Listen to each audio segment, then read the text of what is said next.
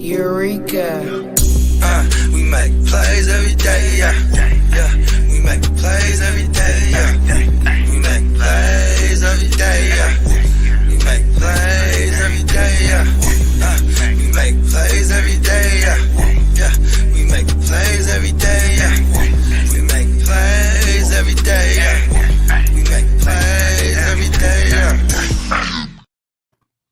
Yo, what it do? It's your boy, Hard to Start JD, aka the Guccini, man. You are here on the motherfucking the real fantasy playmakers, man. It's Wednesday night, 6:30 p.m. You know how we finna get down. This is part 2 of what's more likely. And I'm finna bring in our first motherfucking panelist. This is my motherfucking dog, you know what I mean? If you don't know, now you know, the motherfucking Huss. Bring in my dog, the fantasy football hustler, man. If you don't know, man, we hitting that hustle dance. Yes, sir. Let's get it. Hell yeah. Man, I'm hyped. I'm already a bunch of bowls deep. We're getting ready to smoke it up with the 420 crew. Shout out to everyone who's already watching. Big Woods on deck, you motherfucking right. Shout out to the 420 crew, man. Shout out to everybody that's tuning in right now. Up next is my motherfucking dog, man. He got the whole nation on lock, you know what I mean? And we talking about the motherfucking Guru Nation. Shout out to my dog Spencer, man. What's up, big bro?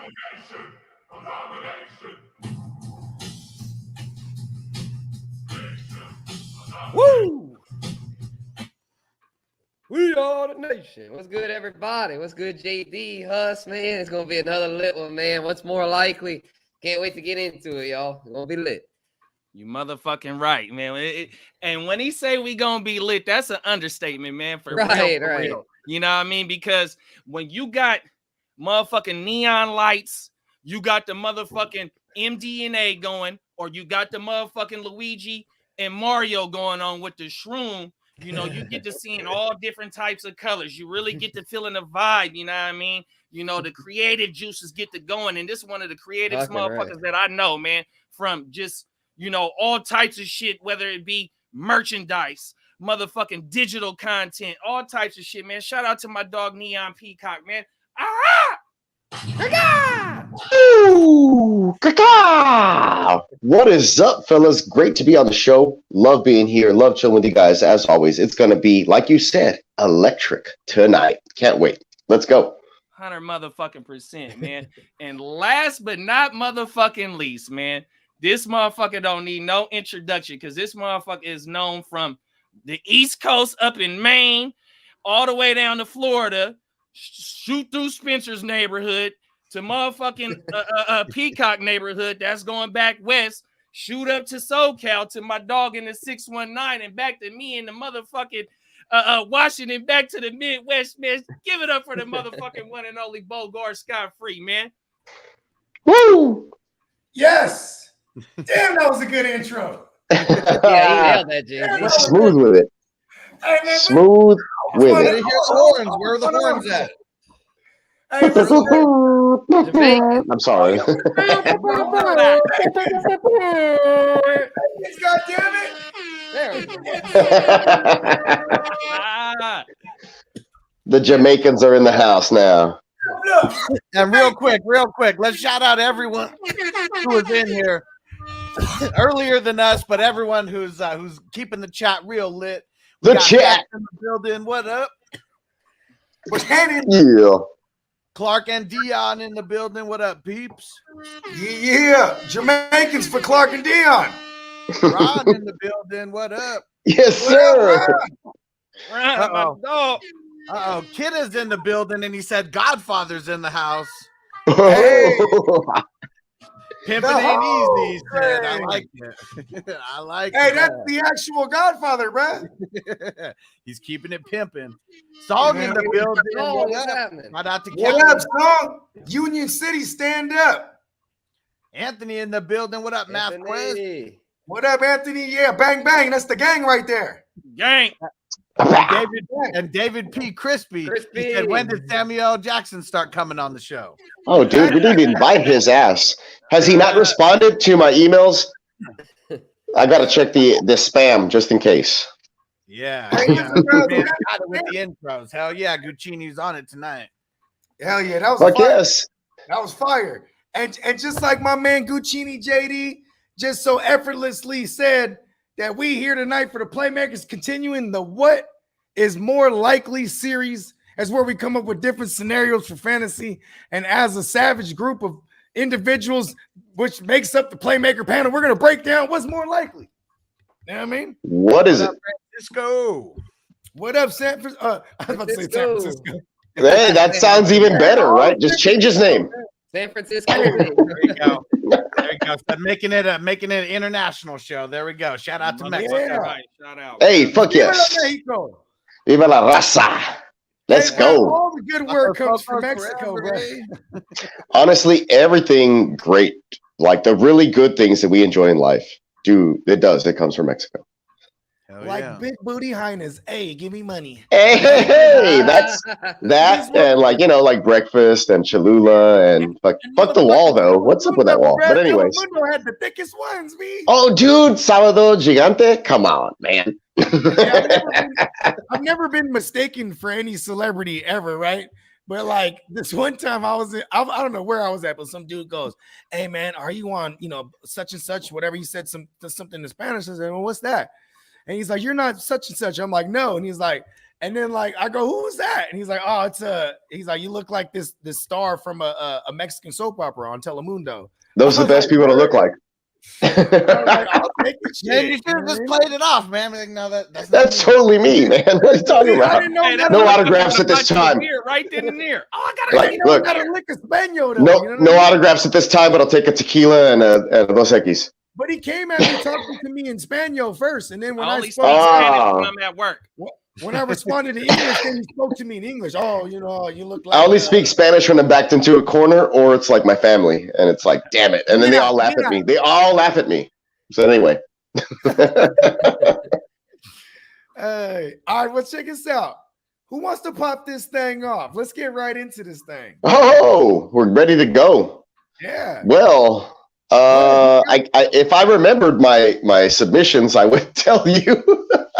Wait, okay, here we go. Who is more likely? Oh, we're getting it. I'm sorry, folks. We're just jumping straight into it. But obviously, from the thumbnail and from the title of the show and from the intro, what is more likely to happen, right? So what's more likely to happen? All right. Fantasy production-wise, what's more likely? A.J. Dillon surpasses Aaron Jones production-wise, or oh shit, who's my other guy? Tony Pollard and overall. Thank you. Or does Tony Pollard surpass Zeke Elliott this year? What is more likely to happen? And you know what? I'm kind of torn on this question. I personally, kicking this question off, I lean more towards A.J. Dillon just because of the well, you could argue this both ways, right? Both teams have an absence of a playmaker, right? The Cowboys are minus Amari Cooper, and right, and the Packers are minus, and the Packers are minus Devontae Adams, right?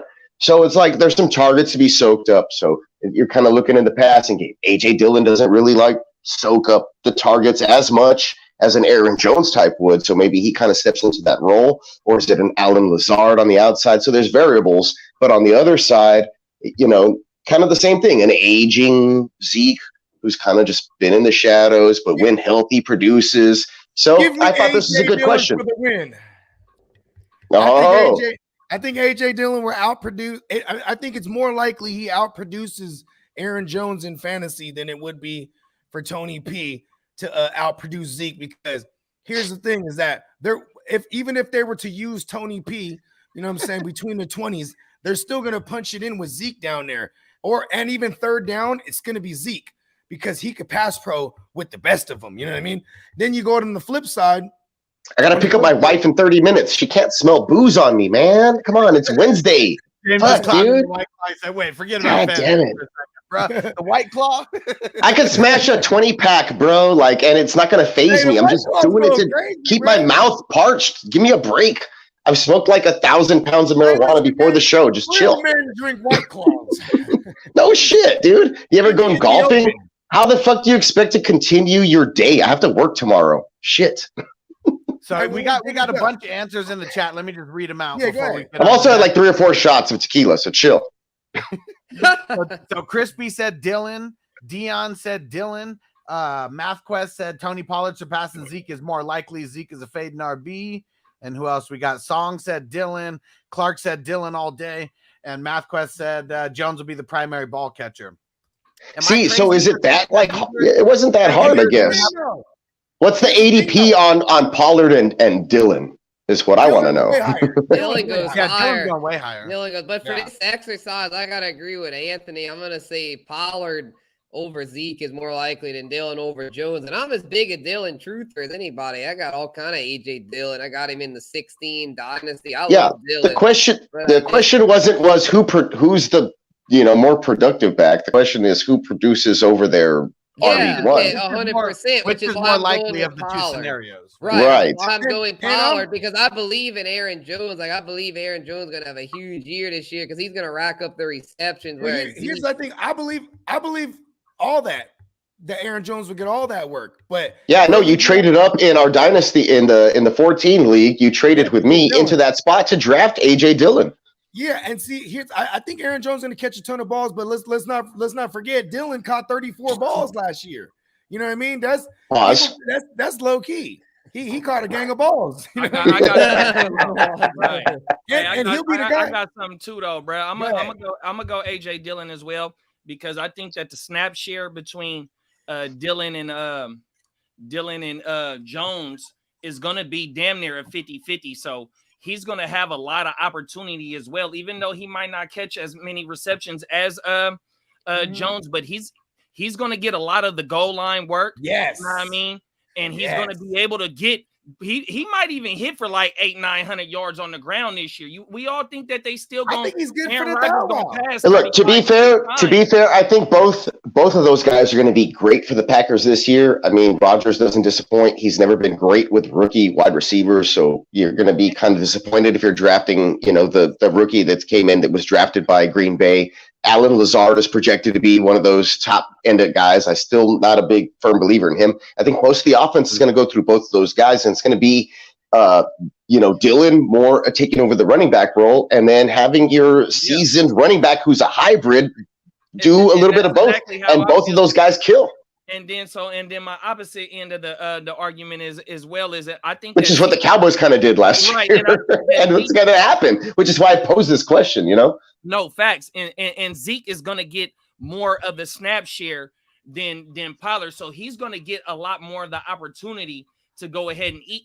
And if Zeke is healthy, they're going to feed him more than they are Pollard, and Pollard would have to do a whole lot more with a whole lot less, and I don't think he will be able to do that to be able to outperform Zeke. I've even heard things recently saying that there's like packages for Dak to run the ball a bit more now that he's a season removed from his gruesome ankle injury. So who knows how that might even shape up around the end zone. There's a lot of touchdowns that could be taken away, and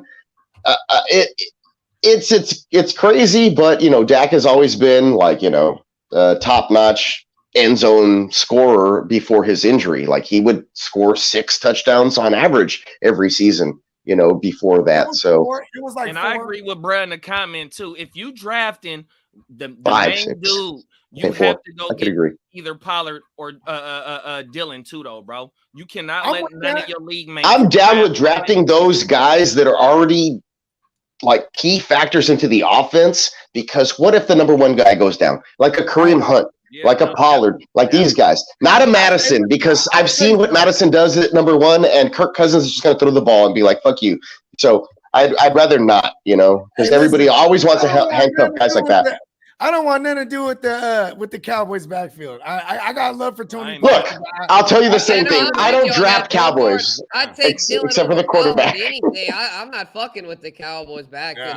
This exercise. I'm so off of Zeke that I think Pollard. It's the offensive line too. No, I got to disagree with y'all on that, because Bogey, and before I ever met you, there was no term for this shit. It was just, you fucking with this motherfucker coming off an injury, or he had a bad season. But like a bounce back type of shit. Oh my mama. And Zeke is falling to damn near the 5th round. Yeah, dude. But now I'm 36, and I'm like, Zeke still probably has some juice, man. And giving me him there, and bro, if the motherfucker don't tear whatever he tore in his knee, you gonna Zeke's been healthy. Fuck, man, give me that shit. You know, he's not. I mean, I'm not taking nobody in that backfield. Here's more than antibiotic meat, bro, in Mexico, bro, and get the. I think I'm in on Zeke this year, but I'm normally not. Like, I don't draft Cowboys. I just don't. But I don't know. I feel like he could be a value this year. Who knows? It just depends, right? In redraft, I haven't done any fucking redraft mocks or nothing, so it's tough, right? Going mock draft Monday, Peacock. Redraft right now, I'm not ready for it yet. I need to take a little break. I'm like too busy doing graphics right now. I'm doing graphics every day. Trust me. I'm like, I don't have time to mock. All right, so I know we're supposed to. There is nothing wrong with that. 78 days till kickoff. I know, dude. The other day I was like 89 days, and you're telling me 78? How did 11 days just fly by my ass, bro? Come on. Shit, man, it's all right, hold on. Let me get in here because I know we're supposed to be picking one, and I know we're having fun. Oh, what's more likely? I don't think that either one of these happen. Like, I think it's more likely that Aaron Jones and Zeke finish as the number one on theirs, and even Dion said it right there. Zeke was, and so the backups don't finish ahead. That's why I posed the question. It's tough. Does that even, there's so many options there that could happen. People who think that Aaron Jones is going to get overtaken by Dylan, and it's not even going to be. We gotta say it's barring injury, obviously, right? We're not talking about these guys getting hurt. It's just what happens throughout, the course of the season. Yeah, I got a hot take. If Aaron Jones would get injured, AJ Dillon's a top 5 running back. Oh yeah, he looked really good. That's a hot take, but he looked really good. I mean, I wouldn't say it's a super hot take. The safe take. I mean, the hot enough though would be to say top 10, but I'm gonna go out on a limb and say top 5, bro. Because if he's getting, they don't have anybody. You know what? I'm gonna say he's to be the number 1 running back. Let's go. I dropped my glasses. Look at that. Jesus, that was a hot take. Well, because here's what's going to happen if they both stay healthy. I mean, I see Jones going over double-digit touchdowns. I see Dylan going over double-digit touchdowns. If they both get like 220 touches each, then yeah, you know what I mean? That's just running the ball, and Rodgers just chilling, throwing efficient touchdown passes and something. Hey, look at this. AJ Dillon is going to get close to 300 touches. I'm saying it. And Aaron Jones is still going to get a ton of work. But Aaron Jones, he's going to get he's going to fall in drafts too. I think Aaron Jones is the one who's going to fall in drafts. Attempts. And I had him last year, and I was like, I was contending in these stupid redraft. Hey, hold on. He's gonna be like Alvin Kamara in his hay. You know what I mean? Well, because the value here, the value isn't Pollard and Dylan. Those guys aren't the value. They're being overdrafted. The value is Aaron Jones and Zeke. Those are the guys. Yeah, that's what I'm saying. The guys that are the RB1 that everybody's like, look, what's the new hot commodity? But I mean, if those other guys are falling, it depends on where you draft them, right? Especially in redraft. Yeah, but I could see Jones, creeping up into that, that mid-second round, going in closer to the turn. Yes, as draft day comes, more than like the two trying to shoot up more just based off people being scared of Zeke. You know, the 2-3 turn or the 1-2 turn? What do you say? The 1-2 turn. I can see him creeping up close to that. But give me the RB, the supposed RB ones that were there. Give me the Zeke and the Jones, right? But at an efficient price in drafts, which is where they're falling to, right? But it depends, right? It just depends on who values what in your 12 to 14 team league. I think it really does. That's single QB also what right. No, definitely. I'm glad you clarified that. And here's another thing too. When it single QB is where it really matters. Yeah. Aaron Jones in 2 QB leagues, you're probably taking the younger guy. If I don't want to pay up for Aaron Jones and I can get AJ Dillon as my 3rd running back onto my squad, I'm loving that because Aaron Jones also has a history of not playing 16 games. He's a little motherfucker, and they run inside zone over there. So that's why I think to preserve him, they'll hit him off with like more of an Alvin Kamara role where he's going to. I know, but the thing is, they're going to put him more into that role. 100 targets. He's going. Yeah, that's why. And he's super efficient receiving wise, like 5 TDs in a game. Like 150 rush attempts, bro. Because Dylan's about to be. Listen, I've seen Matt LaFleur. But we've already seen that. Like, he's not getting the goal line carries, and he's still efficient for you. Y'all remember before Matt LaFleur had AJ Brown? I mean, before the Tennessee Titans had AJ Brown, it was Matt LaFleur over there, and all they had was Corey Davis, bro. They would run Henry to the max, bro. You know what I mean? Like, I'm not saying AJ Dillon's Henry, but it's the same guy, same concept. Only you have someone you have to respect more than the Tannehill with Rodgers throwing the ball. You know what I mean? They'd never be able to. They would always be showing their hand if Dillon was like the only guy running though, and like you want to keep it sneaky. Look, the Packers are doing what they're doing with Aaron Rodgers. They're calling the shots. Aaron Rodgers is there because he's calling the shots. He's not gonna let the coach call the fucking shots. Aaron Rodgers is there because he's letting the offense fucking go the way he wants to do it. So he's like, give me 2 running backs where I can do whatever the fuck I want. Aaron Jones and Dillon on the field at the same time. But look, I'm gonna add to your point though, bro, and this might shut down the whole argument. Fucking AJ Dillon is a must flex start right now, even creeping in to your fucking RB2 start every week. Damn near, bro. That's not Pollard. It's not Pollard. I can't say that about Pollard. Pollard's fun if you have return yards. If Zeke is healthy, if AJ Dillon and Aaron Jones is healthy together, Dillon is a flex start right now, or even an RB2 play every week. That should that whole shit. Look, dude, if Zeke goes down, he shut that down. Hey, no, look, if Zeke goes down, what's Pollard? Probably not as great as we think. 100%. An RB2, like that. That's all. Definitely an RB2. Yeah. 100%. Hey, look at, and that's the power.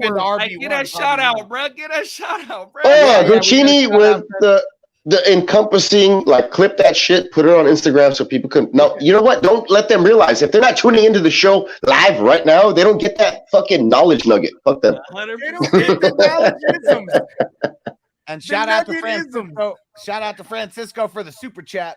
But share it with your friends. Share it with your friends and say the Playmakers are we're debating this shit for 20 minutes with one stupid question. Sorry. Let's move on. He said Pollard more than likely, in my opinion, in fantasy. AJ not a receiving RB, and there will be a lot of short passes for Jones. Hold on, he's a Packers fan. Hold on. Let me Bogart's like, take this with a grain of salt. He said, but I think AJ will have more TDs, about the same amount of yards. 100%. You nailed it, Francisco. It could, yeah. That's not bad. That could happen. That's exactly my point. I'm with you, Francisco. Pause. AJ Dillon could catch 60 balls, and I wouldn't bat an eyelash, bro. 69 balls. Hit that right.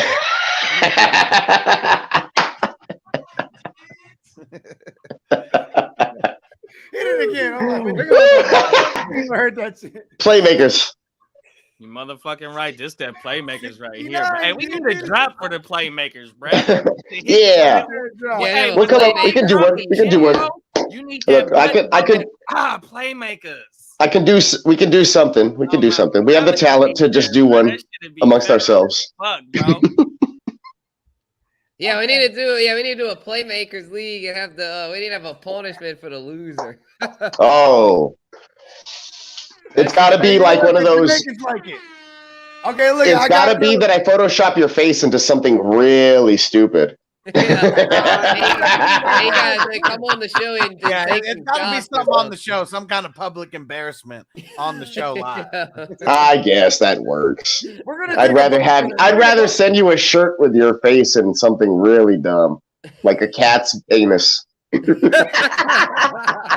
have you heard the crazy shit that I've heard is the dudes who are going into like the Waffle House and you got to stay there for 24 hours. Hold on, guys. I think I got to go pick up the wife, so I'll be back if I can. All right, bro. All right. It's that time. All right, check this out. I got the inverse version of Peacock's, right? Of his joint, but in this case, what's more likely? Or no, what running back is more likely to not win the starting job over the existing starter? Give me Ken Walker. Give me Damien Pierce. Give me James Cook. What running back is more likely to not take the starting job from the existing starter? So one more time. That's easy for me. Because they I know which one I'm going with. So for context, hey, one more time. Singletary's the starter. Singletary's the starter. Marlon Mack's the starter. And today I read a blurb that they dumbass old reliable crazy old insane now Pete said Penny's the starter right now. Oh. Yeah, and the names was Kenneth Walker, Damien Pierce, and James Cook. And it's easy for me. I'm going with James Cook here because I think James Cook could have a nice year for fantasy but it's going to be as like a third down back, like a McKissick role. He's not going to be the starter there. Where like Walker, I think, could very well take the job over Penny because, I mean, Penny's going to get hurt at some point. And then Damien Pierce, I feel like it's a superior talent over Marlon Mack. Marlon Mack, I mean, he ain't been it since the year he had that foul wow, but even then he wasn't that good.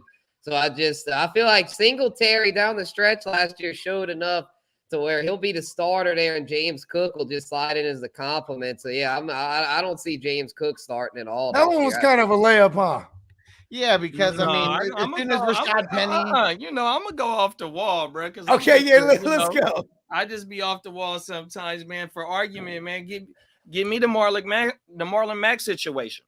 I don't think Damien Pierce walks in there just day one. It's his. You know, the draft capital isn't there for one. So when we see draft capital in fantasy football, and especially in the running back position, you know what I mean? If you first round, second round, you know, and just as of Damien Pierce's draft class member and Breece Hall are going to the Jets, we all assume he's walking into the 20 touch guy, and I think because of the draft capital 100%. Yeah. Then also just how my big bro Spencer was just talking about Marlon Mack having the one season, the 1,000-yard season, which I might, you know, I'm maybe a 75% sure of this. When he had that 1,000-yard season, JT wasn't there. So he gets hurt the year after the 1,000-yard season was, I think, an ACL or something was done. And then the following year is when JT comes. So when JT comes, he has no shot at getting that job back as well. You know what I mean? That's the thing. Hold on. That's right. Hold on. Marlon Mack, we were talking about this today. So we were all drafting Jonathan Taylor like 4th, 5th round type of shit that year because Marlon Mack was still the starter. And then like the first series of the game, week 1. Yeah, he ruptured the Achilles. Yeah, he died in that first game. And then he died on it. Taylor had the clear path to all the touches. Off top. And Jonathan Taylor was a second round pick. He had the draft capital. Early second round pick. Even though to counter my argument, motherfucker be like, well, they took the draft capital. They ain't believed in the motherfucker. You know what I mean? So that, I mean, clearly, but you know, to me, I think that Marlon Mack has a better chance of winning that situation than Damien Pierce does, just based on he's proven in the league. It's a 1-year deal. So, and he's still young as fuck. I want to say he's 24 years old. You know what I mean? At 25. So he still got a lot of wear and tear on them tires. You know what I mean? So, and for the context, I mean, was it necessarily by week 1 is what we were talking about, or were we just talking about any time in the season? I'd say by week 1. Okay. You know what I mean, I guess you can just say for me, none of these guys are going to take over by week 1 unless someone gets injured. I mean, and really, Penny's going to get injured. Penny and Mack, he's going to have a hangnail in the preseason and be. Man, I mean, Penny. Well, we're just never going to forget that. Like, I mean, every time he comes back, he gets hurt. I know he won me a championship last year. Hey, this one time I saw him run 39. It was his first touch of the game. He ran 39 yards, just ripped it off, and ran straight into the blue tent. And maybe that was just by design. You know, maybe they were like, "Whoa, that's like more yards than you ran in the last 3 years combined." Let's check him out real quick. But then the last 5 weeks, like the next 5 weeks, he went yay. Killed it. Like that was last year. Hey, and that motherfucker help a lot of motherfuckers to their shit. You know what I mean? That's the thing. Number one running back in the playoffs overall. Number one he only got like 15 games under his belt, but when the motherfucker go over for like 15 touches or some shit like that, his yard per carry is over 5 yards. But to counteract that is like the motherfucker ain't got too many carries because You know what I mean? He can't stay on the field, but the motherfucking Penny, when he touched the ball, he is electric, bro. He was a first round pick for a reason. Yeah, hey, shout out to Rashad Penny. Elijah Penny. You know, he's that's everything he wishes he could be. You know what I mean? Man. Elijah Penny, that's big bro too. You know what I mean? 100%. Yeah. Okay. Shout out to the Dodgers for locking in that dub. Give me the money. I like it. Yes. Dodgers, give me money. Yeah. Fuck the Dodgers. Yeah, fuck the Dodgers. I hate them. Cardinals. Go Cardinals. I hate them. Oh, it's baseball. Shout out to everybody that fucks with but the it's Dodgers. the cool thing with, I mean, I love my baseball, but the cool thing with this fantasy shit with football, like footballs, it's a year-round shit now. With football, it's literally from we were already talking 2022 isms right after the Super Bowl. Hell This yeah. shit's year fucking round. Yeah, no, shout out to Francisco, man. They gonna run Mack into the ground, bro, on a 1-year deal. Opportunity is king, bro. Oh my mother. Hey, bro, he's about to go down, and then it's Pierce. 1 year. Get that motherfucker 500 touches. Yeah, watch. Fuck Marlon it. Mack's gonna die in the preseason or something. Boom, Damien Pierce. Yeah. Here's But the the whole thing is right though. The leagues that I have Marlon Mack in, no, I take that back. I got one share of Marlon Mack, but in the dynasty in the rookie draft, I had to go get Pierce. Only thing I don't got is Burkhead, and it was some news about Burkhead also still in the mix as well too, though, bro. Yeah, Burkhead could still very well be in the mix there. Yeah, Peacock, he right there. He could tell us if what the word is about Burkhead being in the mix. Yeah, I mean, Burkhead was their starter down the stretch last year, so it wouldn't shock me if he was still in the mix. Shout out to Sexy Rexy.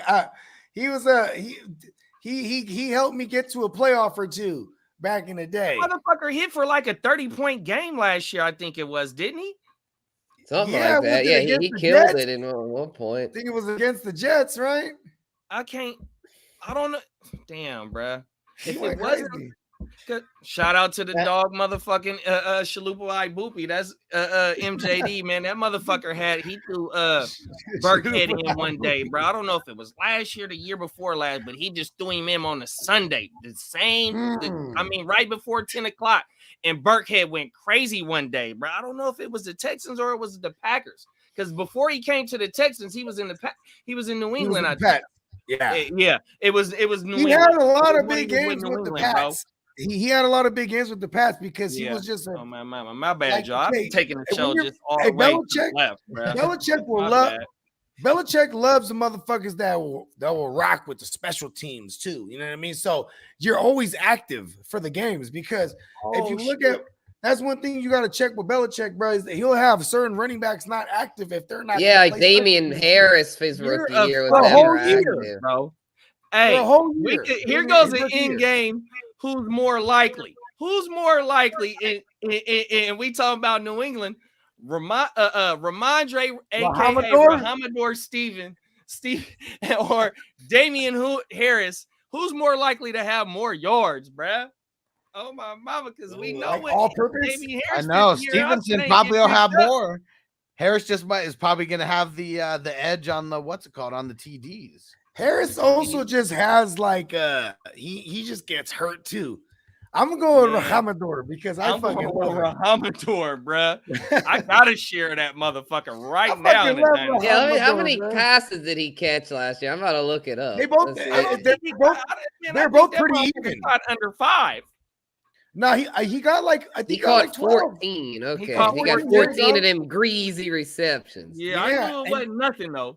For sure. Hey, Rahamador. And he was inactive for some of the games. But see, the cold thing is he Harris won't play or Rahamador will not be used because they still retain James White.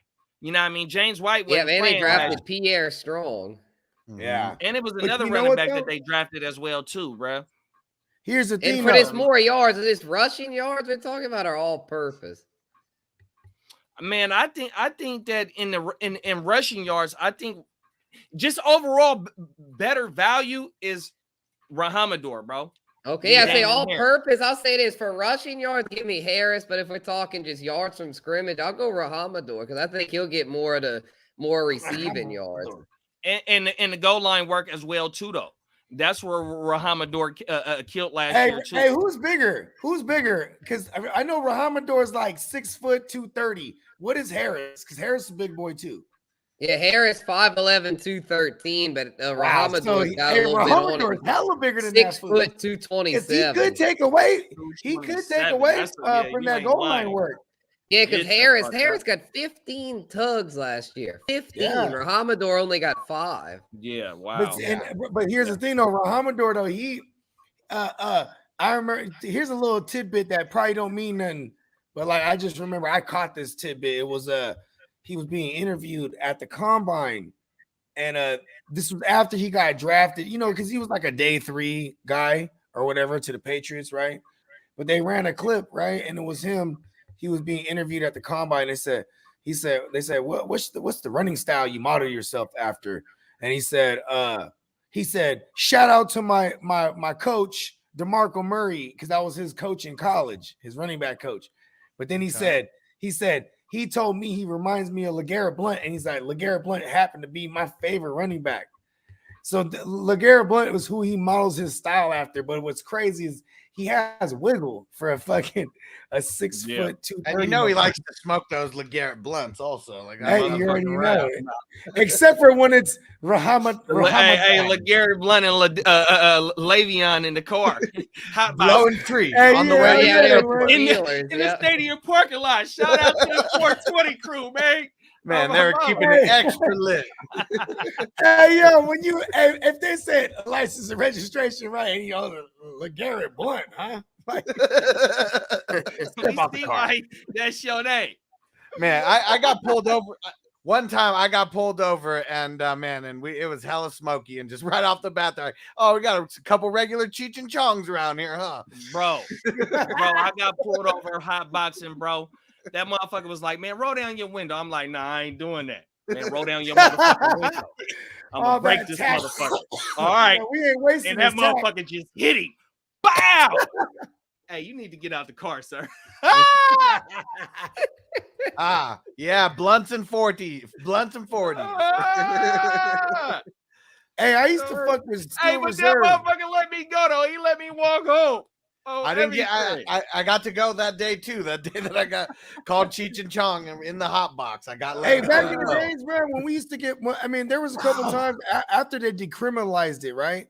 We got pulled smoking, whatnot, and they were really just trying to get the driver with driving under the influence. And then if you had tree, see, nowadays they couldn't make you destroy it. You remember those days when they would make you destroy it? Like, and the motherfucker would step on it and be like, man, yeah, bro, like that, what are you doing? You got a little eighth, a little quarter or something. They ain't tripping. Once you start getting into the half in the whole joint, they're like, man, what you doing with this thing? You got $100 on you. Oh, man, you trapping right, man. Fuck you, dude. Oh, my mama. That's so big. That motherfucker step on it. I'll be like, oh. You know we had some good too. Goddamn pigs. Go find the real criminals. Right. Yeah.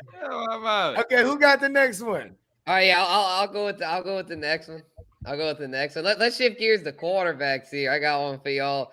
Out of the I'd say there's 2 rookie quarterbacks to me that stand out as far as guys that'll probably start the majority of the games this year. Could very well start week 1.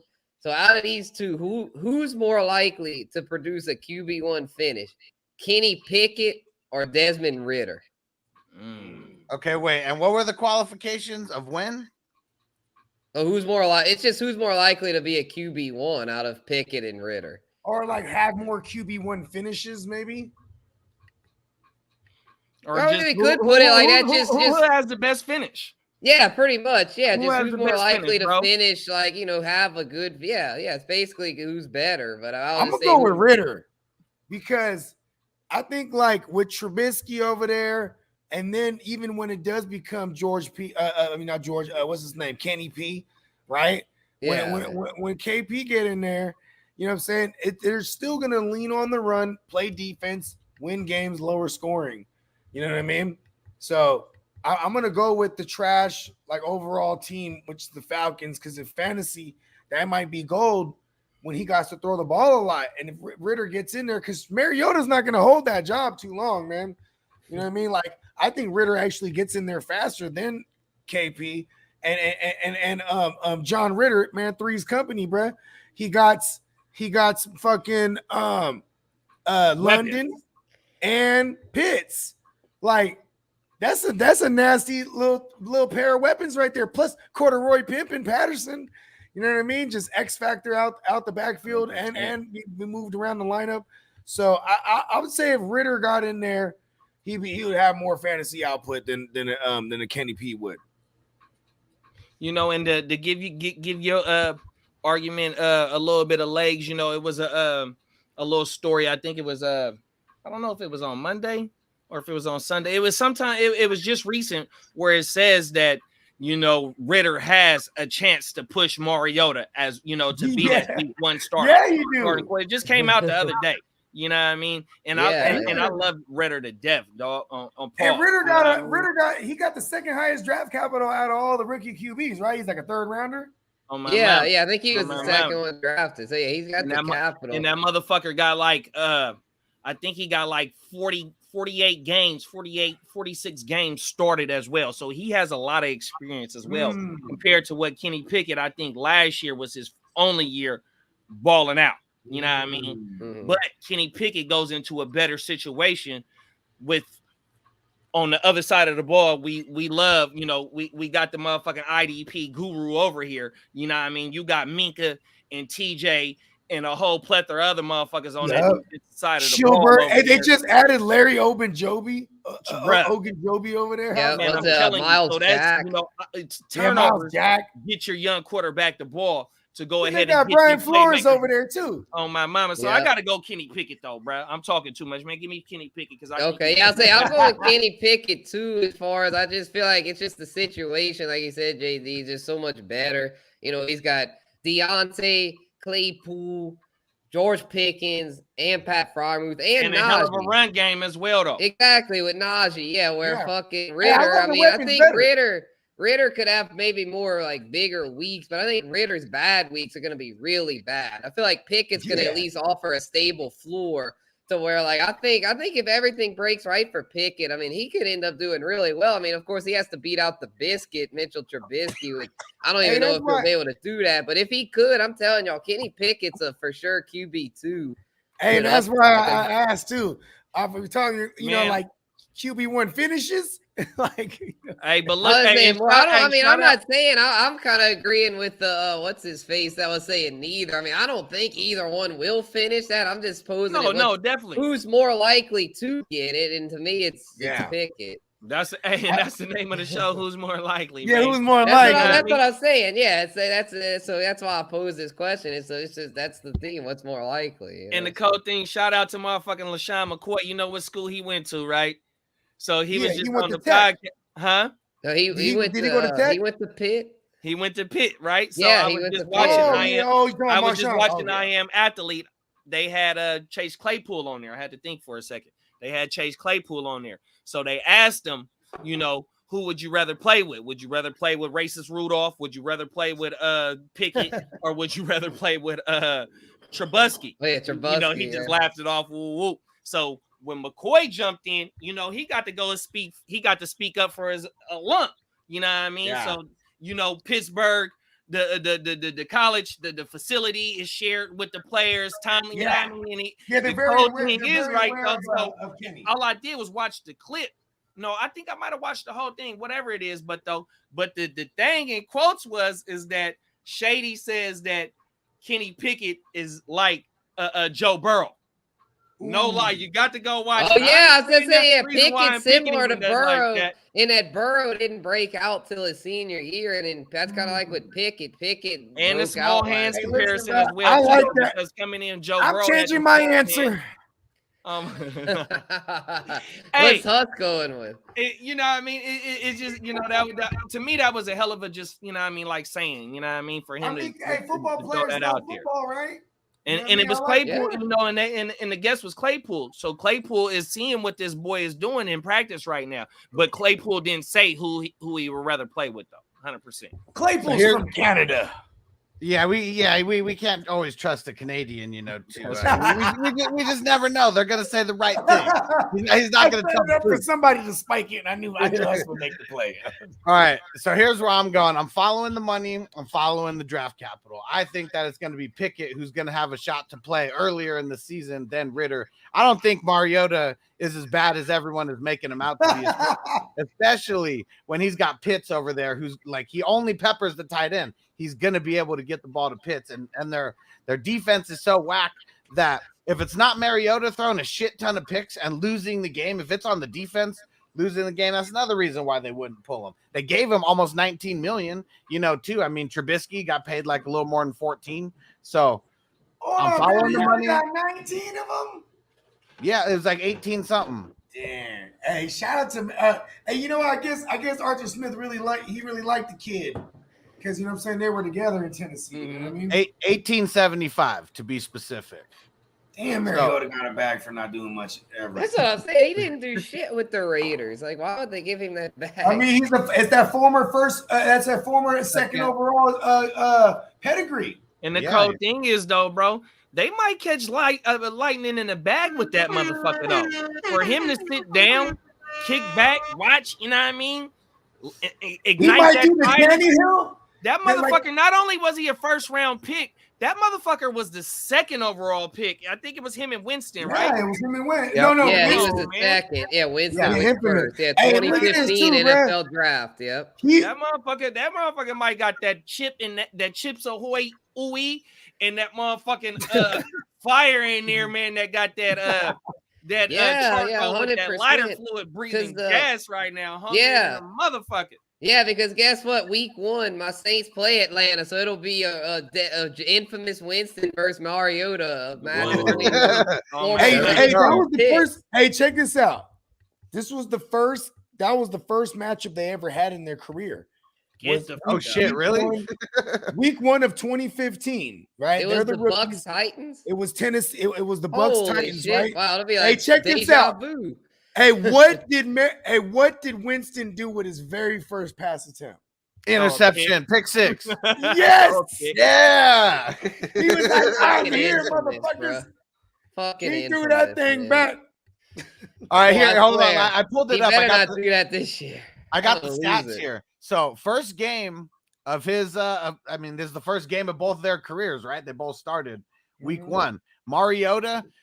13 for 15 on the completions to attempts, 209 yards, 4 TDs, 4 no touchdowns. interceptions. Damn, 4 tugs.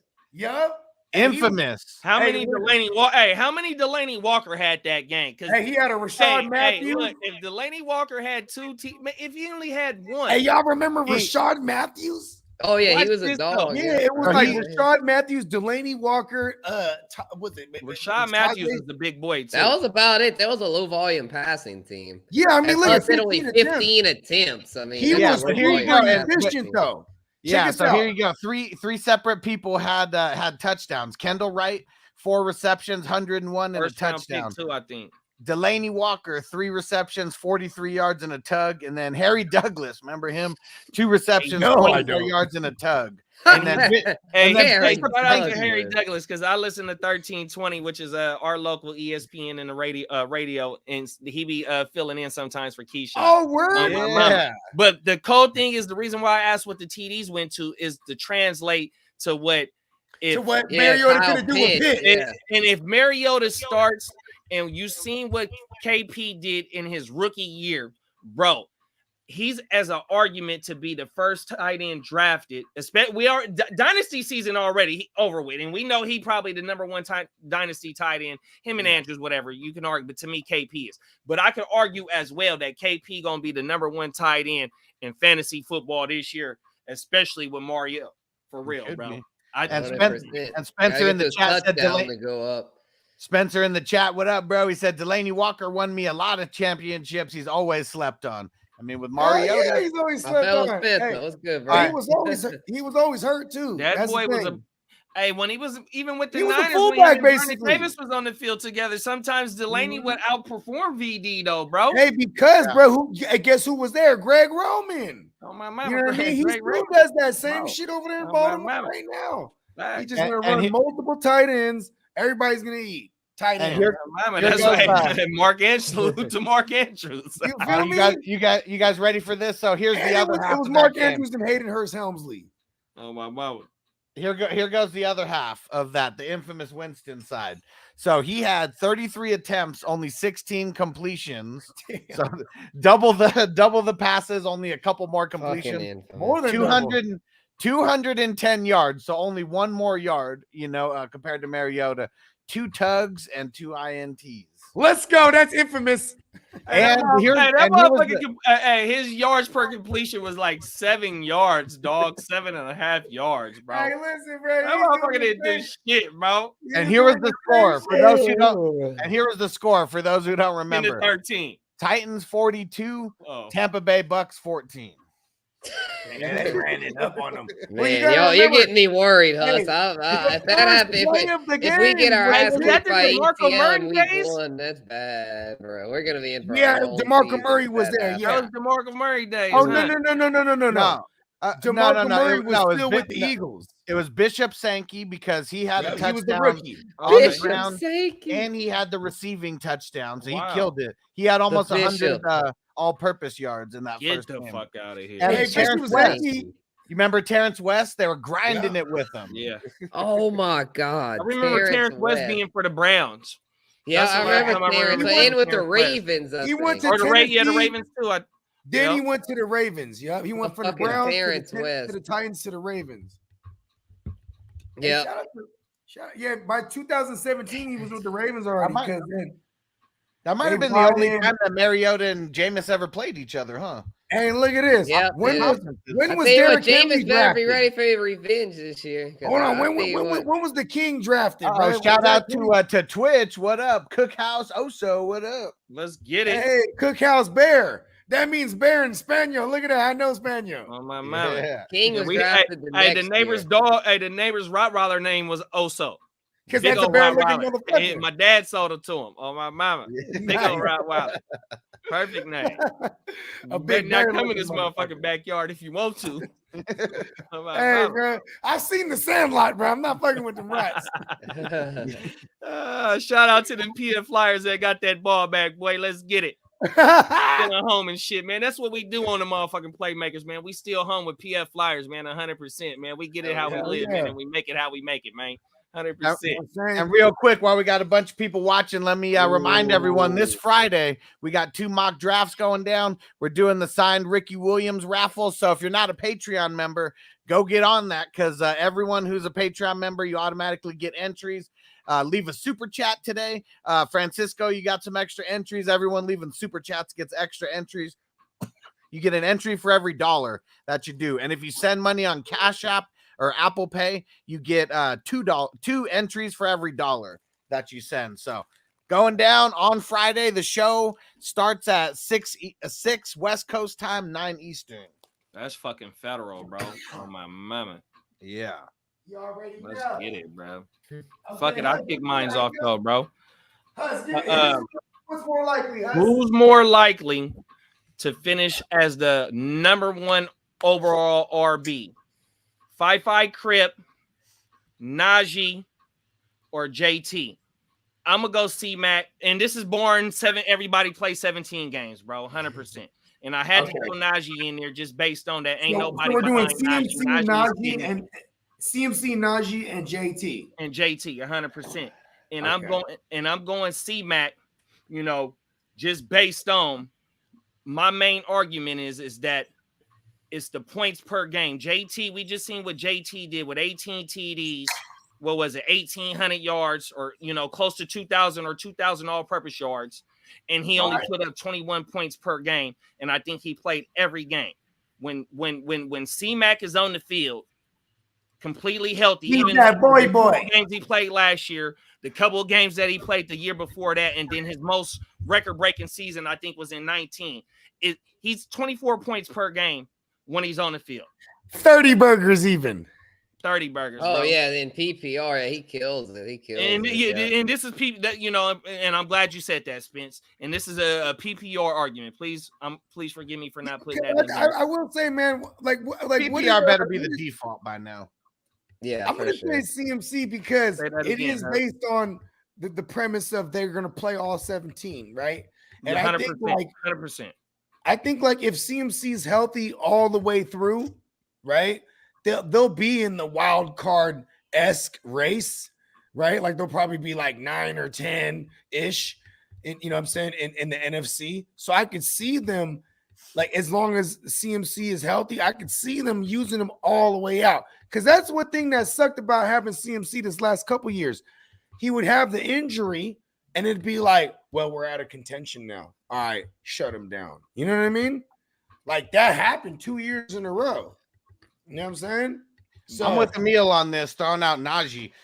Najee is not just a workhorse. I mean, we saw last year as one game, he had like 18 or 19 receptions in there. Yeah, and I know that's big game, bro. That don't matter though. Like, man, like Tomlin has been running this shit since before Lev Bell. We already seen what kind of shit they're gonna do. They're gonna use Najee in the pass game, in the run game. Their whole shit is gonna be defense and the run game. And we already saw Najee last year. He's gonna beast.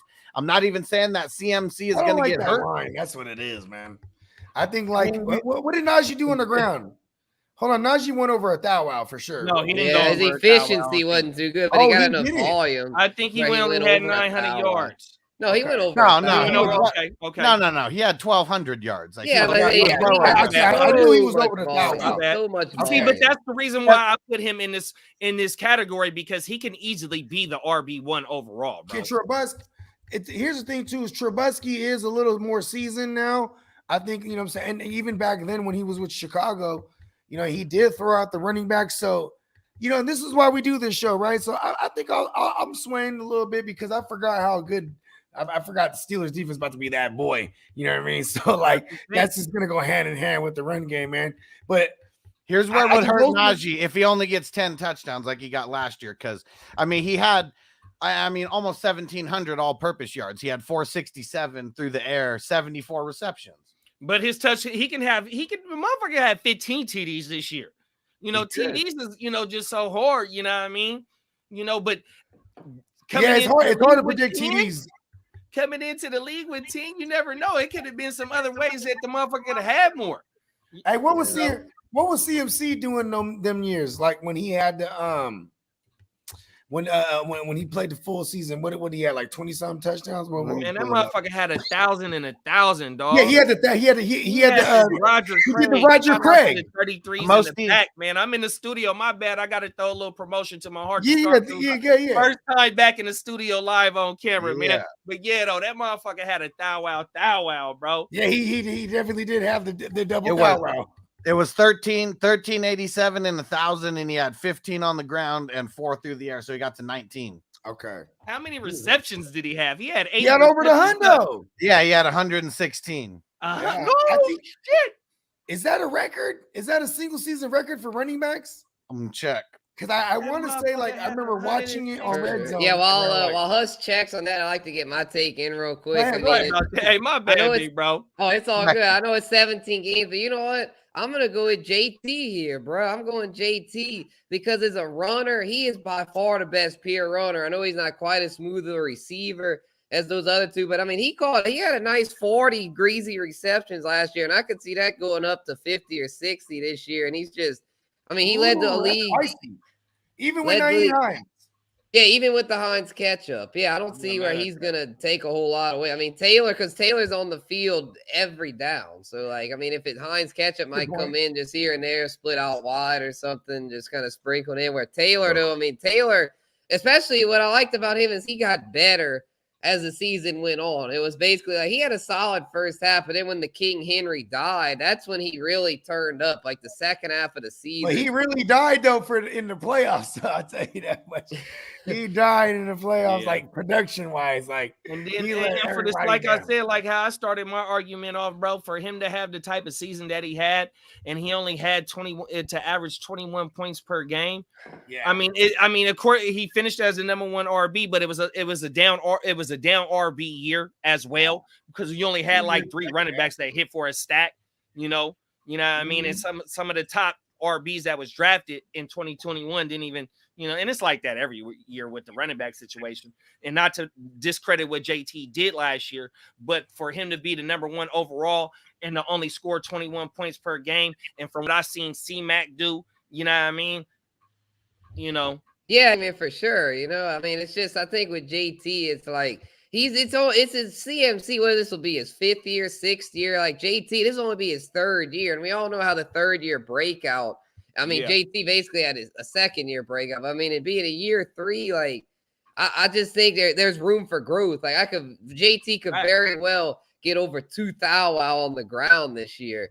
And the reception work to where, like, CMC, and this is my other part of the argument as to why I'm not quite as high on CMC as JT, is because CMC, the offense around him, let's be real, y'all, it's a dumpster. He is the offense, though. That's the argument against that. But it's a dumpster fire, though. I mean, but that's the thing. They're going to key in on CMC because who's scared of Sam Darnold? Who's scared of the Golden Corral, Matt Corral? Push his fastest you say that he's going to be.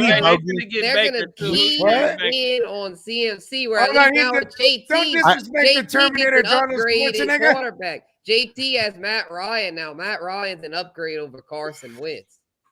Yeah. Hey, touche. I ain't mad at it. And I mean that's a great topic, because, and just to counteract everything, especially what the fuck I just said, there's nobody in none of our leagues that's taking Najee number 1, but JT and C-Mac, you're making arguments for it. You know what I mean? And Najee, what's crazy? It's only been recently too that Najee is creeping up, and he's a top 3 guy. Before that, I was like, you might get him 5 or 6. Like, now it's just no question. You got to get him. The cool thing is, you got to be in the top 3. Though? And so what I'm about to start saying when we start running our shit is, it's if you don't got the heart to start, you don't got the nuts of a champion. You know what I mean? Right. So a motherfucker that drafts Najee number 1 this year, and say if that motherfucker do fall into number 1, you then damn near you drafted him where he outperformed his draft position. You know what I mean? Because he does have that opportunity, especially where JT going number 1, and there's a chance where he doesn't match his draft capital, as being the number 1 overall drafted position. There's a chance. You know what I mean? It's almost impossible to live up to the number 1 overall draft. Because you got to be the number 1 fantasy player. That's what you're drafting him as. 100%. I think the thing, like, remember the year everyone said that about Todd. That's why I like Superflex. He's not going to repeat it. He's not going to repeat it. Well, Todd Gurley strung together 2 elite seasons in a row, and I think JT's going to do the same. And that's why I really love JT this year, because it's like I think he'll string together, because he did better down the stretch last year. Like, I think he's gonna string it together and have another elite season this year. But with CMC, it's like, I mean, he could bounce back and have another 2,000 from scrimmage type year, but he could also, I know it's for 17 games, but even if he does play all 17, what if he's Truman hard right now? He kind of like, his role gets reduced a little bit. I mean, they brought in Deontay Foreman, y'all. That's another thing. They brought in Deontay Foreman. I'm not saying he's going to take away a big amount of his. Foreman is a formidable backup. They brought Foreman in because of Hubbard. Ain't it? They brought Foreman in because of Hubbard to me, bro. Yeah, Hubbard is fucking the Hubbard rack, bro. I mean, if you've seen what Foreman did, even in the playoff game, the last time we seen Foreman and King Henry, I think they both had the same amount of rushes that game in the Cincinnati game. But motherfucking Henry was coming back. Foreman had 80 yards and Henry only had like maybe 30 or 40. Yeah, every time Henry was on the field, they were like, shut him down. Right? Hey, when it was Foreman, he was like, they were not checking for him. Was eating, bro. And I fuck with Foreman. Foreman, bro. I've been trying to sell high on him, but they not realizing, but it's okay. Yeah, but another thing though, here's another counterpoint, man. CMC, the way he's gotten hurt these past couple of years, I think they're going to scale him back to some degree because they're going to want him to preserve him. That's their franchise player. I don't think they're going to want to give him quite the workload. Everybody must die. Everybody got to go out there to die if we're in playoff contention. You know what I mean? They're not going to be in playoff contention. We already know that. Exactly. So that's why I think they're going to want to. Hell no, y'all can't do that. Hold on, let me be off the wall on some shit. So how many of us last year in the fantasy community or just in the football space general, nobody was saying that Cincinnati could be in the Super Bowl. Nobody. But everybody was probably their top 5 pick going into 2022. But say Carolina ain't got a Joe Burrow.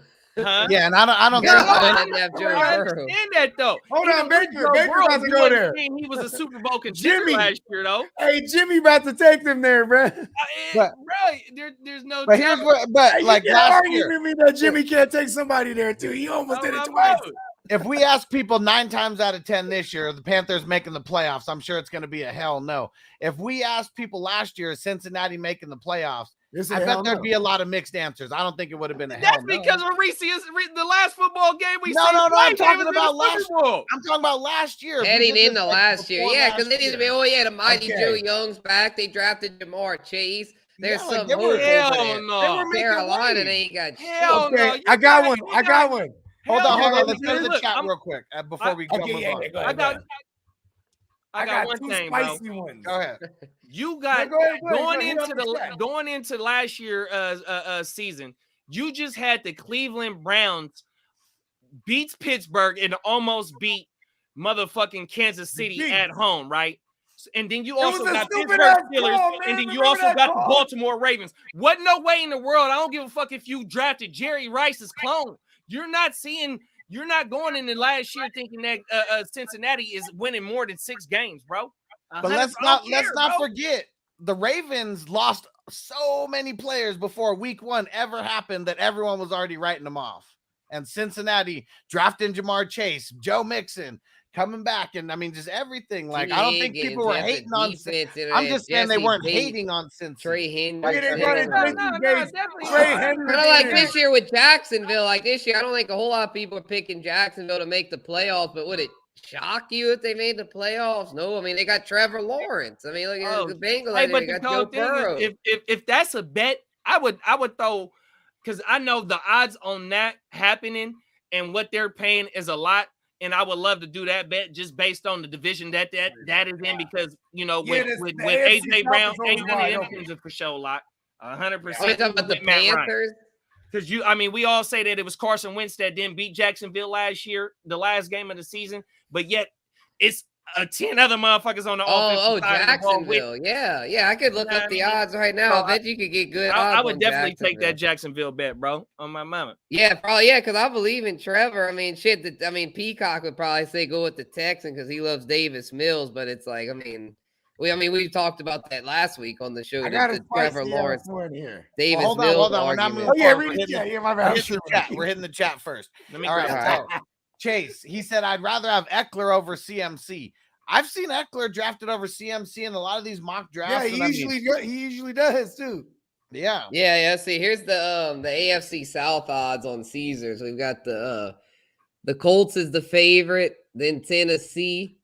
Yeah, Colts minus 115, Tennessee plus 140, Jags plus 750, and the Texans plus 4,500. Give me a $5 bet, boy. On the Texans. I'm about to put $5, dog. I'm about to put $37 on the Texans. God, let's see what a $5 bet on the Texans to win the AFC South would pay $230.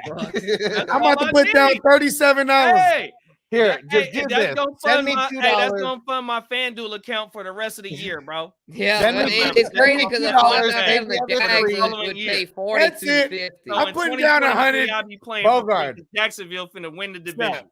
Bogard, if you're gonna put your money on the Texans at $5, just send me 2. Keep your 3, and then just save yourself the extra $3 because they ain't winning the goddamn division. I'm about to put down $37. You're about to miss out on the action. Fuck it.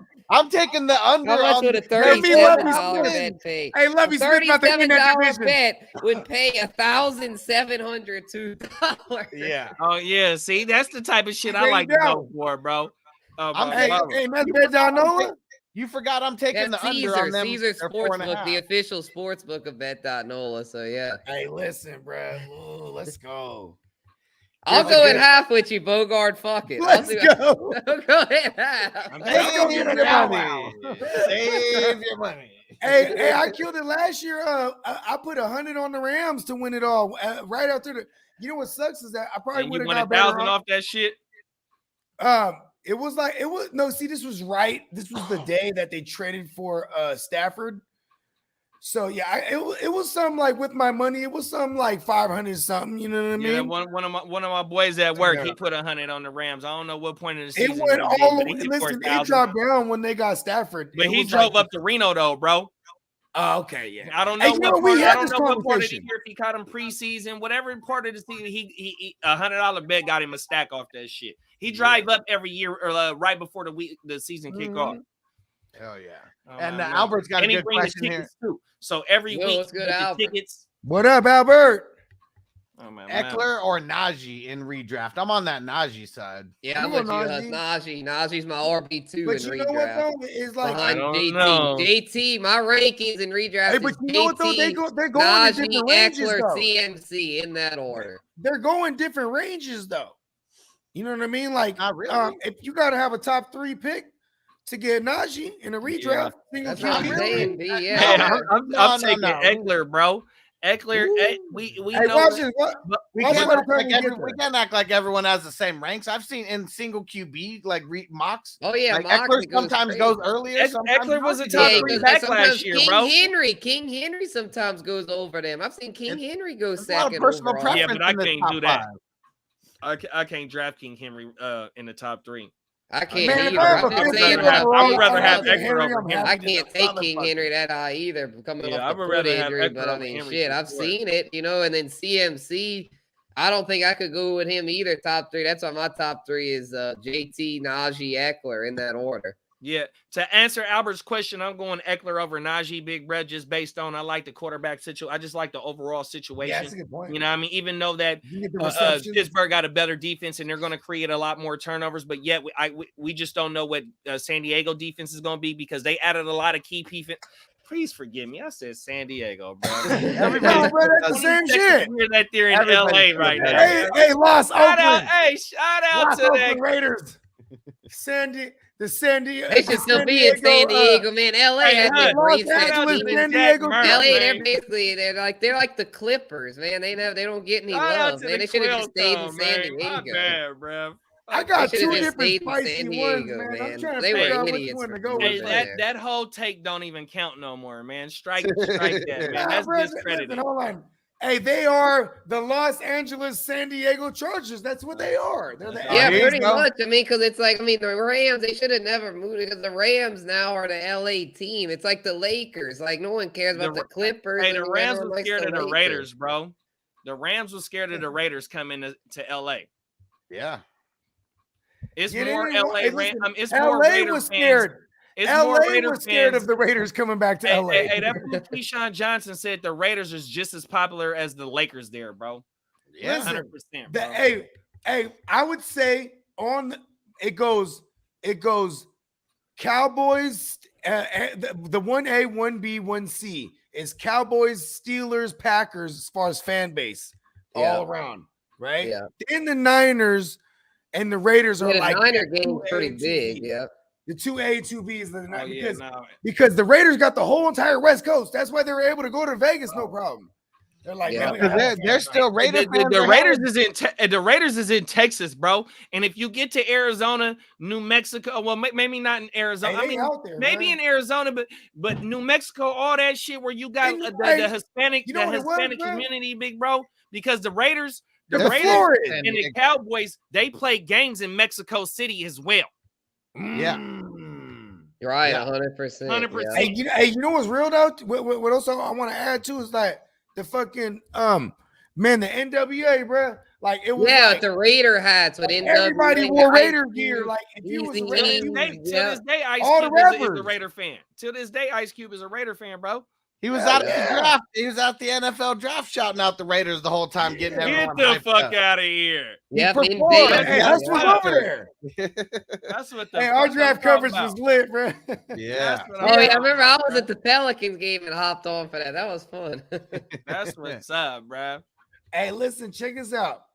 What's more likely, Okay, this one might seem Wood off the shouting wall. out Cowboy that's a Nation. star representative right there, man. Shout out Hey. We get a hat tip for Stu for all the Cowboy fans now. Yeah, shout out to Stu. Yeah, I think Rest in Stu's peace. birthday's like around the corner too, man. So you know what I mean? We're just in Cowboy season, basically. 27th is 27th. So 27th? next Okay. mock draft Monday is gonna be we're gonna be shouting out Stu. a lot. Draft all Cowboys. I might draft all Cowboys just for Stu. What's more likely?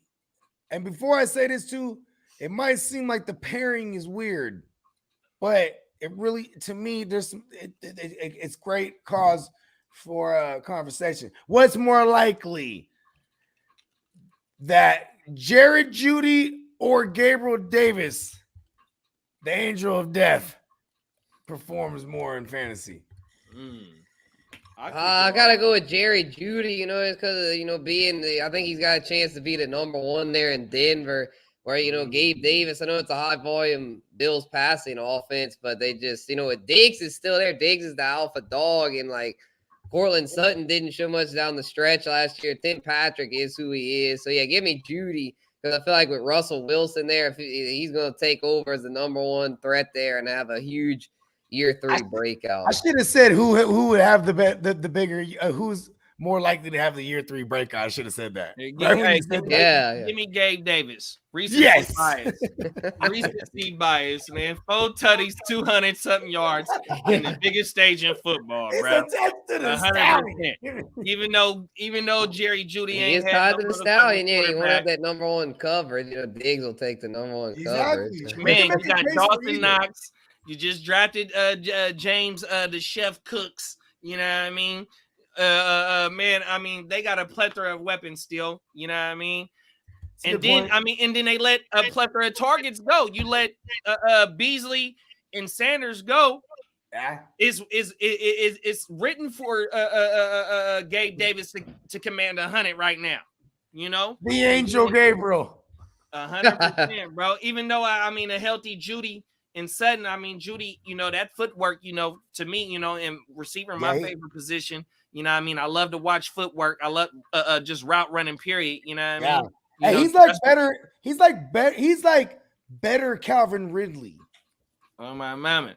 And I think Ridley would get separation all day. And if you look at Russ is gonna love that. I think that Russ is gonna love that. You know what I mean? I think, Sutton and Jeudy are primed to have great years. And I think that ADP wise, they're not too far away. So the community feels that they both is gonna have a great year. But to me, give me Gabe Davis in this question, because like I said, recency bias, and then just the people that's walking away presents the opportunity for him to go ahead and do what this question is, or what this question asks. Excuse me.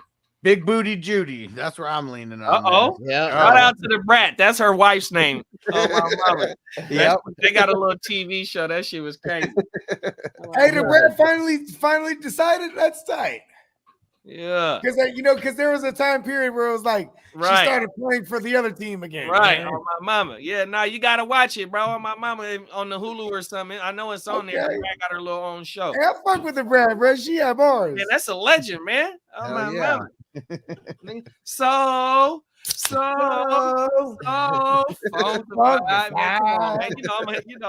I grow up in this. Hey, shit, JD, Jermaine Dupri, another JD, legend, man.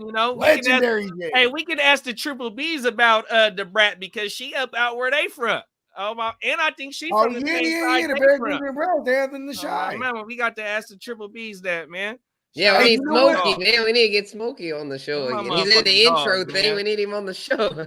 Yeah.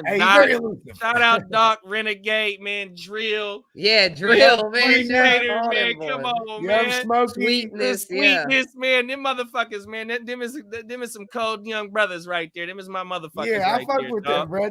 I fuck with them the long way, bro. The long way, man. Hey, those are the guys, bro. Shout out to them. They not never come to California, because they gonna feel like family. And if I know I go to Chicago touchdown, it's gonna be the same motherfucking way. Hey, if I ever go to Chicago and be like, hey, let's go inside, y'all.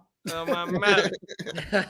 Just like I remember, Young Boy City. If I got introduced. Like, let's go inside. Hey, JD, man, you good, man? What you want, man?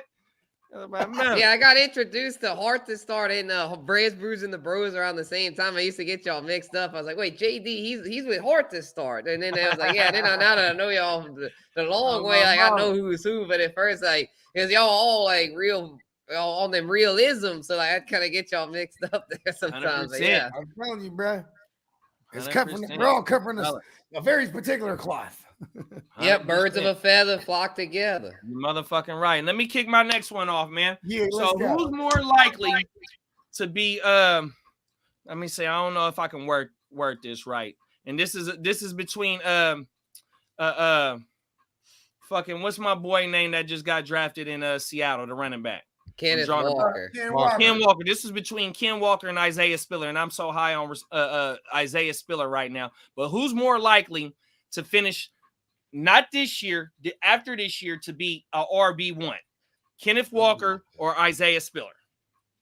And I'm gonna go Isaiah Spiller just based on I feel that he's more in a high productive, more offense.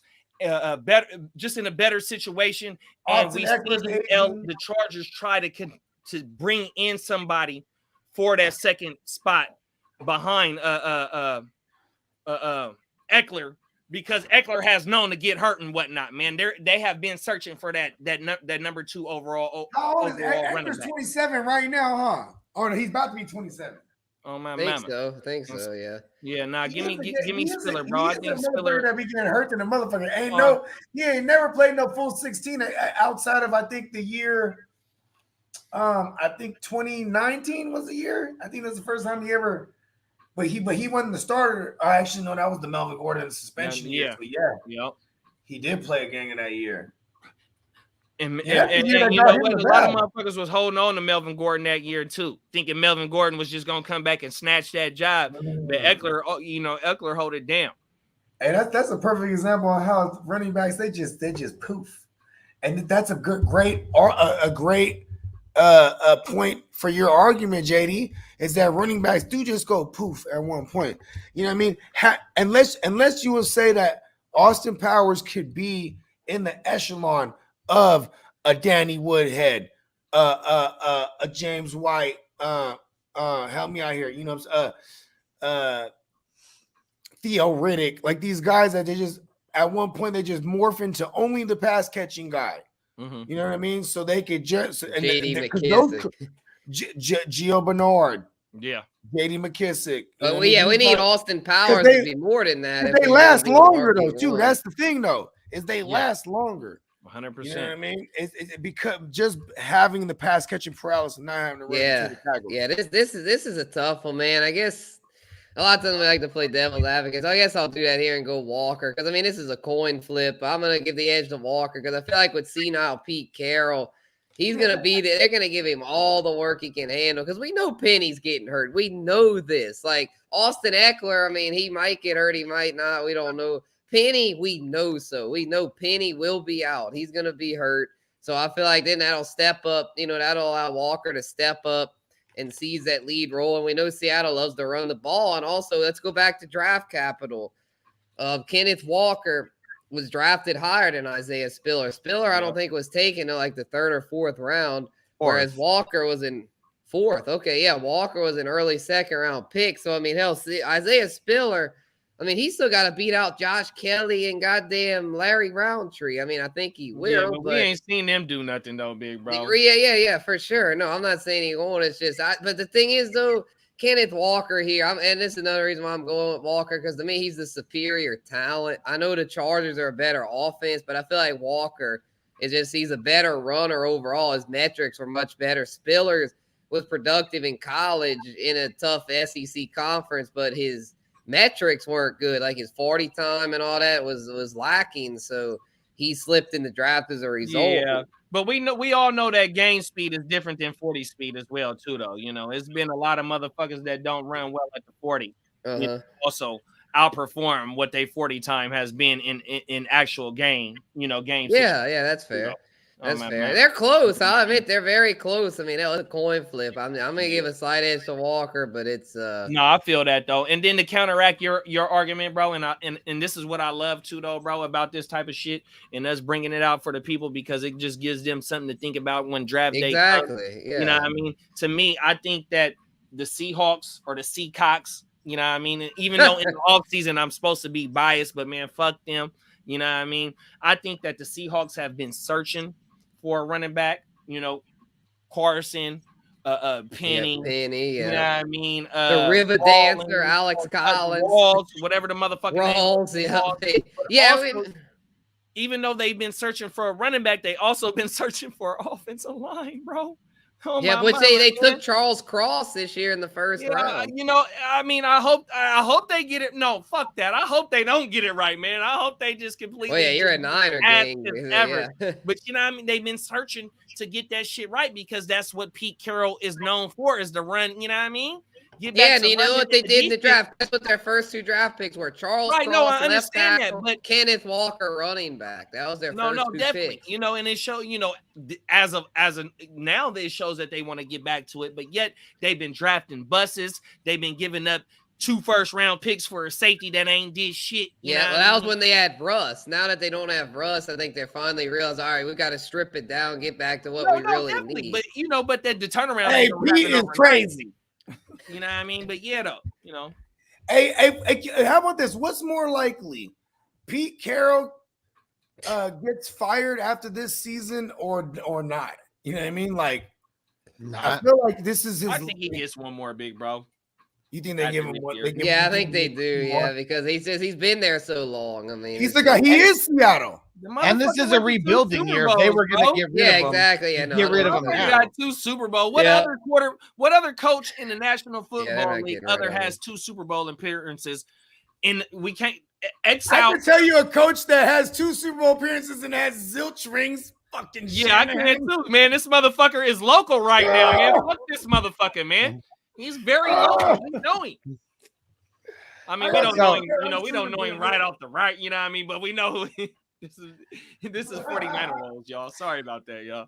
But for me, I'm on the Walker train. I think he's going to do it quicker. And I mean, it just goes back to what I said before. I'm following the money in the draft capital. Eckler, he's still signed for 2 more years to give him a fat ass bag unless he's injured. Like, I mean, he's going to be starting these next 2 years. Rashad Penny, they gave him a 1-year prove it deal, you know, and probably paid him a little bit nice just because of his the end of the season last year. But I don't think they're expecting him to be around too long.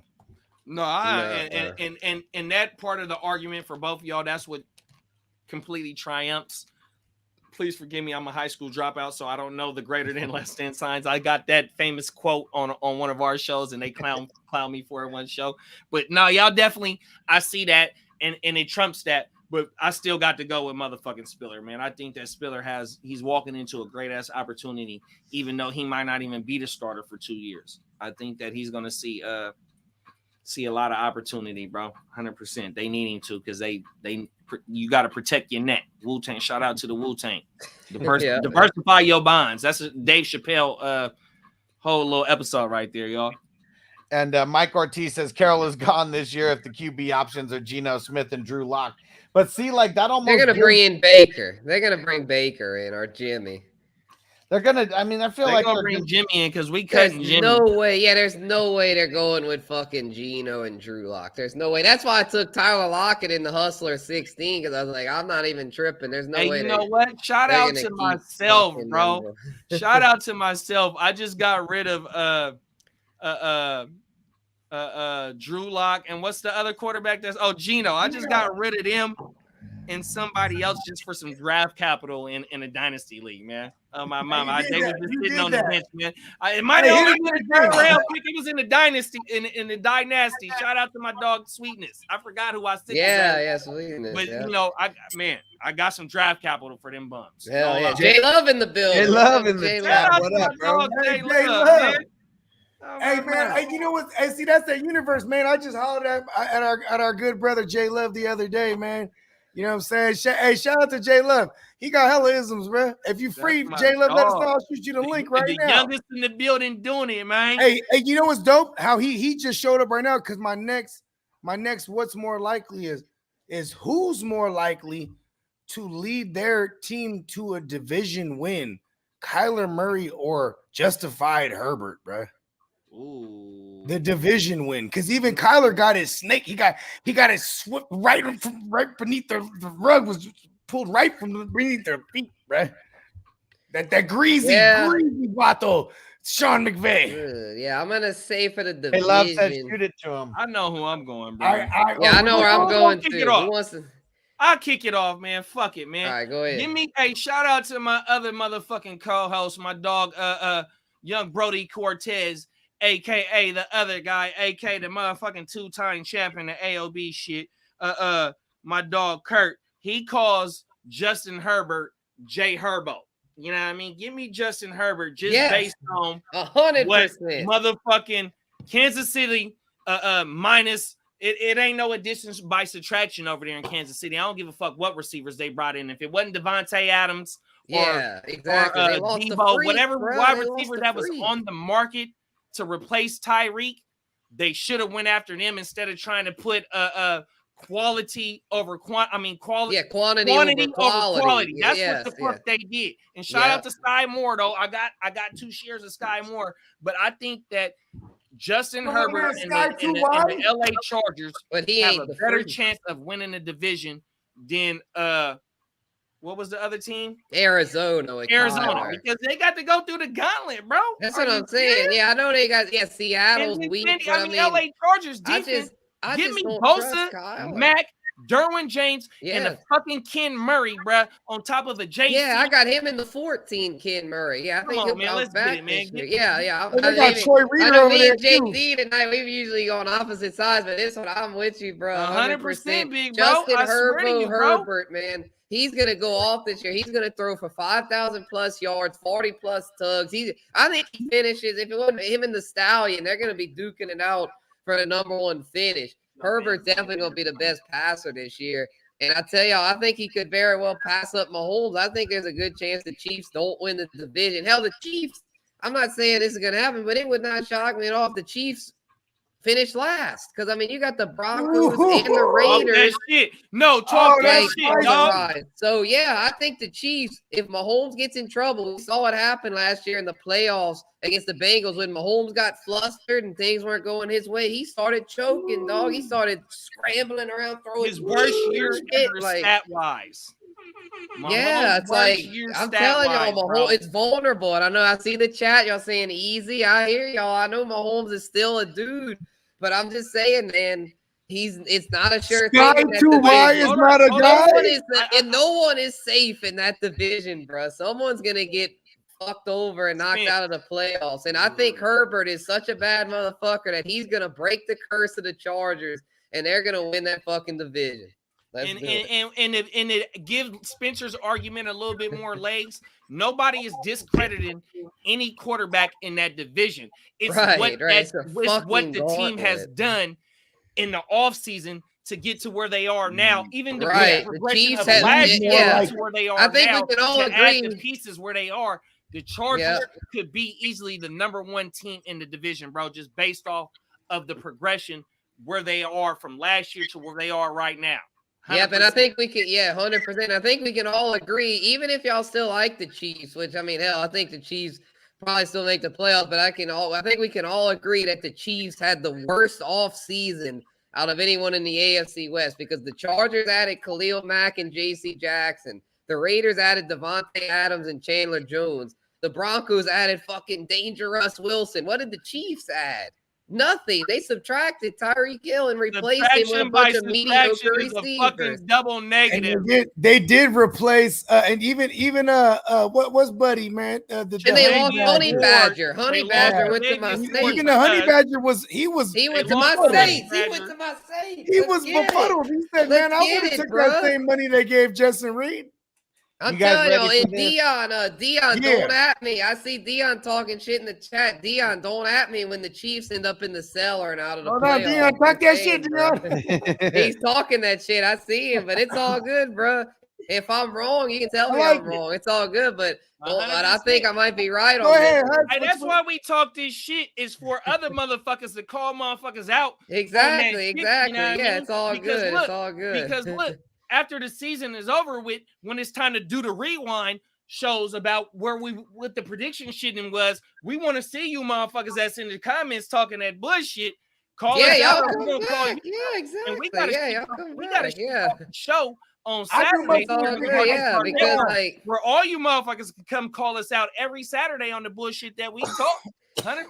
Yep, because this isn't bullshit. I mean, I legitimately think the Chiefs could finish last in that division because it's just the way the shit went down, man. I feel like Mahomes. It's like Mahomes. This is the thing, Mahomes. I'll tell y'all this: if Mahomes can lead the Chiefs to the division title this year, I'll be like, all right, he's the best in the league. There's no debate. Let's end it. If Mahomes can do it this year without the freak, then Mahomes is the GOAT of quarterbacks currently. There's no debate at that point. This is his year to prove it. I mean, I don't know. Obviously you can't hate Mahomes, but like I've always been like, I don't know. I've never really had a bunch of Mahomes shares. I've never been that guy to go pull up Mahomes in the first or second round. If you didn't have him the 2018 year, because 2018 was the only year to have him cheap. Exactly, and I missed the boat on that. So I've never really had that's when motherfuckers was getting his ass off the wire. And if you're not the type to go ahead and pay up for QB, you would have never had Mahomes ever then. You know what I mean? Like, that's just how it is. And unless it's super flex changes everything. All right, you guys ready for this? Because I'm going to get extra bold. I mean, yeah, guys could win the division.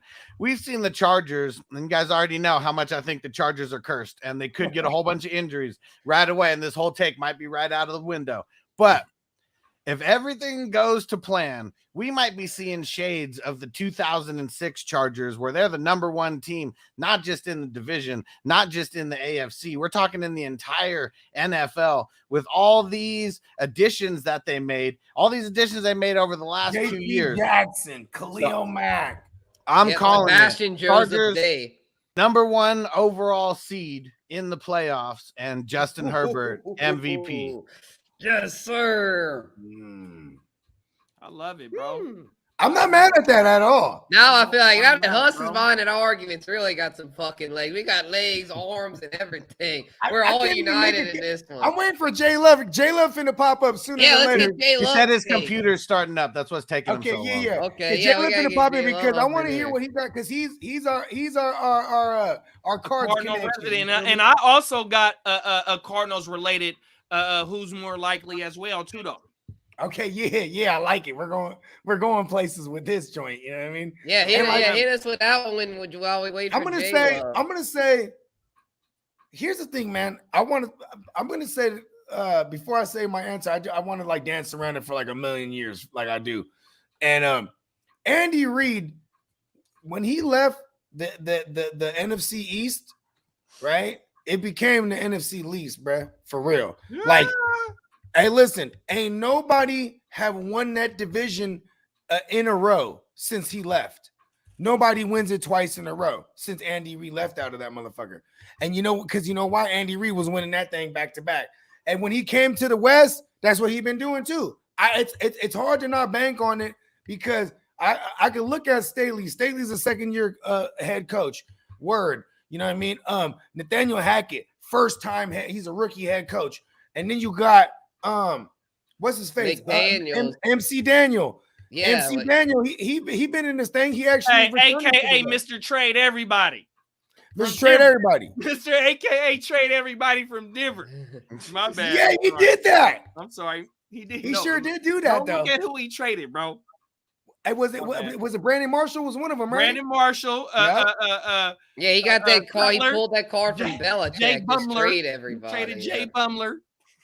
Yeah, that shit. He traded them both to the Shy. He's like, listen, take it. Y'all can have him. Yeah, man, that was back when Brandon Marshall, man, that was a bad motherfucker. Dude, all right, bro, I got something for y'all, man. Bro. Y'all gonna be able to hear this. This shit was 6'5" motherfucker that could move. Check this shit out. Boy, I gotta say this to y'all, man. This is crazy. Normally, like when I have dreams and I don't remember, but I remember this last night. I had a dream because I studied this shit so much. I was like scrolling through Sleeper and was looking at receiver rankings right in this dream, and then look, I see something. And I see Brandon Marshall. It's like WR30. I'm like, what? Brandon Marshall? I was like, he shouldn't be up this high. He hadn't played in years, and I was tripping. I was like, wait, well, no, that's Brandon Marshall. That's a bad motherfucker. And like I was about to pull him up, and then I woke up, and then I was like, Brandon Marshall, what the fuck? I was like, oh, that's bullshit. He's been out of the NFL. What's going on? Like, it's crazy how when you dream, your brain gets all like fucking wired and I was just saying that. Oh my I was just saying that to you, Huss, right? That's hilarious, man. Brandon Marshall, man. Shout out to B Marsh. I am athlete, man. They got a hell of a platform over there, man. They content is fucking fire, dog. And he got, he was also the dude that always was like a spearhead for the mental health movement before it became a thing. Like, 100%, you know what I mean? Like 100%, because he deals with borderline personality disorder. That's like, more volatile than like by being bipolar. Oh, like that multiple personality thing? No. It's more okay. Look at bipolar is like extreme highs, extreme lows. Yeah, for sure. What's borderline personality? Borderline is like you're always on the borderline from each one of them. You know what I mean? Yeah. You're dancing around. Like 1 minute you can feel like real good, and the next minute you can feel like, man, fuck this. You know what I mean? Like that was Brandon Marshall. You know what I mean? Damn, that's wild. Yeah, that's and he played. What is that shit called again, bro? Borderline personality disorder. That's probably what Antonio Brown had. I don't know. Antonio Brown's never been diagnosed in public though. AB is never gonna go get diagnosed, and that's my guy. Kev, yeah. Shout out to Kev. Kev knows that's one of my other co-hosts, y'all. If y'all don't know. Yeah, shout out to Kev. Hard to start Kev. This might be my first time some of the Playmakers might be seeing, but my co-host for our podcast, he gonna tell you, AB and fucking what's my boy name that play for the Chiefs right now? Josh Gordon. The receivers that perform, but also that fuck up in life. I got a redemption story for him, and I hope that. But Kev calls him Eddie Kane from the Five Heartbeats. The Five.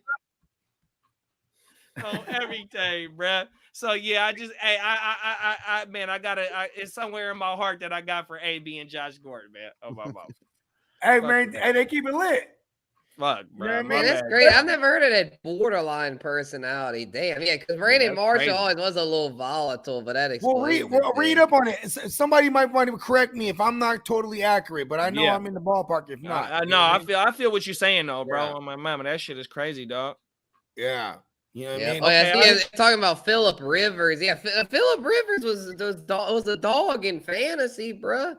Phillip Rivers was not trash. Phillip Rivers, when Phillip Rivers had goddamn Antonio Gates and shit, Phillip Rivers was. But here's the thing, though. Phillip Rivers, though, he rarely had the big games, though. He's right. He was like consistent. Kirk Cousins before Kirk Cousins. You know what I mean? Like, but even Phillip Rivers, they ain't gonna throw for 5,000. But when you got, hold on. Yeah, I think he may have. No, hell no. Let's see, Phillip Rivers. I mean, he was he was better than Eli Manning. Let's see, Phillip Rivers. Yeah, but in fantasy, yeah. Right. Yeah. Oh, yeah. Phillip Rivers had. Let's see, 1, 2, 3, 4. He had 4 years of over 4,500 yards. Okay, so he was scraping it. He just never ran like that. That's why. He never ran. Yeah, that hurt him. Yeah, but he was from that era of the statue QBs. You know what I mean? So right. Yeah. But hold on, though, bro. When you got was Mike Vick in that same class? Hey, look, you got one of no. That was the Big Ben in the Eli class. Okay. Yeah, that's what it was. Oh, that's right. With Phillip, because Eli didn't want to go to San Diego. But look, though, bro. Oh, and real quick, Jay Love is in the building. Hey. When you got the Phillip Rivers argument, though, bro. When you got a LT early in your career, bro. When LT Jay Love in the building, put up Jay Love. What's up, big bro? Hey, LT putting up 30 TDs, bro. LT was a monster for Phillip Rivers, bro. Phillip Rivers didn't have to do a lot early in his career. Yeah, but I mean, that year he put up 31. I mean, 28 of them were rushing touchdowns, so that didn't do nothing for Phillip Rivers fantasy. No, but what I'm saying is Phillip Rivers wasn't asked to do a lot. You know what I mean? Phillip Rivers might not have thrown for 5,000 yards, but Phillip Rivers was a consistent quarterback. Phillip Rivers could have been a gold medalist shot putter because he threw the ball like that. Yeah, the shot put. He was in the wrong business, bro. Jay Love, you might want to check your mic. We're having trouble hearing you. Oh yeah. Let's check Jay Love's out. Okay, I can't hear Jay Love. Let me kick my next one off, and we can start with Jay Love's answer. I think I heard something. I think we might got him. No, he's moving his lips. Damn. I can't hear nothing. Yeah, we'll get him. Yeah, we're talking about Phillip Rivers, that bitch ass. Yeah, Phillip Rivers, the shot putter. Let me kick. And 11 kids. I think he's up to 11 kids. He really got 11 on the field. I think so. Yeah, we're talking about who's got more kids, Phillip Rivers or the Magic Man. The Magic Man had 7, where Rivers, I think, got 11. Rivers got 9. Oh, 9? No, I'm pretty sure. I think Spencer was right. Let's see. Because I always joke and said he had 11. Yeah, let's see. Like I would always say he had 11. Okay, yeah, it's 9. It's 9. Okay. Jackson, I'm glad you brought that up, bro. Or is it? I don't know. Yeah, it's a lot. It's a lot. It says 9. Quick release. Okay, it says 9. All right. Yeah, that quick release. Quick release. Ayo. Yeah. Oh my God. All right, let me kick my next one off. Yeah, go ahead, JD. Who's more likely to finish as the overall QB1? Lamar Jackson or Kyler Murray? I'm gonna go Kyler. For me. I'm going Kyler based on that. Kyler could throw. You know, he's more accurate with the ball. He got better weapons.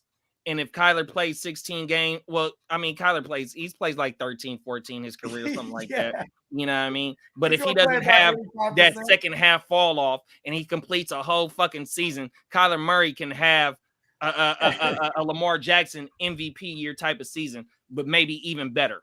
In 2020, I think Kyler Murray finished 2 overall in a 6-point passing, and he shitted on us like after week 10. You know what I mean? It was so front loaded. Yeah, that's what I'm saying. I mean, then Lamar in his MVP year showed he can do it over a whole year. So give me Lamar motherfucking Jackson, bro.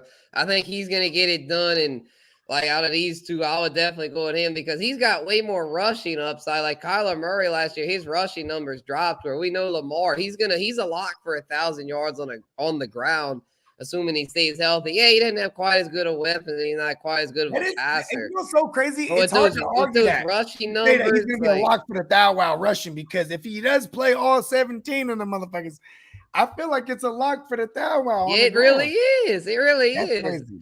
Yeah, he's as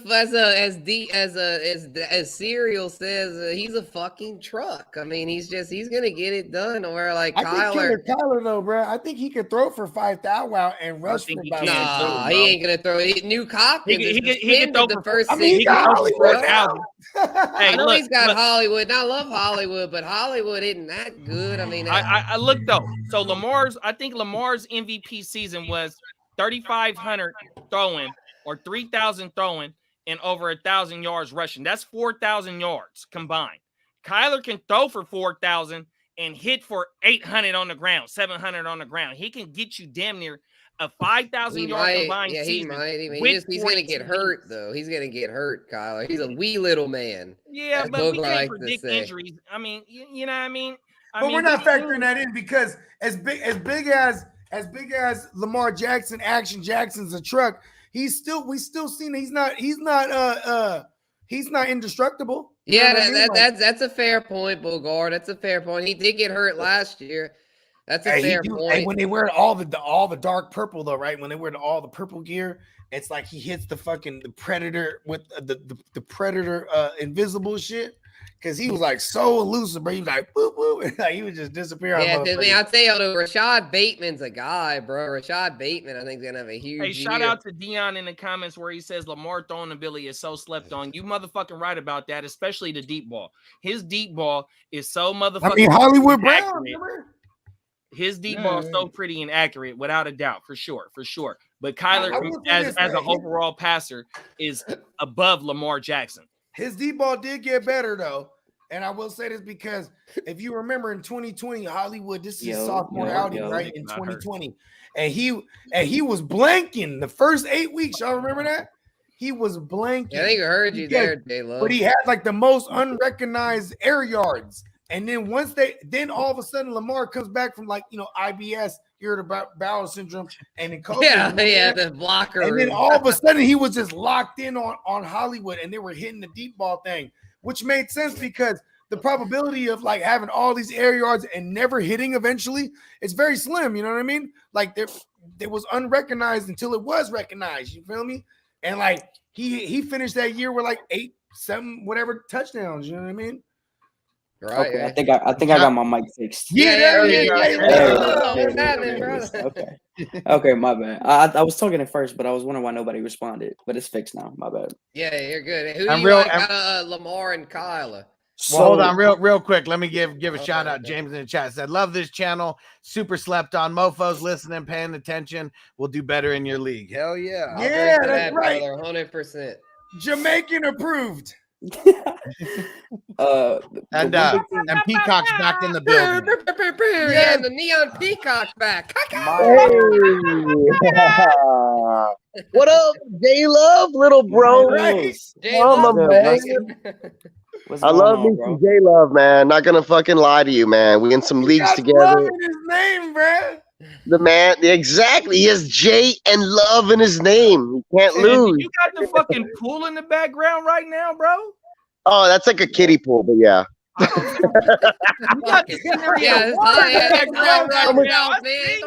jump in that hole, man. Summertime kiddie pool in the background. I'm in the backyard. Wait. What if someone gives like what amount of a super chat would it take to get Peacock to jump into his pool? Oh shit. Or at least a $100.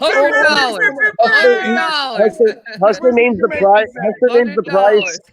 Man, that's been up since like Sunday with no cover. That's kind of gross. But Hustler names the price, and I'll take this stuff off. $100. Yeah, we got that. There's some amoebas up right now. I gotta clean it out. Now until 100. If we get a combined $100 super chat, Peacock's gonna take it. All right, there we go. I'll chip in 10. I've done it before. I ain't gonna lie. 90. Only I think I was in the Playmakers last summer, and I jumped into the pool one time. But all right, so everyone pitch in. If we can get $100 worth of super chats, Peacock said he's doing a swan dive into the pool. Fuck it. I gotta set up the lighting, but it can happen. My wife will be like, "What the fuck?" But the kids ain't here, so no problem. We're good. Yeah, we'll take your food right there and there. Okay, let's bring it back. I'm a man of the people. I'm a man of the people drinking the White Claw. No, the White Claw. Check this out. We're gonna bring you up to speed. So what's more likely? And we're gonna have J-Love's gonna pop this one off right here. What's more likely? This is via Guccini. What's more likely? Who finishes the QB? Who's more likely to finish QB1 in fantasy? Kyler Murray or Lamar Jackson? Oh, so more likely I'm going Kyler, and I could get called biased because I am a Cardinals fan.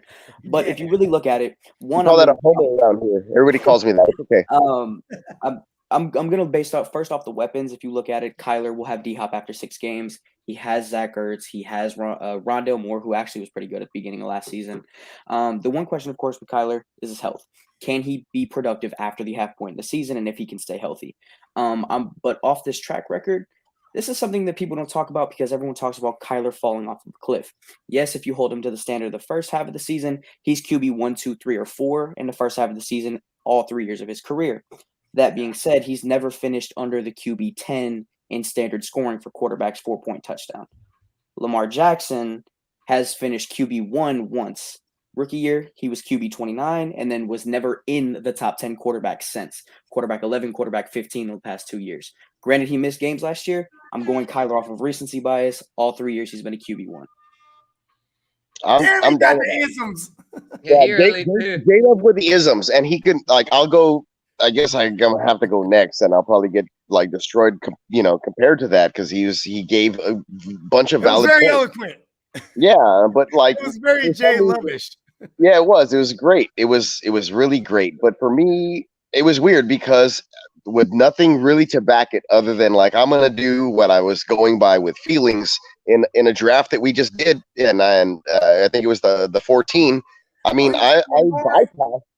Yeah, I bypassed Kyler and I took Lamar. You know what I mean? Yeah, that's why I went with Lamar over Kyler. Peacock, I'm with you on that. I did that, and it was just maybe a feeling thing, like bouncing back, no receiver there. His rushing floor is going to return. If Kyler, and it was because of dynasty, not in a redraft kind of tone. You know what I mean? I don't know how J-Love was, kind of addressing that whole thing. It's a generalization, or it's really a broader spectrum. Just who we think is more likely to finish the number one QB. Right? Yeah. Going into next year, I can see the points that J-Love was making, but in this particular draft that we just did, we're about to complete. It's been going on for a while, but I from the dawn of man. I bypassed Tyler because I feel like it's going to return to Lamar Jackson rushing the ball a lot, getting a lot of those rushing looks. He's going to go back to those old days, and if he doesn't, well, then he's probably not going to be around in the league much longer. So it's a good person to kind of take a shot on, I guess, and in that kind of sense, you're going to know sooner than later. With Kyler, it is an injury thing, I feel, because of his stature, his size, and it happens every year. Little man. Yeah. Well, at this point, it's an injury thing for both of them. Lamar. Yeah, they both have their share of concern. That's a good point. Underrated part of Lamar. I'm not denying that. That man Lamar needs to get his stomach issues figured out. I'm sorry, bro. If he you has IBS. I don't joke around when I say that. Think Kyler, man. Ron said I feel like Kyler is like he's a sensitive bitch. I'll be real. He's a sensitive bitch, man. Ron said he can't get sick. He's more sick than injured. Hey, he's wearing a mask at practice. Y'all see that at OTAs? Good. Oh. Yeah, because like he's got the Rona like 3 times before. He's like, fuck. Yeah, he kept getting the Rona. I remember. Yeah, Lamar. Yep. Yeah, so and that'll trump anybody that says that once you get it, you can't get it again. That motherfucker got it several times. No, I didn't have to his immune system. His immune system. I had to run it twice. I just had to run it and I agree. With cereal here is speak up louder Lamar over I think it's easier to know. It's easier to know. Hey, man, is that he's gonna have help in that. Like the Ravens' running game is so good to where things will open up for him downfield. Like the Cardinals' running game, all they got is James Conner, and Conner's okay. But outside of James Conner, they don't have shit. Kyler could get injured. Kyler could get injured and sit out the season. Lamar could have IBS and be like, "Hey, man, I'm good next week." So that's why I'd rather have him. Like you'll know when he's playing. Lamar Jackson's taking a dump right now, and he took a dump on Baker Mayfield. Remember that shit? I did a whole graphic. He's like flying up, really did it on the Monday night. Sitting on Baker. I'm gonna bring that back. That's in my memory somewhere. I bet you to the file somewhere. Y'all remember that? Just scroll. You see what I did there, Peacock? You see what I did there? That was a legendary shit. Hey, you gotta add the Randy Moss mooning. Remember Randy Moss was taking off his pants too. You can add that to the graphic. Bro. Dude, I remember that shit. I ran upstairs. My dad was watching the game upstairs and we were like flipping through, but like we weren't the fan of the same teams. But at that particular moment, we were watching the same game and I ran upstairs and he was like, "Did you just see that?" And we just laughed. We just fucking laughed. They're playing the Cowboys, right? We laughed at the Cowboys. Right. Core memory. Me and my dad laughing at the Cowboys. I just remember one because he got fined for that. And when he said, when they asked him how you gonna pay the fine, that motherfucker was like, straight cash. They asked him how you gonna pay the fine. He was like, straight cash, homie. Yeah, I wonder what receivers was getting back then, like 7-8 million or something. But he didn't take his pants off, but he did the motion of him taking his pants off. Yeah, shit. You know what I mean? He took a dump on him. Lamar has bigger biceps than his own neck. hey, you know OBJ? That's his signature. Don't do that, bro. Oh yeah, the dog pissing like a dog. No. He shits when he catches the touchdown. He shits it out. Like the ball's a turd. I thought you were going a different way with that. He did that in you was the going a Super different Bowl. way with that. He was going with the bride said. Yeah. He loves taking a dump apparently. And Man, to this day, I play flag football. To this day, I play flag football. To this day, my natural reaction is to do the like the soccer celebration, the airplane. Like I just turn into a 3-year-old kid and I just run around, like with an A exactly. I like the airplane. And it never fails. And all my friends are like, "That's so lame." It was so boring. And I was like, I don't know. Sanders was so boring, bro. It's like, come on, you're I the don't know what to greatest. do. Like that's just what I do. I don't know why I would have loved to see Barry Sanders do an airplane. That'd be funny. Yeah, so quiet like Barry said. Yeah, that'd be funny. I guess like the the passive aggressive type players. They one day. Once in a while I'll spike the ball. Like that'd be awesome. If I score on somebody, I'll spike the ball in their face. Would have done something like that. It's funny. Like he basically shit on the Lions like by not mentioning them in his Hall of Fame speech. The Lions suck. We all know that. He really didn't though. He really did. Yeah, basically that was a power move on his part. Like he's more on. Okay, I got one. You ready? Y'all ready for this one? Yeah. Let's shout out Will first. What up, Will? Will just joined. What up, Will? What's up, Will? Okay, what's more likely? Matt Stafford captures his first MVP because they added. He already has Cooper Kupp in that mug. League MVP. And he might throw for 40. He might throw for like 45 even. You know what I mean? And for 5,000 or at least close to it because we've seen Sean McVay do that with Cousins. And, you know what I'm saying? Throw for damn near 5,000. Now you got Stafford. What's more likely? Matthew Stafford is MVP or Aaron Rodgers three-peats? It's Stafford because they're not gonna let anybody three-peat.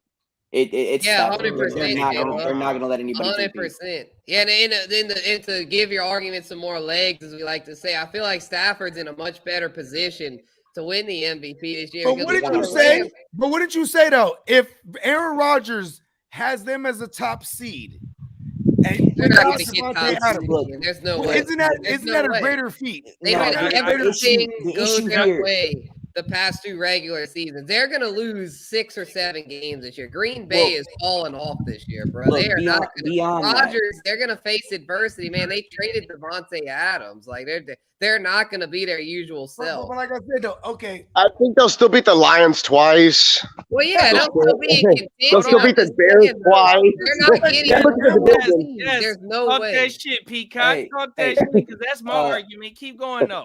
I was like. Nobody else is there in the division. Then you got to look at the rest of the schedule.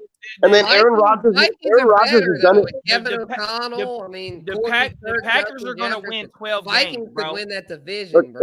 Aaron Rodgers did it when Devontae Adams was a rookie, and he only had like 500 receiving yards and 3 touchdowns, and he still did it back then with like Randall Cobb. Like he's going to make Alan Lazard or somebody or Sammy Watkins or spread it around, but he's going to make it work. Maybe. Most likely Aaron Jones, hopefully, in my dynasty opinion. And then, like they're going to make it work. It's the Packers. They're not used to fucking losing. What did you say then? If they were a top seed and they win that division, right? What did you say? It was a greater feat because he had to do it this time without Adams. Okay. I don't think they will, though. I think Adams is really going to hurt. Hold on. Let Jalen go because he's the backup QB. Yeah, just to back something up real quick.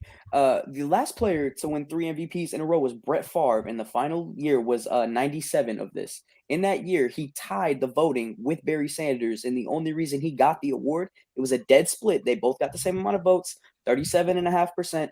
Only reason he got the award is because he was a quarterback and Barry Sanders was a running back. That was it. You look at it. Peyton Manning got a 2-peat, then had a chance to go for a 3-peat. He got voters fatigue. Tom Brady had a 2-peat, could have got it. Voters fatigue. It's something. Yeah, Tom Brady didn't get it. No. And with Rodgers, I don't even think it's going to be voters fatigue. I'm standing on this, man. We're arguing. Okay, Rodgers we are arguing the point of even if he gets there. My point is, no matter how, even if they get there to 12-5, it won't happen regardless because they're not going to vote for a 3-time MVP back to back to back. It's just not going to happen. So Okay, having after the the argument Packers of beat do the they Cowboys get in there, the first doesn't round, and matter. then they lose to the Niners, then what? But hold on. And I love both of y'all points of argument, J Love and Spence. But for the question is who either or.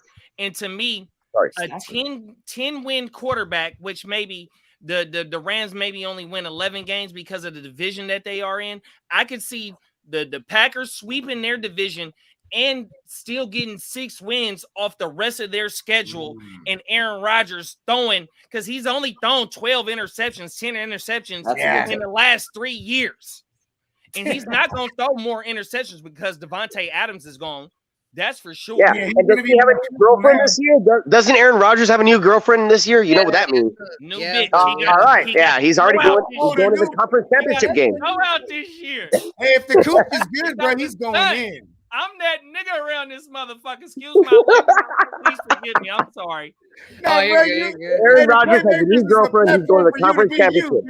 Hey, we're gonna edit that out here, even though this is a live show. But when it gets podcasted on network TV, we're editing that out.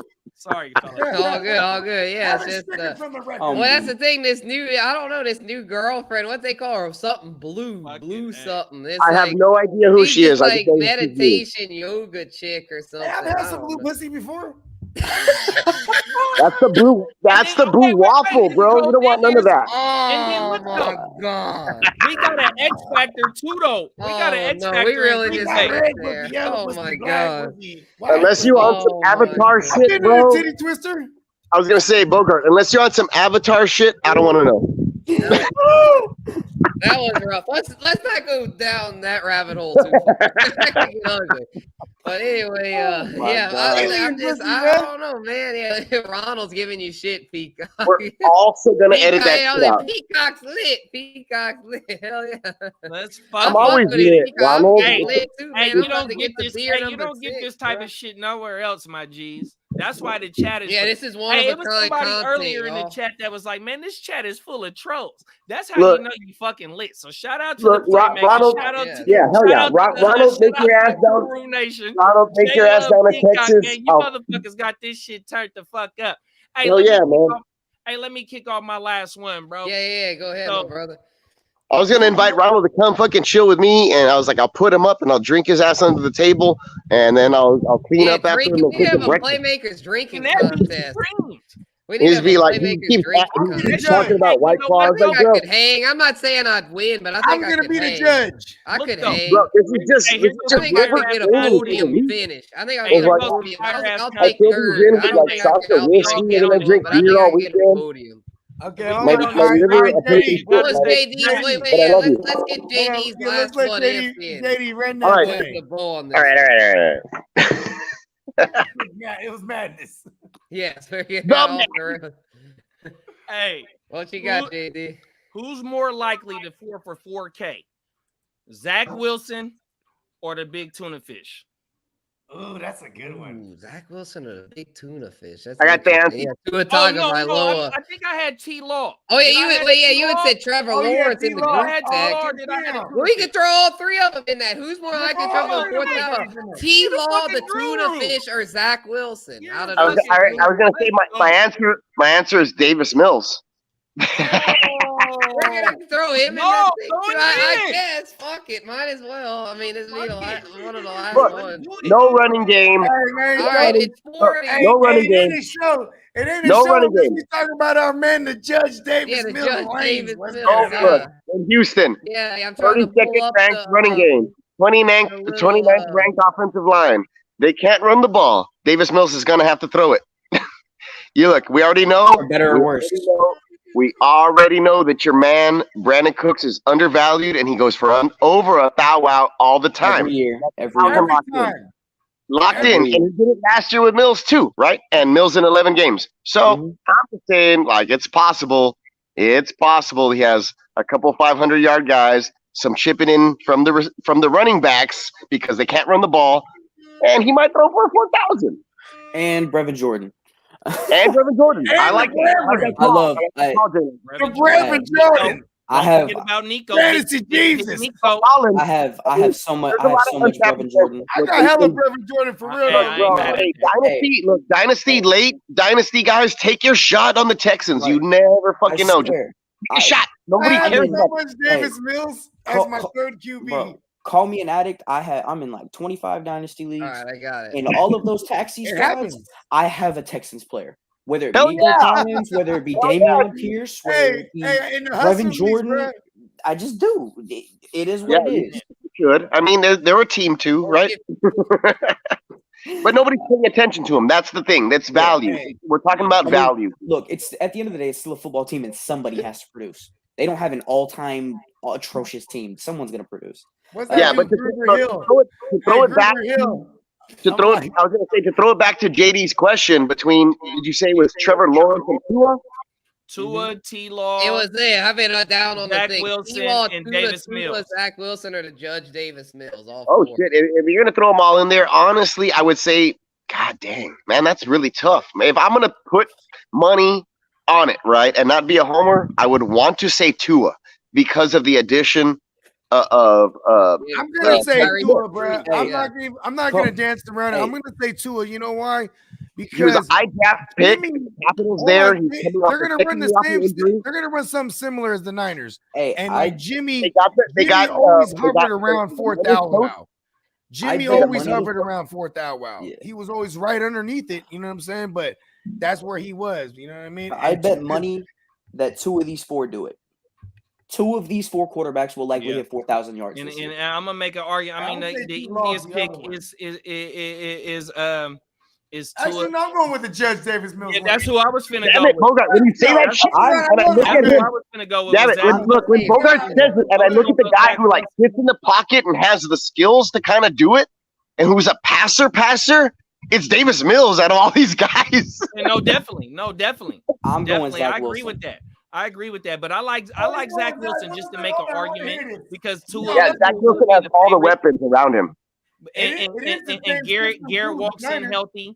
Fucking Elijah Moore walks in healthy. He has a lot of weapons. You got Breezy to open and everything up as a tight end. The brought biggest in thing for me is looking at this. The Jets have the best offensive line out of these 4 teams. Yeah. Zach Wilson's going to have the most time for plays That's to gonna help develop. him throw. Garrett Gonna help Wilson, him all down the field.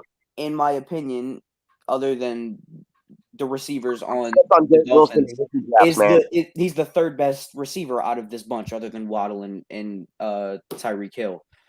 So he's got the 3rd best weapon, in my opinion, the best offensive line. He's got a young running back who can produce and has fresh legs. He's I know, but I passed him in rookie drafts, and I feel like an idiot right now. I was like, God damn it! He's like End of the first. new Keenan Allen, bro. Elijah Moore to be the next Keenan Allen, bro. Just hella greasy Wait, PBR. Who did you pass on? Garrett Wilson. Like I let him fall to. I let him. passed on him too. I thought for a second I thought you said you had a 101 and you passed on Brees. I was like, Hey. No. I had like I had a late first round pick in like 1 or 2 leagues, and both times I passed on Garrett Wilson because I was like, That means you were a good team last year. Garrett Wilson should not be getting past any 108, 109. yeah, that's about where I took a running back because I really needed them in those I'm gonna dinos. be completely honest. If at this point, if you're taking Damien Pierce, for as No. much as I took you're Brees taking him Hall. in- I took You're- Nah, dude, I took like Brees Hall. The only reason I'm saying this, bro, is because people are doing this. They're taking Damien Pierce and they're taking Chris Olave over Garrett Pierce Wilson. is like Damien Pierce is like the 3rd, 4th rounder in like dino startup. I've seen Sky Moore go in front of Garrett Wilson in drafts. I have also, honestly. No. I had people trade up and be like, Sky Moore, I'm going to get him and you're going to get him. I've took Chris Olave over all of them. Who's that other guy? Justin Ross? I've took Chris Olave over. You're talking about the undrafted dude that went to the Chiefs? Yeah, I'd rather take Justin Ross over a Sky Moore dark throw, or kind of like instead of spending up for Sky Moore, I'd rather take a Justin Ross way later and be like, let me just see what happens. Well, here's the thing though, if Scott, he's that still means going that so high in rookie drafts off of name value alone. He's going so high. because he's connected to Mahomes. Shout out to David, man. New member, man. Oh, Man, That's hey, what's up, welcome. dog. Hey, what up? Sorry, I'm a silhouette, but this is when I come in here to smoke. So I ain't mad at that, man. You know what I'm saying? Show the world, bro. This how we get our mind right, man, and give y'all these isms, man. These isms been Hey, the fucking chat is fire so fucking tonight. on fire right now, man. Shout out to the fucking chat, man. Y'all got this shit lit like a motherfucking dog. man, And that's shout out The chat is always giving us fucking fresh content to just fucking spit the game off of. You know, yeah, we've been rocking for hella hours. and bro. somebody Like, drop another one, man. Let's go, man. Okay, yeah, hold on. Hey, Jay left. So did you figure the concept, right? Which you got one?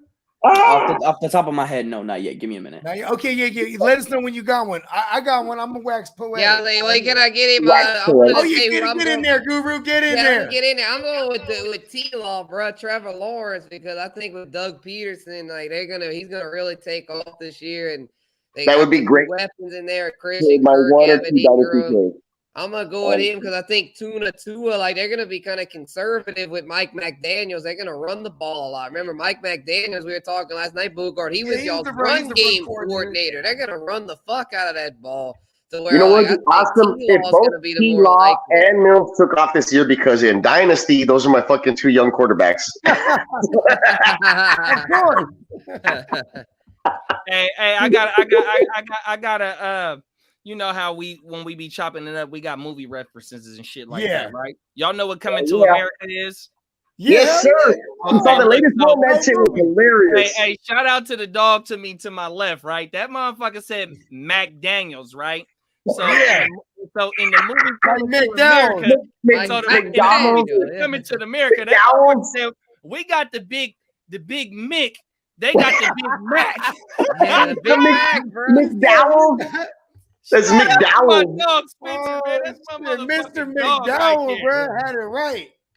Hey, shout out to that. Shout out to that smooth motherfucker with the fucking Jerry curl and the fucking like all the fucking. And they got up. Oh, the so hey, they were so good. It's all in the seed. I'm telling you, bro. Oh, they were so this shit, man. Oh, my mama. That original one's dope. I saw the new one recently. Like, I called in sick from work, and I fucking like it was one of those sick days, and I was like, I'm gonna watch Coming to America too. Best decision in my life. My girl really loved it. My girl really loved it. I mean, she loves. It was good, man. She loves callbacks. Eddie Murphy even like brought it kind of back into like family. I wasn't feeling it like that though. I was like, man, they might as well just left it alone. Corny, corny motherfucker. I mean, listen, man. Shout out to James Earl Jones, bro, the Darth Vader, bro, because he actually he's like 90 something right now, bro, and like he's still killing that. Use his voice for Darth Vader because they have a whole program. You watching that Obi-Wan? You've been watching that Obi-Wan? Yeah. Come on, I'm a nerd. Come on. I got Clark has a comment. He said, speaking of movies, y'all need to check out the Chip and Dale Rescue Rangers. Fuck yes. Movie. Hey, it's got all sorts of 90s references. Hey, man, my kids will probably love that shit. No, bro. Bogart is going to love it. I showed it to my kids. We saw it movie night, family time. Is it an animation or is it like real life shit? No, it's both. It's mixed. Hey, if one of y'all get a chance, can y'all send that to our group chat on the joint? The name of that joint? Oh yeah. So send it to the group chat. The name of the movie. It's what is it? I'm gonna forget. Rescue Rangers, but I don't know what it's really called. But it's on Disney Plus. It's the new one on Disney Plus. But that motherfucker, I got that motherfucker there. Oh, man, look, the reference. Clark ain't lying. Clark ain't lying. I don't pay for Disney Plus. That's my sister's. I'm using my sister's Disney Plus. Shout out to my sister. Okay, not good for kids. Okay, shout out to Clark. I'm glad you did that. Hold on. Kids like it's okay for kids. My kids got through it without them knowing what the fuck the jokes were about. You know, it went over their heads. Oh, it's like some adult shit for real. Yes. It was so good. I was entertained. Chippendale was like a male stripper too, though. That's why. You know what I mean? Yeah, not that Chippendale. Yeah. Yeah. Anyway, anyone else got any more? What's more likely? Y'all went over all of my the ones that I think I got one. I think I got one too. No, go ahead, Bogey. You got it, bro. Okay, what's more likely? Alan Lazard gets over 100 receptions, or CeeDee Lamb is the number one WR in fantasy? Wait, I didn't hear it. What's more likely? Alan Lazard gets 100 receptions in the absence of Devontae Adams, or does CeeDee Lamb in the absence of Cooper, the pooper scooper, be finished as the WR1? But Alan Lazard as the WR1 or a WR1? Okay, you know what? PWR1. I'll give him. Okay, you know what? How about this for context? I'll give him just WR1 and top 6. Okay, so top 6 as a top 6 receiver. We'll make it more fair. Do this. Yeah. Look, for Alan I'll Lazard, kick it off. Go ahead. There's nothing that I've seen Lazard be able to be 100 He reception. just got like 70. No, Well, that's still 30. That's short. He got like 60. I think he got like 60. He has 70 targets. He's never gotten 100 of those. Look at reception. I'm about to look at it. I'm about to look at it right now. He only had What's more likely? receptions He's new last Randall year. Cobb. 40. How's he going to jump up from 40 to 100? That's Okay, that's a layup. There's no Devontae Adams. That's a layup. That's a layup. Okay, that is a layup. I don't like that one. You want to do the number? You want me to add it in? I'll do the number one. Yeah, he's never gone over 60 targets. Then we'll go back to it. What's more likely? He gets 100 or that's the over. Yeah. That's a better one. Yeah, that was way more bolder. Yeah, I like that. I like the original one. I didn't hear it. I couldn't hear it, bro. What's more likely, Alan Lazard that gets over 100 receptions, or the CeeDee Lamb finishes the overall WR1? That's still the same thing. 100 receptions or CeeDee Lamb number 1. I'm going CeeDee. The number 1 overall? Yeah. Yeah, overall. Yeah. Fuck that. Give me Lazard, man. I don't believe in the Cowboys. I never have, and I never will. Fuck that. The Lizard Man. Fuck the Cowboys. Dak Prescott will be like, oh, he's open. I'm gonna, you know what? Like, I have another contract. I got an Oikos deal. I gotta fucking run this one in. Sorry. Sorry, right. Yeah, okay. I'm gonna go with CeeDee. Cowboys are all about money. They're not about winning. Because Aaron Rodgers trusts the motherfucker. I think Amari Cooper leaving is going to open up a lot for CeeDee, and I don't think Rodgers trusts Lazard all that much. He would have caught more than 40 passes last year. So yeah, give me CeeDee. What if it's Mikey Gallup extended and they expect back like that? Like, you know what? He was the third down catching motherfucker. Okay. What if it's all Zeke? Like, what if it's like Dak just running the ball? I feel like it's like whatever, CeeDee. I don't know, man. They just got him as a luxury. Oh, guess who's in the building? Guess who's in the building? He just fell into their lap. Xavier Think is in the building. What's happening, Dennis? Shout out to Dennis and the Xavier Think podcast. Go ahead and check out my. Hey, I was gonna say, go ahead and check out my Jerry has a little lamb T-shirt on my website. Let's shoot Dennis the link. Let's shoot Dennis the link. You know what? At first I was 100% CeeDee, but I actually might go Alan Lazard here. Looking at it, if you really look at this Cowboys offense, Michael Gallup's going to start the year off all out. He's not going to play for the first few weeks. Right? Yeah, he's going to get double covered to hell. Like for as much as you can say, yes, Amari Cooper leaving this offense helps him because he's now the number 1. It also hurts him because now he's going to draw double coverage everywhere. Michael Gallup's gone for the first few games. Cedric Wilson is gone.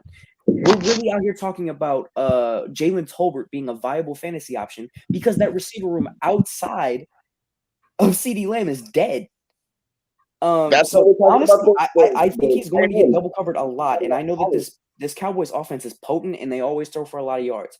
I do think that CeeDee Lamb has a chance to finish as a top 6 receiver. I just think number 1 is out of the question considering he got 120 targets last year. Let's say he goes up to 140, 150. He only had a 60% catch rate last year. He was hovering around 62. He had 80 catches on 120 targets. It's not great. Do the math. I'm going Alan Lazard. Yeah. Do the math. Dennis said he needs us on the show next Tuesday.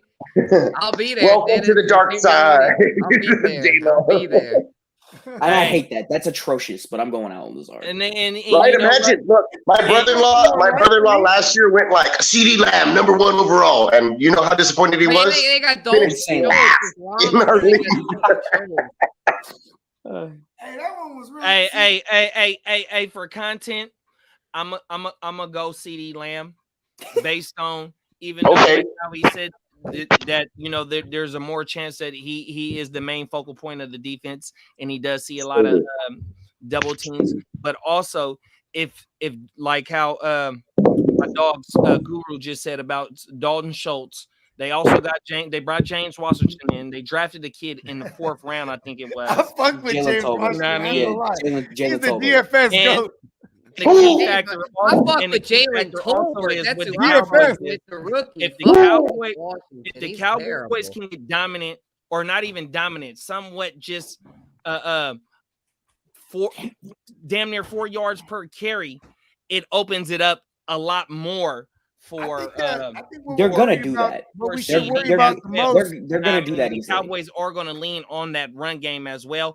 To me, I just don't see Lazard being that guy. Okay, if J Love just brought down the stats of CD Lamb not being a WR, capability in his career yet, but also on the flip side, Lazard hasn't also showed us that he can be that guy to catch 100 receptions in the season. And for him to catch 100 receptions in the season, that motherfucker, the quality of targets is going to be there. But the number of targets, are they going to be there? With them bringing in Watson, with them bringing in Sammy Watkins, with you talking about week Aaron 1 legend Jones, Sammy Watkins, the plethora of motherfuckers.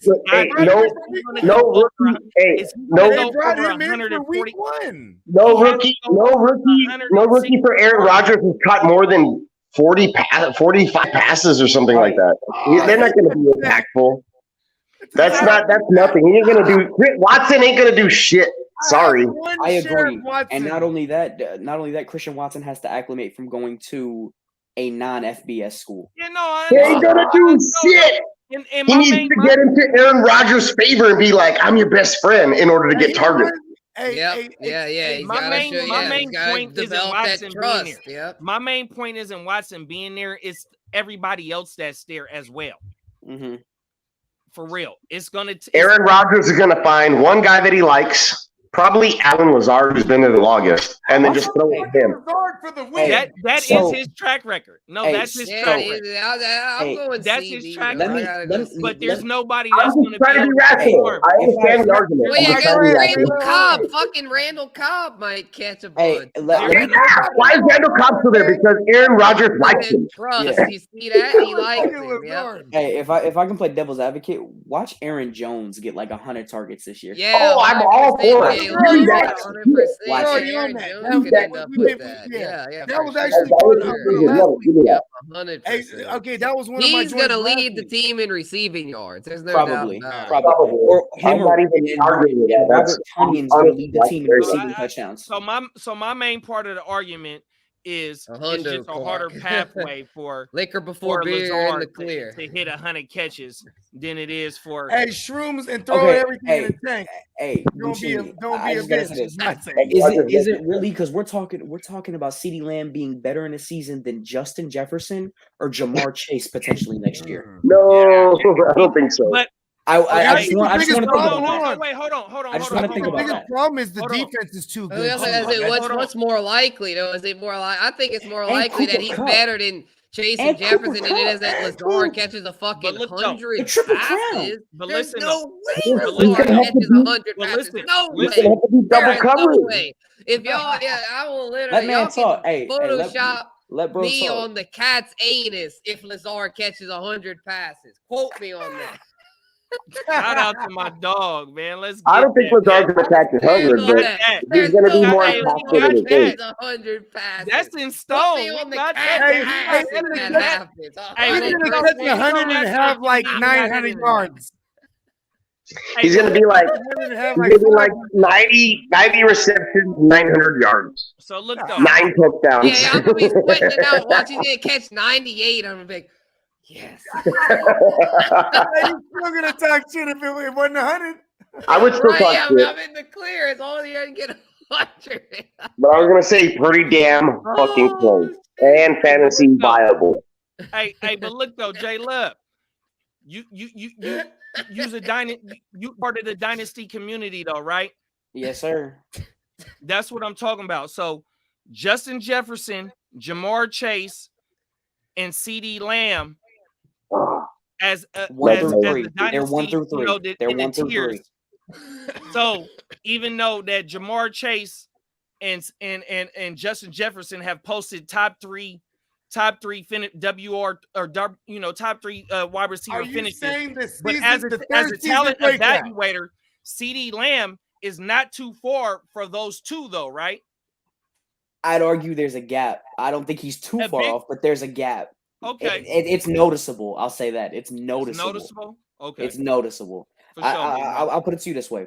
If it's consensus that 2 guys are 1 and 2 and you can flip flop them, but then no one else has them 3, 4, 5, yeah, I would call that a gap, and that's what it is.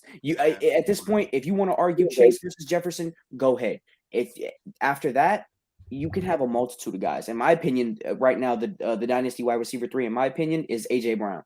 Okay. It goes AJ Brown, and then it goes CD Lamb, and you can flip flop 3 to like 9, and they can go in any order. But it's so clear 1 and 2 that I don't think you can say that he's in that tier yet.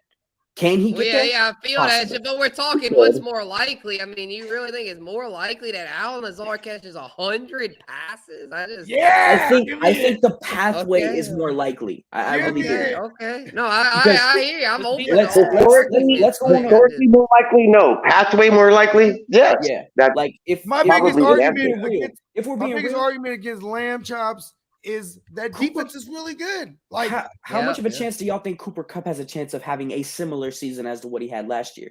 It's like 0. If he puts up like 80% of what he did last year, he's still killing everyone as a wide receiver. He's still top 3. He's still the wide receiver 1 by a wide margin. Yeah, for real. He's not putting up those numbers ever again, probably, but he's gonna wipe the floor with everybody else still. Hey, Stafford did it multiple. Hold on, here's the thing though. Stafford has A-Rob the mob now too, but when he had Megatron, they did it numerous years in a row, but I can't really think of a second. I was gonna say, here's my advice. Here's my advice, real quick. Like, here's an epiphany advice. Like, if you're coming down a draft and all the good running backs are gone, you're like, oh, on the fence on a fucking running back, and Cooper Kupp is there. Just take Cooper Kupp. Just take Cooper Kupp. Yeah, that's my advice at this point right now. Here's a hot take. Y'all check this out. Amari Rodgers is a more efficient pass catcher than that's not a take. That's a fact. That's probably true, and I have him on some dynasties, and that's great. How many targets did he get last year? 3. I'm hoping it. All 3. Let's see. I can activate him off the top. Saying, no, like these numbers could be skewed, man. They are always Stafford 5,500 yards. He had 8 targets last year. Yep. David Hess. Shout out to David Hess. He has a question. Thank you for doing the research. Let's get to Hess's question here. He just dropped it. He's got a question. Would anybody trade away Chase in Dynasty, or is he a must? So I have. I've traded away Chase this offseason. And let me I've traded Chase. What league was it? I don't believe that. I wouldn't trade away Chase unless I'm getting like but Bogard would trade anybody. I'd have to be getting Bogard would trade 5 assets in return. Unless you're getting a king's ransom, do not trade Chase. Bogard would trade his away for like a cushy something. Yeah, Ronald said he'll trade anyone for a haul. Yeah, 100%, Ron. Yeah, you get a haul. Yeah, for sure. I got the trade right here that I pulled. So I sent Travis Kelce, Jameis Winston, and Jamar Chase for T. Higgins, Javonte Williams, 2 23 firsts, a 24 first, and a 24 second.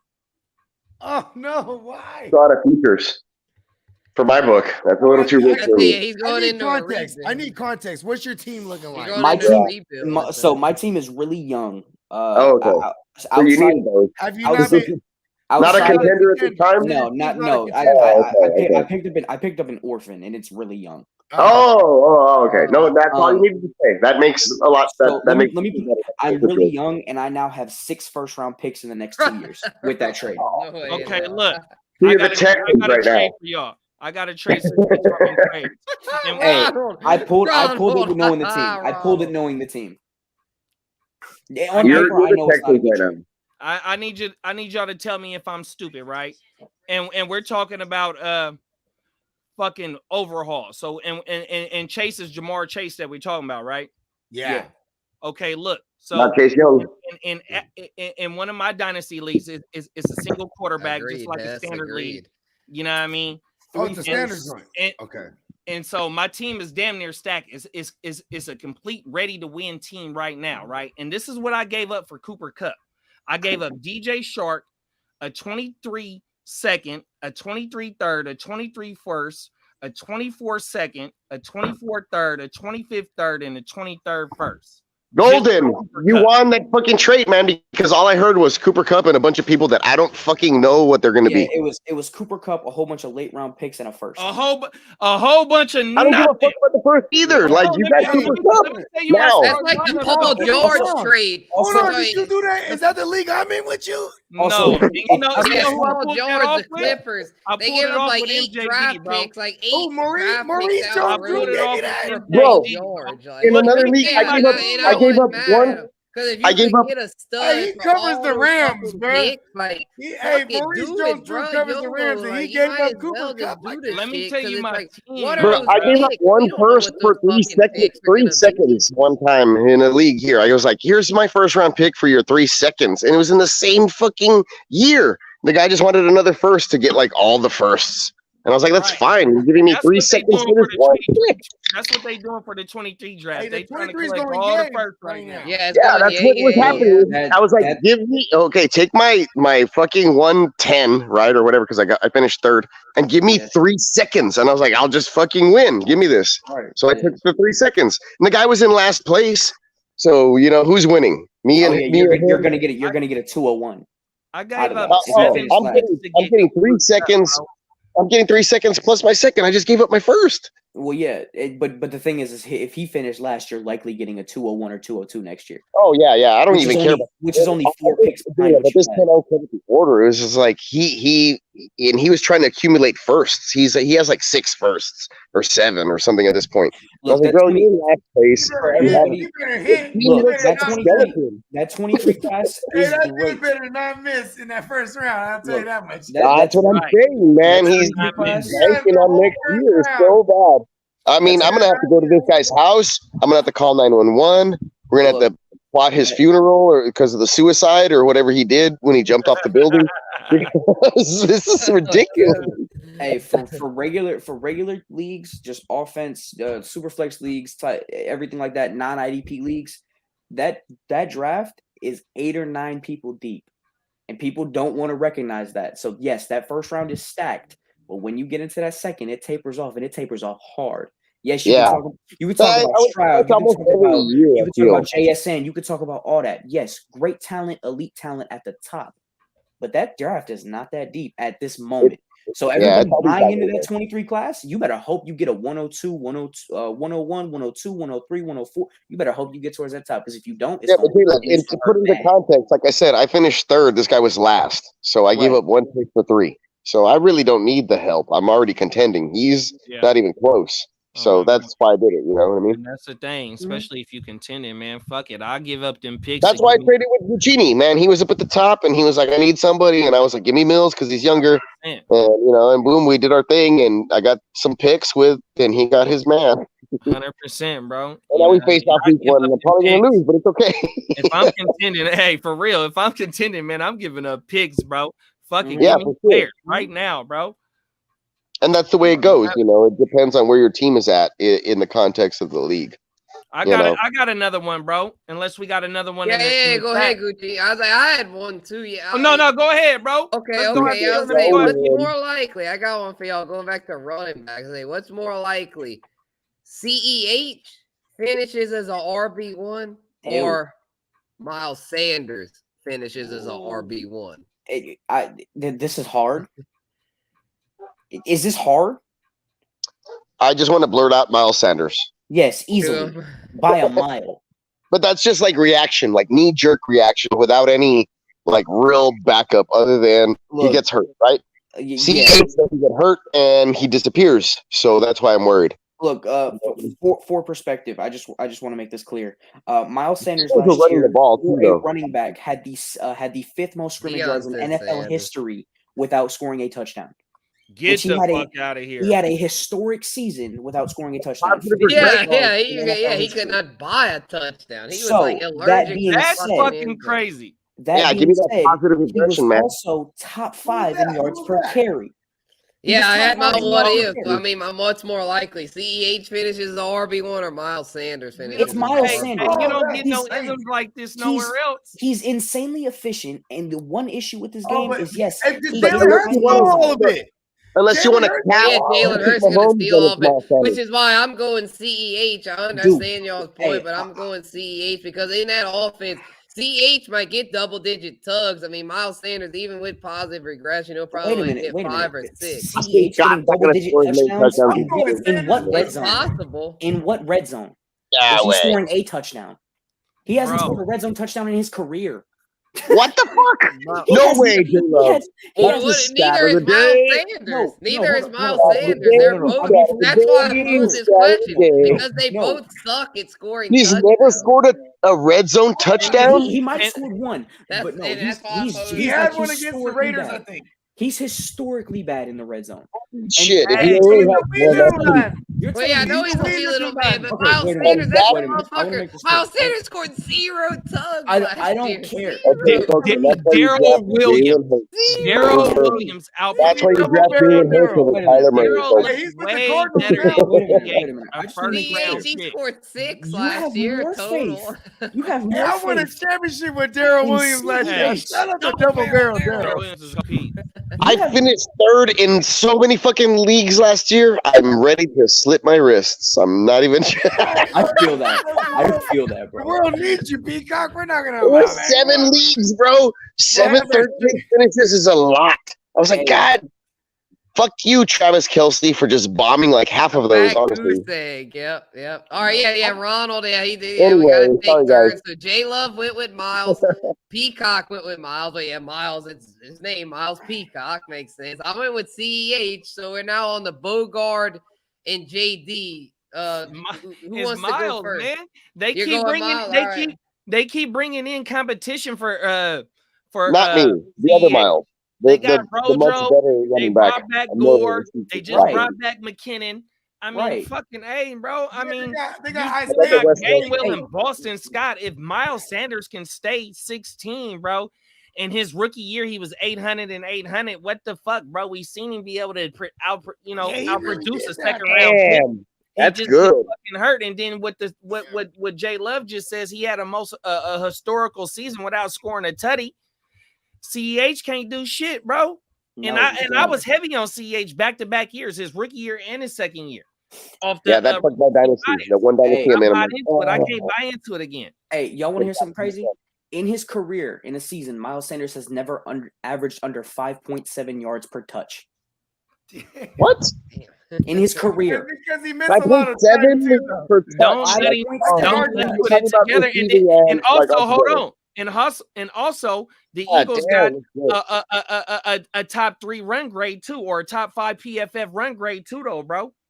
He's only averaged under 5 yards per carry once in his rookie year, and then he averaged like 7 yards per catch that year. It's insane. He's one of the most efficient backs in the NFL. He just doesn't get the workload. And also speaking of workloads, we're talking about a running back in an Andy Reid system. Do you think anyone's going to get a workload in that room? Crazy? Hey, I said this earlier today when somebody asked us about on our morning show. I said we need to stop, and I was speaking for myself. I said we need to stop chasing Kareem Hunt and fucking all those motherfuckers. One more. Brian Westbrook. They have running backs that have performed, but they haven't found them. I mean, there's some big names that Andy Reid has, but he's gonna feed that motherfucker. You know, LaShawn McCoy. Like that. LaShawn McCoy, thank you. CH ain't that. That's why they took him in the first round. When you got first round capital, you hope. You know, Kareem Hunt would have never left too if he didn't kick the bitch too. Right. Hey, he was a bad motherfucker over there. Oh damn, that's so haunted. Yeah, and you know what? That's why I like the Playmakers, because like on those corporate shows they wouldn't say that shit, but we keep it all the way real. You know what's hilarious? Have y'all heard the rumors about the Browns talking about trading Kareem Hunt back to the Chiefs? No, What? because they just paid Dearness Johnson a decent bit of money for a 1-year deal on a tender, and now they're talking about Kareem Hunt could be expendable. Damn. And there's- Let's get to David Hess's No, question it's here. not even- I think here's we're the thing. settled. I went with CH, but I got outnumbered. But anyway, Miles Sanders seemed to be the consensus. But let's get to David's question here. He wants to know, will Kyle Pitts disappoint owners this year? Can't have much confidence in his QB room, and therefore, how Just much don't draft confidence them. can I we mean, have you should in try to Pitts? draft them accordingly. Right, but we mentioned though earlier, if Mariota loves the tight end. You do Where, love like, a if tight it's end. Mariota, Pitts should be really strong because Mariota with Delaney Walker, You that have was the lethal no combination. idea what's going to happen there. I would avoid him at the ADP. Agreed. There you go, Peacock. Thank you. Hey, listen, I love Kyle Pitts, but I would almost rather have the gamble with Going too high. Why? Ritter. Like, I get it. He's generational. No. I disagree. Mariota. I disagree. I I'm do taking too. Pitts. Let me jump out there real fast because Redraft. Kelsey and Oh, Andrews are in the first and second round. But Kyle Pitts is third, fourth round. But Kyle Pitts has the opportunity to just perform Either just one as overall, well yeah. as those two are going. And one is going in the first. Kelsey going in the first for sure. Just based on no Tyreek, more opportunities for targets, the whole shit. Track record, been doing it for years. He going in has a history of being awesome. Yeah. Also, Andrews a ain't too wasteland far of tight behind. ends across the league. Kyle Pitts, And I ADP think right Pitts, now. I think Pitts, he's going to have a lot of targets to where Kyle he has Pitts the is he's a opportunity to second have the same rounder. amount of Yeah, both. Kelsey has like Mahomes. He's a Yeah, TD. like the top tight ends have really good quarterbacks. Kyle Pitts has who the fuck is the quarterback? Look, the Yeah, Who's going to be the Mariota. fucking quarterback? Mariota or There's competition right now between Ritter, between Ritter and Mariota. So shut the hell up with.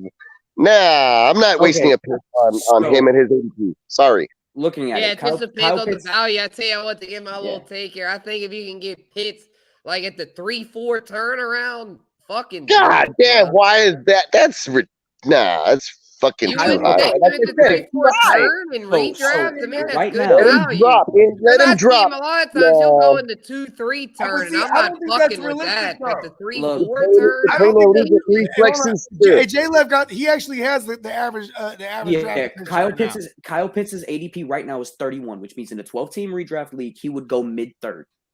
Yeah, That's where fuck he's. that. That's his I'd ADP right now. Yeah, fuck that. I wouldn't I don't touch it there. want 3-4 turn, no, I'll do that. I'll do that. No, I will. If he falls 4 picks, that's what you're saying. No, 4 hey, picks. I would Yeah. I would rather have him where he's being drafted as than Kelsey and Andrews. Agreed. 100%. Mm. I'm taking.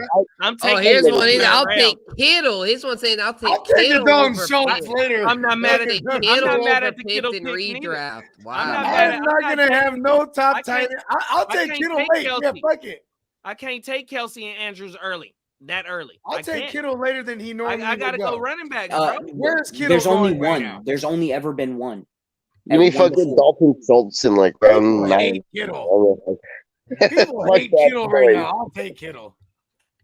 Yeah, I'm not Look, taking Kelsey. You right might be now. able to get Kittle dummy late because people are so fed up with him getting Hey, injured. no, people hate him. Even Waller. George Brittle is what they call Yeah, him. George Yeah, Brittle, Brittle. exactly. The fading The Kyle shirt Pitts is right now coming. The doesn't shirt is make sense. coming to the Neon Peacock. The George Brittle shirt is coming. Yeah, man, Disintegrate. they went ugly with handsome. Disintegrates Jim. before it arrives to your door. Guaranteed. I'm the one that comes through with all the fucked up Niner shirts.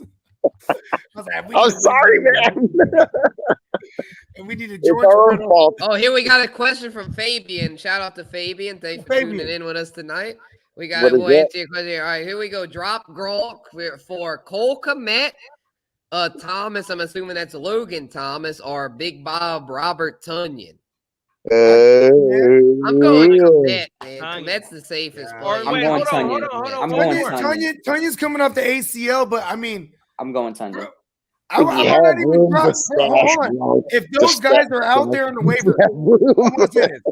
If those guys are out there on the waiver right now, they'll probably still be out there. I would wait and hold Gronk because he might not retire. Oh yeah, that's true. That's true. Or you know what else I would go do? Even though I love Tunyon, I would go get Bray.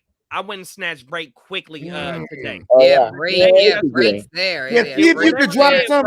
I went See and if you got some that's bullshit fair. on your If bench. Braith's there, I go Braith. But if Braith's not there, I'm going Komet because Gronk's not coming back unless Brady needs him back down the stretch. Gronk isn't going to do shit for fantasy. Gronk will only come back if the Bucs need him for a playoff push. So He's like, oh, you guys in the playoffs? I'll Gronk be is there. done. So I would drop Gronk for sure, and I'd pick I'm not up dropping Komet. him just yet. Fuck. I'd drop Hey, him. people, I don't think I'm dropping people Gronk. can drop I'd it. drop Tom him. Brady.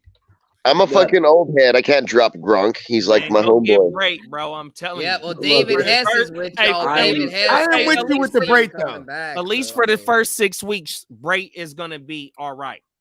Out of He's great. out of the 4 tight ends that we've named, the 3 and then Brait, I'm still going Robert Tunyon. Every other it's just tight Komet end. has a I safe think that's just floor. I feel funny. like because What- outside of sure. Darnell Mooney, what do the Bears have? Nothing. Like I mean, I'm Komet's still, gonna look, do out something. of the 3 tight ends named, and then of course Cameron Brate. I'm still going Robert Tunyon because if you looked at it, he was on pace last year before his ACL for 400 to 500 yards. That's what all of these guys are going to get. But that's what he did the year The before. big difference, however, There's in no these Adam. mid rounds, no, the big difference in the mid round tight ends from 11 to 20 is touchdowns, and that's what Robert Tunyon does. Oh, yeah. he That's gotta- the he that's gotta the double one thing digit. that separates him, and Sometimes that's what's going guys to just bring him above everyone Yeah, else. I think Is he finds the end this zone. year though, with Jimmy Graham out of there, I think this year though, Hey, Fuck hey, Jimmy Jimmy, Graham. Hey, Fuck how Jimmy. about this? I want to tell the guy this. I don't I want wanna any tell the piece guy of that this. Bears Hold on. offense this year. I don't I want any feel piece. you on that, Scott. J-Love. I agree. The Bears are dookie cheeks. They're horrible. They're gonna finish last in the I NFC want him. And I- North. I want this and dude I to go love- play and Gerald And I Everett. love Mooney. I I'd love rather have Mooney, but I Gerald don't want him. Everett then. That's a Oh good yeah, pick. Gerald I like Everett, that. I possibly. like Yeah, Everett Yeah. could eat. If we're talking about if those guys are available, there's a good chance Everett could be Look, available. man, I know what it's like to play tight end. All these guys are too clunky. They all play Yeah, tight that's end true. like a fucking lineman. Hey, They trade for play it like Kelsey. There linemen. it is. They're too clunky. They're not Go receiver trade for fluid. Kelsey, bro. It never fails. Yeah, Kelsey's I got smooth, one. man. You see Yeah, what he Jimmy wears? Graham got He's released. fucking wearing If I have to Lord start it- Jordan to the hey, pajama suit, Hey, bro. everybody vouch Come for me. on. In Yeah, all Jimmy honesty, Graham's he's beard gone, shit. Ronald. Jimmy Graham's done, dude. Jimmy Graham's Why does out. he keep saying Jimmy Grandpa? Fuck He's Jimmy done. Graham. Already said He's he's He's not old. on a team. He's not on a team. Yeah, that's it. Ron not even was there no asking if more. he was out there. No, he's gone. I That's got- all No, I'm he's saying. not on That's a a team. net. Oh no, Ron- he's out there for sure. Just you shouldn't pick him up. Yeah, exactly. Yeah, All go right, ahead, and we yeah. got another question from Will. He said in redraft, what round are y'all drafting Zeke Elliott and Saquon Barkley? Ooh. The one like I got Saquon. got Saquon in it too. Let's go. That's a good one. Yeah, I I'm like I'm gonna starting to say come back Saquon. into both of them. I'm like, you know what? If I like where they're early at, third round for Saquon. Yeah. That's I a very. Zeke, I turnaround. hate It's 2-3 Zeke. I'm gonna say turnaround. late fifth for Zeke because I hate If Zeke. any of them touch I'm the late just not second, taking- I'm looking at He's them. still Like- Zeke still should be a top 5 pick for sure. Even They're- though I don't you like him. We've I'll seen what they admit can that. do when they're healthy. They're People supposed hate to 'em. be the I number one know. back in the And team. I love Saquon because he's this year's Yeah, Joe early Mixon as far third. as Yeah, value. 100%. But yeah. I don't want him to get talked up too high. That's the thing, though. So let's change the subject. His 80, his 80 that's my thing. If I'm Saquon's Let's 80 not, are back in let's his not team. talk about Barkley. Yeah, that's a too good much. point by Hess. Hey, Gira might hey, do Bo- something hey, for Green Bay. You never Bogey, know. I hate to break it to you. Saquon's ADP is already back up in the second. Yeah, Yeah, no. yeah, I probably won't be getting much No. Saquon Yeah, because everyone yes, it likes is. to hype him Yes, up. it is. His Everyone ADP likes is to already hype back him up up. in the Yeah, and second. single QB. Yeah, I could see it. Because I they hope said he he was takes going it to catch the ball more, didn't it? Is that what Yeah, it is? already. Yeah, because I tell y'all this because because goddamn Saquon's got the motherfucking quads, blue. bro. Say quads, so everyone's if you gonna want- hype him up, bro. If you want Saquon now, you're taking him in the second round. Hey, That's the Then I won't be community getting ain't him. no I If won't joke be my- right if getting he's him. my now. RB1, I I'm not won't mad. be getting him. I won't be getting I am him. not mad to Hey. have him as my RB1 though. So if I can get a big dog receiver and then Yeah, I got him in the 4th round of a super flex. I'm gonna the dress other him night as up my though too. I'm RB1. not just gonna have him. I'm gonna dress him up with other. Like if I can have I'm gonna have the all dangerous team. I'll get Saquon in the second, and then if I'm looking like 3rd, 4th round, I'll take a Montgomery or Gibson. I'll take And an not Eli even too. 4th, like I'll 3rd take an round. Eli too. Saquon and Eli Mitchell as my second and my third running back. You know, I'm not mad at it. this year I'm putting it out there. Every draft I'm in, no matter what the circumstances, I'm forcing myself first 3 picks. running back. I'm going foreign cars, man. Running back. I'm going hella receiver. Hey, I'm going I got away. and That's my format, bro. But I got away from it last year, and it paused me, fucked me real bad. Pause. You know what I mean? Yeah. I'm not, bro. Pause. 100%. You know what, man? Dude, pause. If I'm getting Saquon in somewhere in the second, I was hoping I was getting him in the third. But here it is now. We in damn near in July. Come August, ain't no telling what it. About Look, we're talking about Saquon and Zeke there. Yeah, My bad. Guccini was on it. He was answering the same. My bad. Yeah, so Saquon, I'd be willing to take him second. Zeke probably mid-late That's fourth. my fault. Mid-late fourth. If I get him in the fifth, I'm happy with where he fell. That's where I'm going with that. Zeke? Yeah, Zeke late. My third. I'm elated. Look, this whole Zeke narrative that's been going on the past year, especially, it's insane to me because despite everyone saying how bad Zeke was last year, still averaged over 4 yards a carry, was over 1,000 yards, and granted, I think this was overblown slightly. He was running on a hurt knee. The narrative that Tony Pollard is a better running back at this point than Ezekiel Elliott is absurd to me. He's a change of pace back. They're meant to average high yards per carry, people. That's what they're meant to do. Let them know. Hey, hold on. His name is Tony Pasta. Pasta. Hey, Pasta. Tony Pasta. Hey, genuinely, I want to make people stupid saying this, like Tony Pollard's better than Zeke. That's basically like saying the same thing as Naheem Hines is better than Jonathan Taylor. Talk that shit, dog. Because one of them's more efficient than the other. No, it's just not a thing. Talk that shit, bro. just go. Hey, how big is Tony Pasta? Pause. I mean, like, is he like, what is that, 5'11"? Pollard might. Pollard's 6 foot 210. Okay, so he's not the smallest back. No, he's not small. Yeah, that's like he's light. He's light, but he's not. That motherfucker is not a 70%. He's light for his height. It's light for his height. Not a 60% snap share running back. No, he's not. Not at all. Yeah. Not at all. He's at max 35-40 maximum. And that's what he averages. Exactly.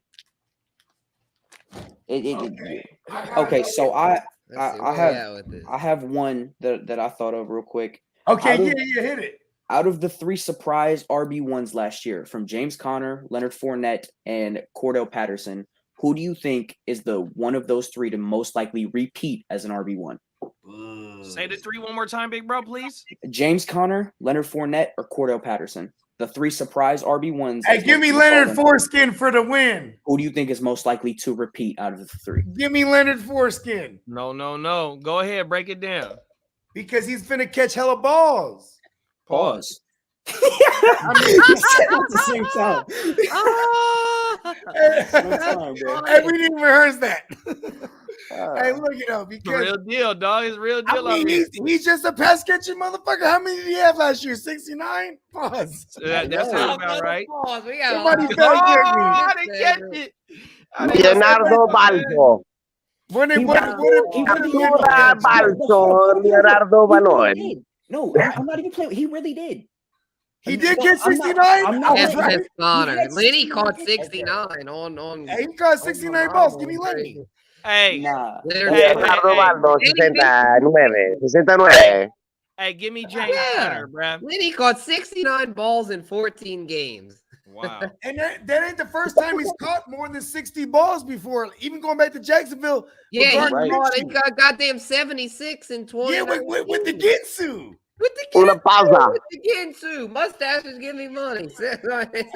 I'm saying though. Yes, everyone in the chat saying Connor, bro. Fuck that. I'm with you, Bogey. Hey, I'm going Connor, bro. Can I go Connor, bro? James Conner. Yeah. Can I go Connor? Like I said, Connor. Or did I say? I want to let JD rock. Connor had 18 TDs. Right? Yeah, that's coming down. That's not. No, hold on. Hold on, though. All right, go ahead. Is Connor's double-digit TDs in the realm of outcome right now? Yes. But it won't 10, 11, 12, like a low number probably. You got Eno behind you, bro. James Conner is a force in that motherfucking backfield, bro.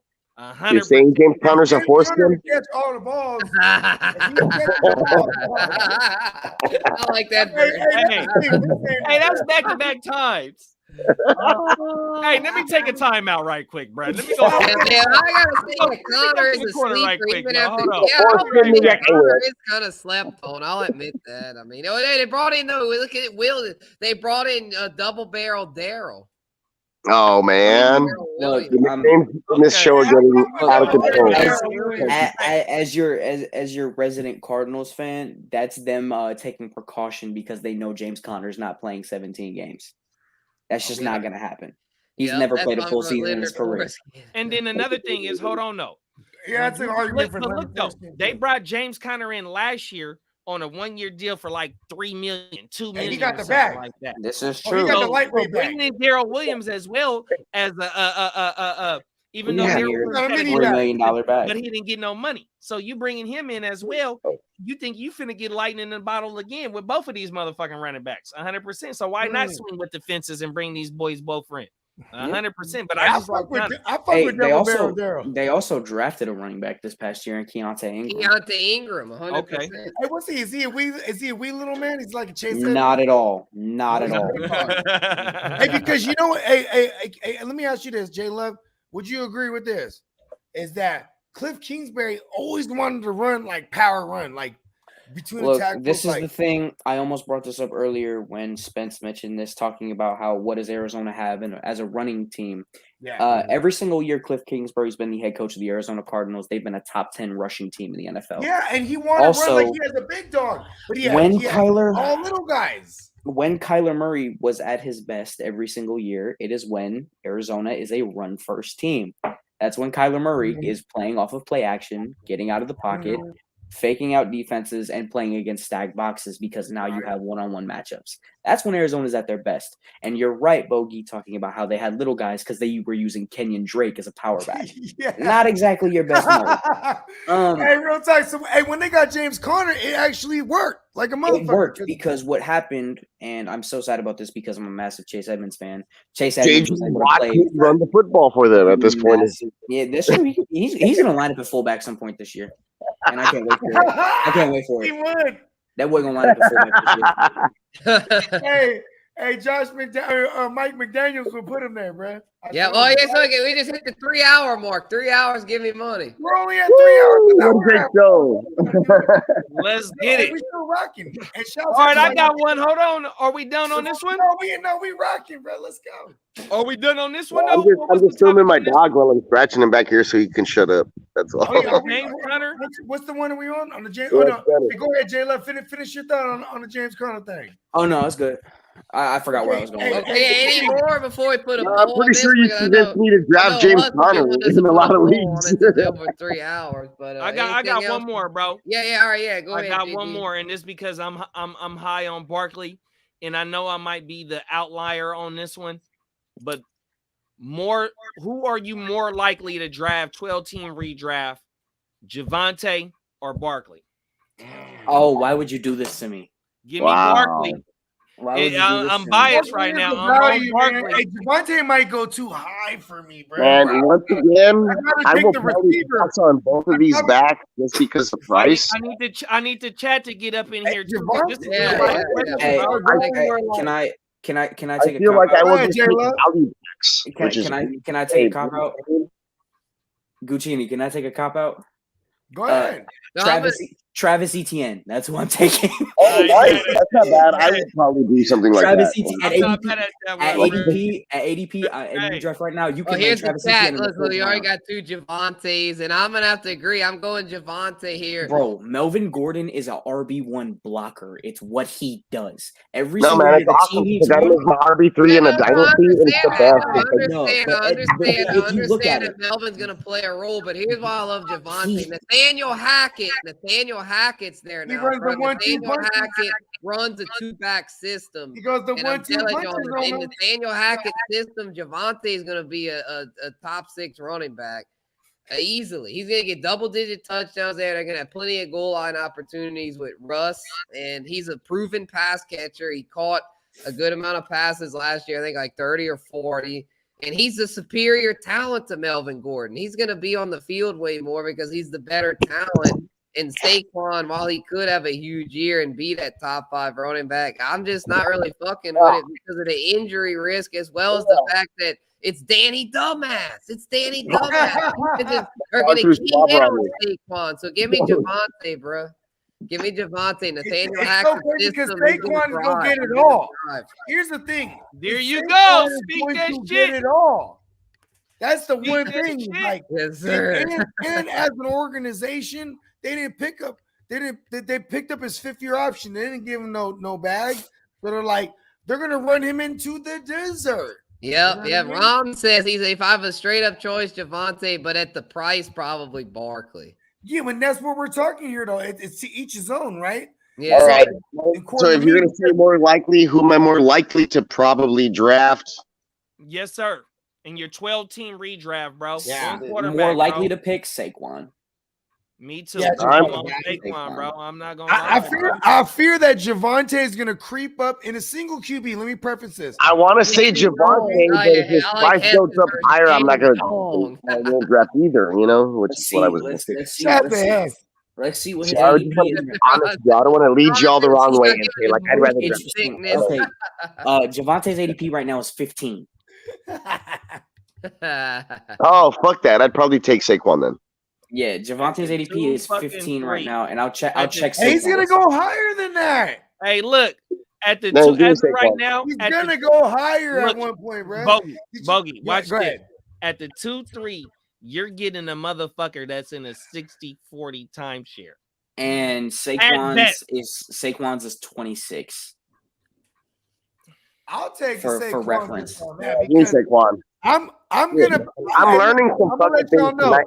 I'm taking the big dog receivers every time I'm in these early rounds. Yeah, give me the big dog receiver over both of them. I love both of them. I'm taking the big dog receiver. If Saquon is my RB1 and I can get him 26 overall, I'll do that. Give me Diggs over both of them. This is why I took my cop out and say ETN in round 4. ETN in round 4. Yeah, it's 100%. Hey.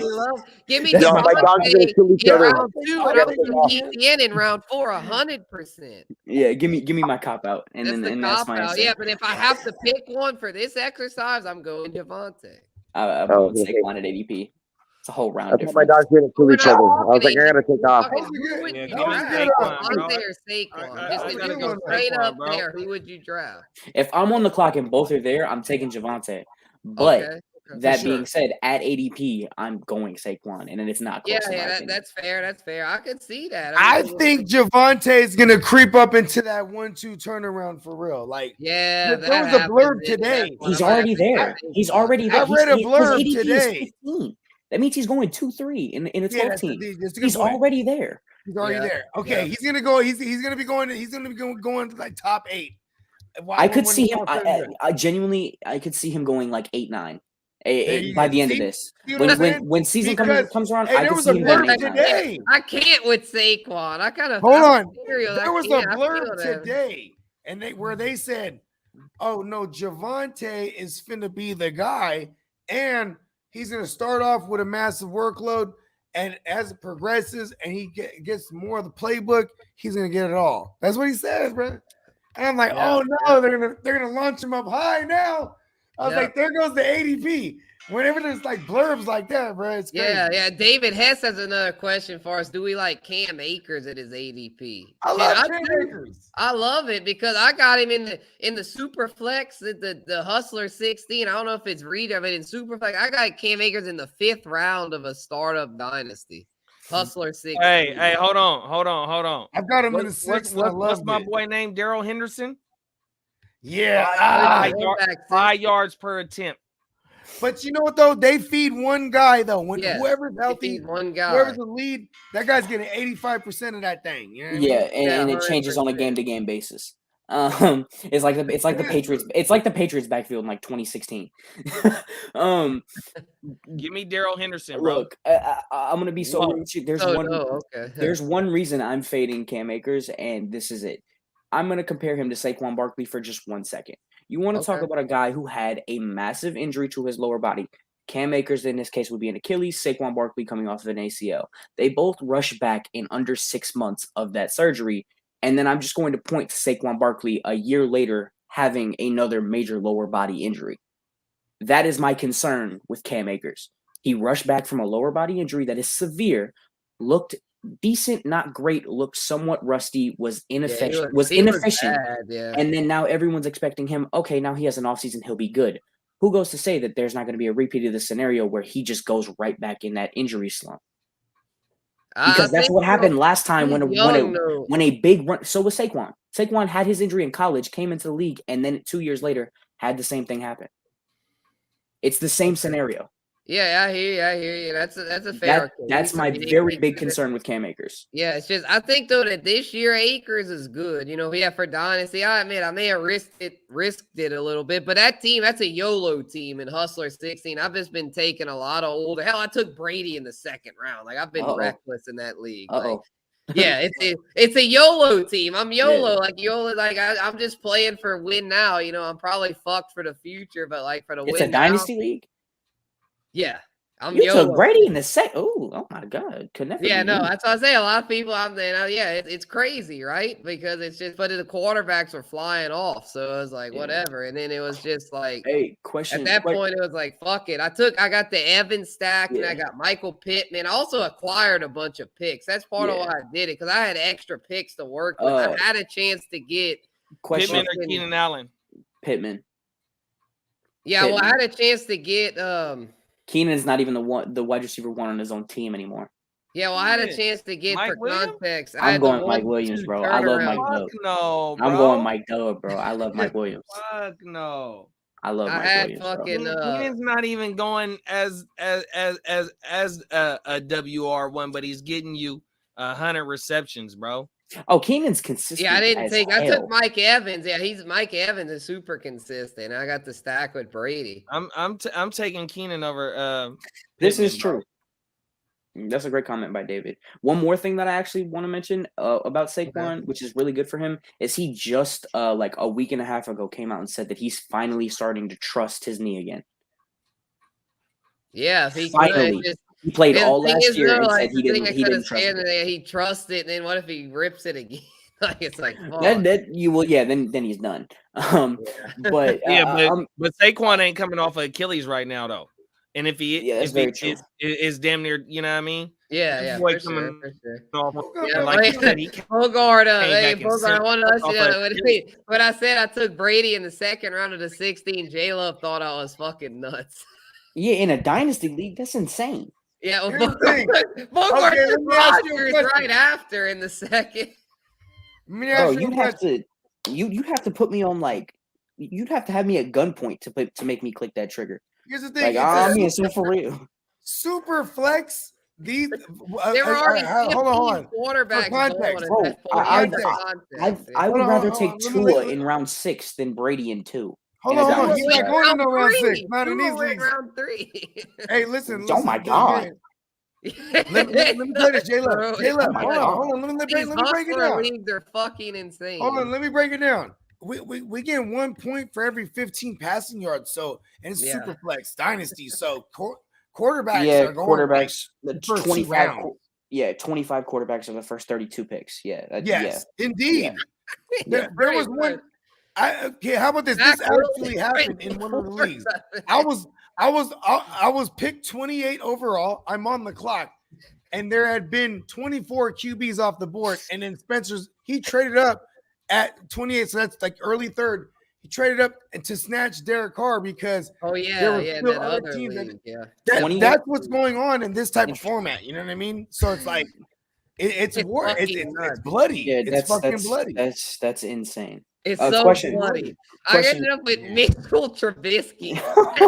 Word. Hey, question for anyone in here. Did y'all make it into the Scott Fish Bowl?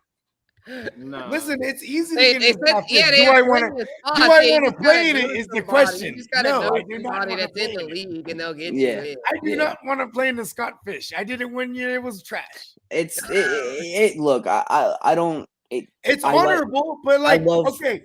Name me one motherfucker. I don't know nobody who's ever won that thing.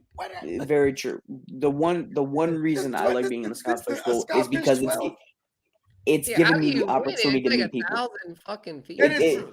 That's the one reason I like being in it. It's giving me the opportunity to meet people and just have a great experience. That's what it is for me. Do I genuinely? Yeah, no, I'm nothing against it. I mean, I love fantasy because I love to win money. That's my thing, I'm, too. Is I want to win money. Yeah, you know what I mean. The one reason I asked is because it's like all over Twitter right now. Everyone's I'm all over Twitter. I just kind of ignore it. I mean, I don't really worry about it. If I get invited, I'll do it.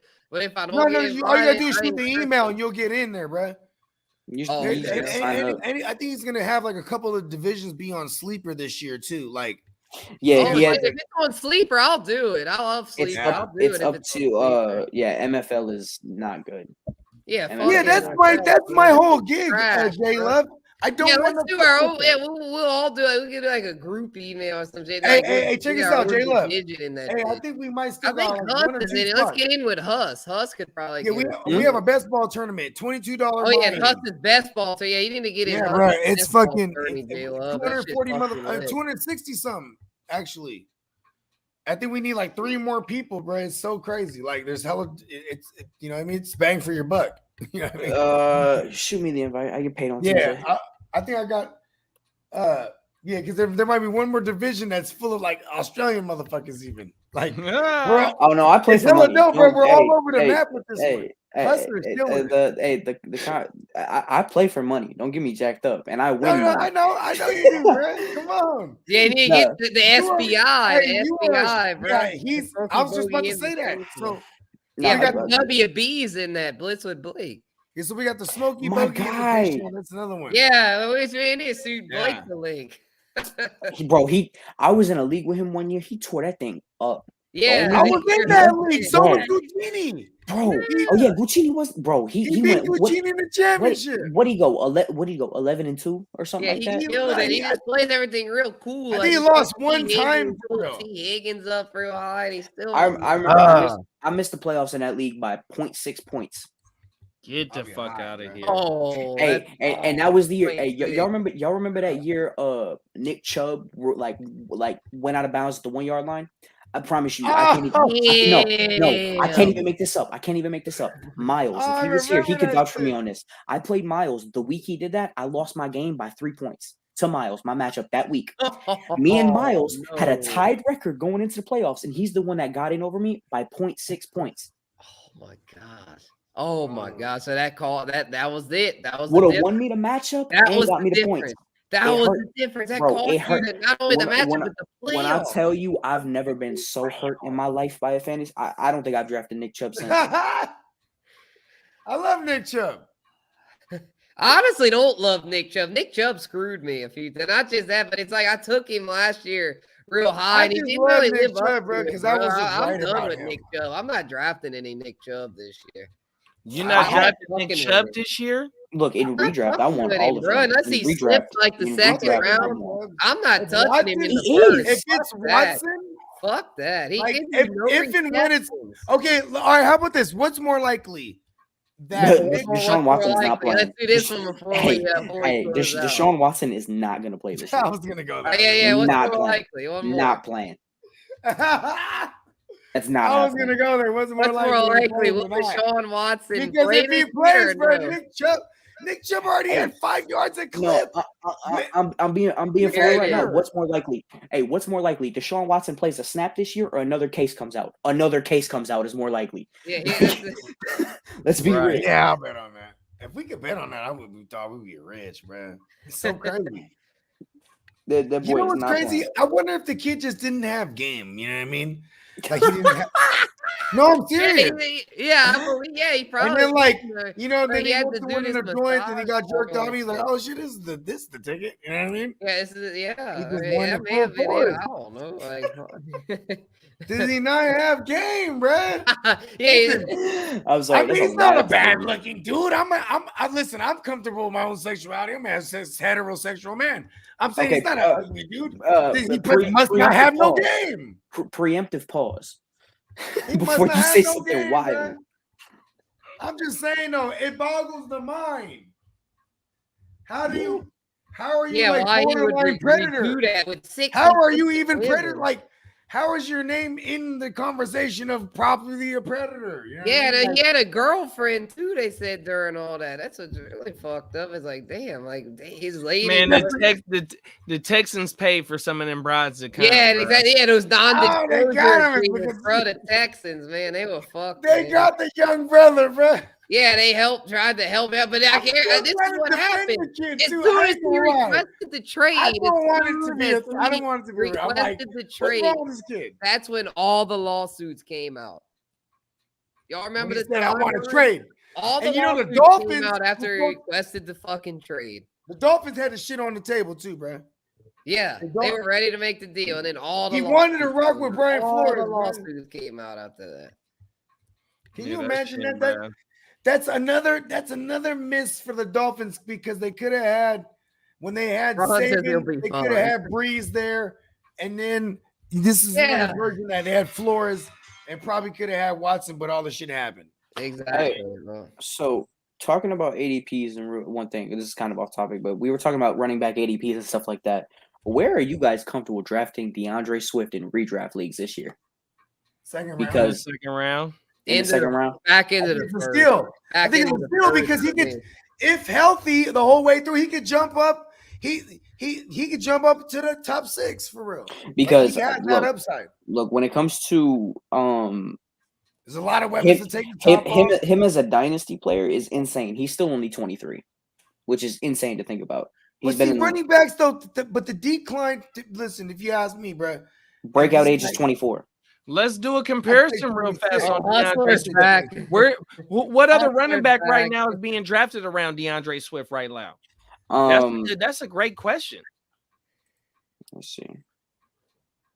Yeah, I mean, especially for dynasty purposes, because like he's going on using Hey, Swift 100% goes over Henry. Using sleepers ADP right now. Mixon is going ahead of Swift in redraft. Chubb is going 1 pick behind. Kamara is 2 picks behind. Barkley is about 8. He's above Chubb and all them.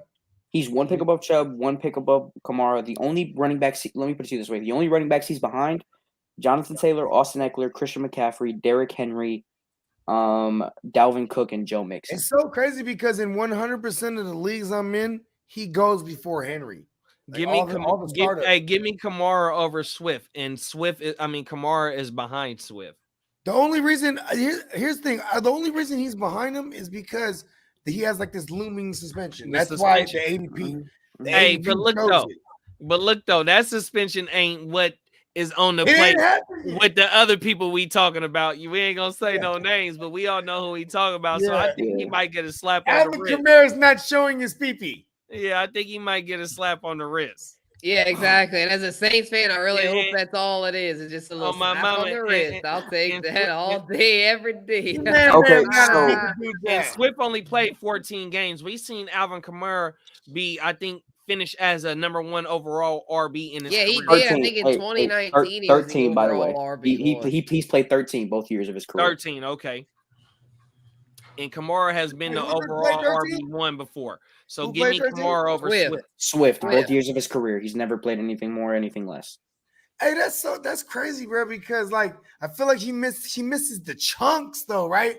Hey, Hustler always shits on Swift because I beat him in one of the big money leagues in the championship, and I had Swift, and I made it there in spite of him. Like, you know what I mean? Like, I made it through adversity, the Gus buzz. Yeah, like I lost everybody. Bad, What's up?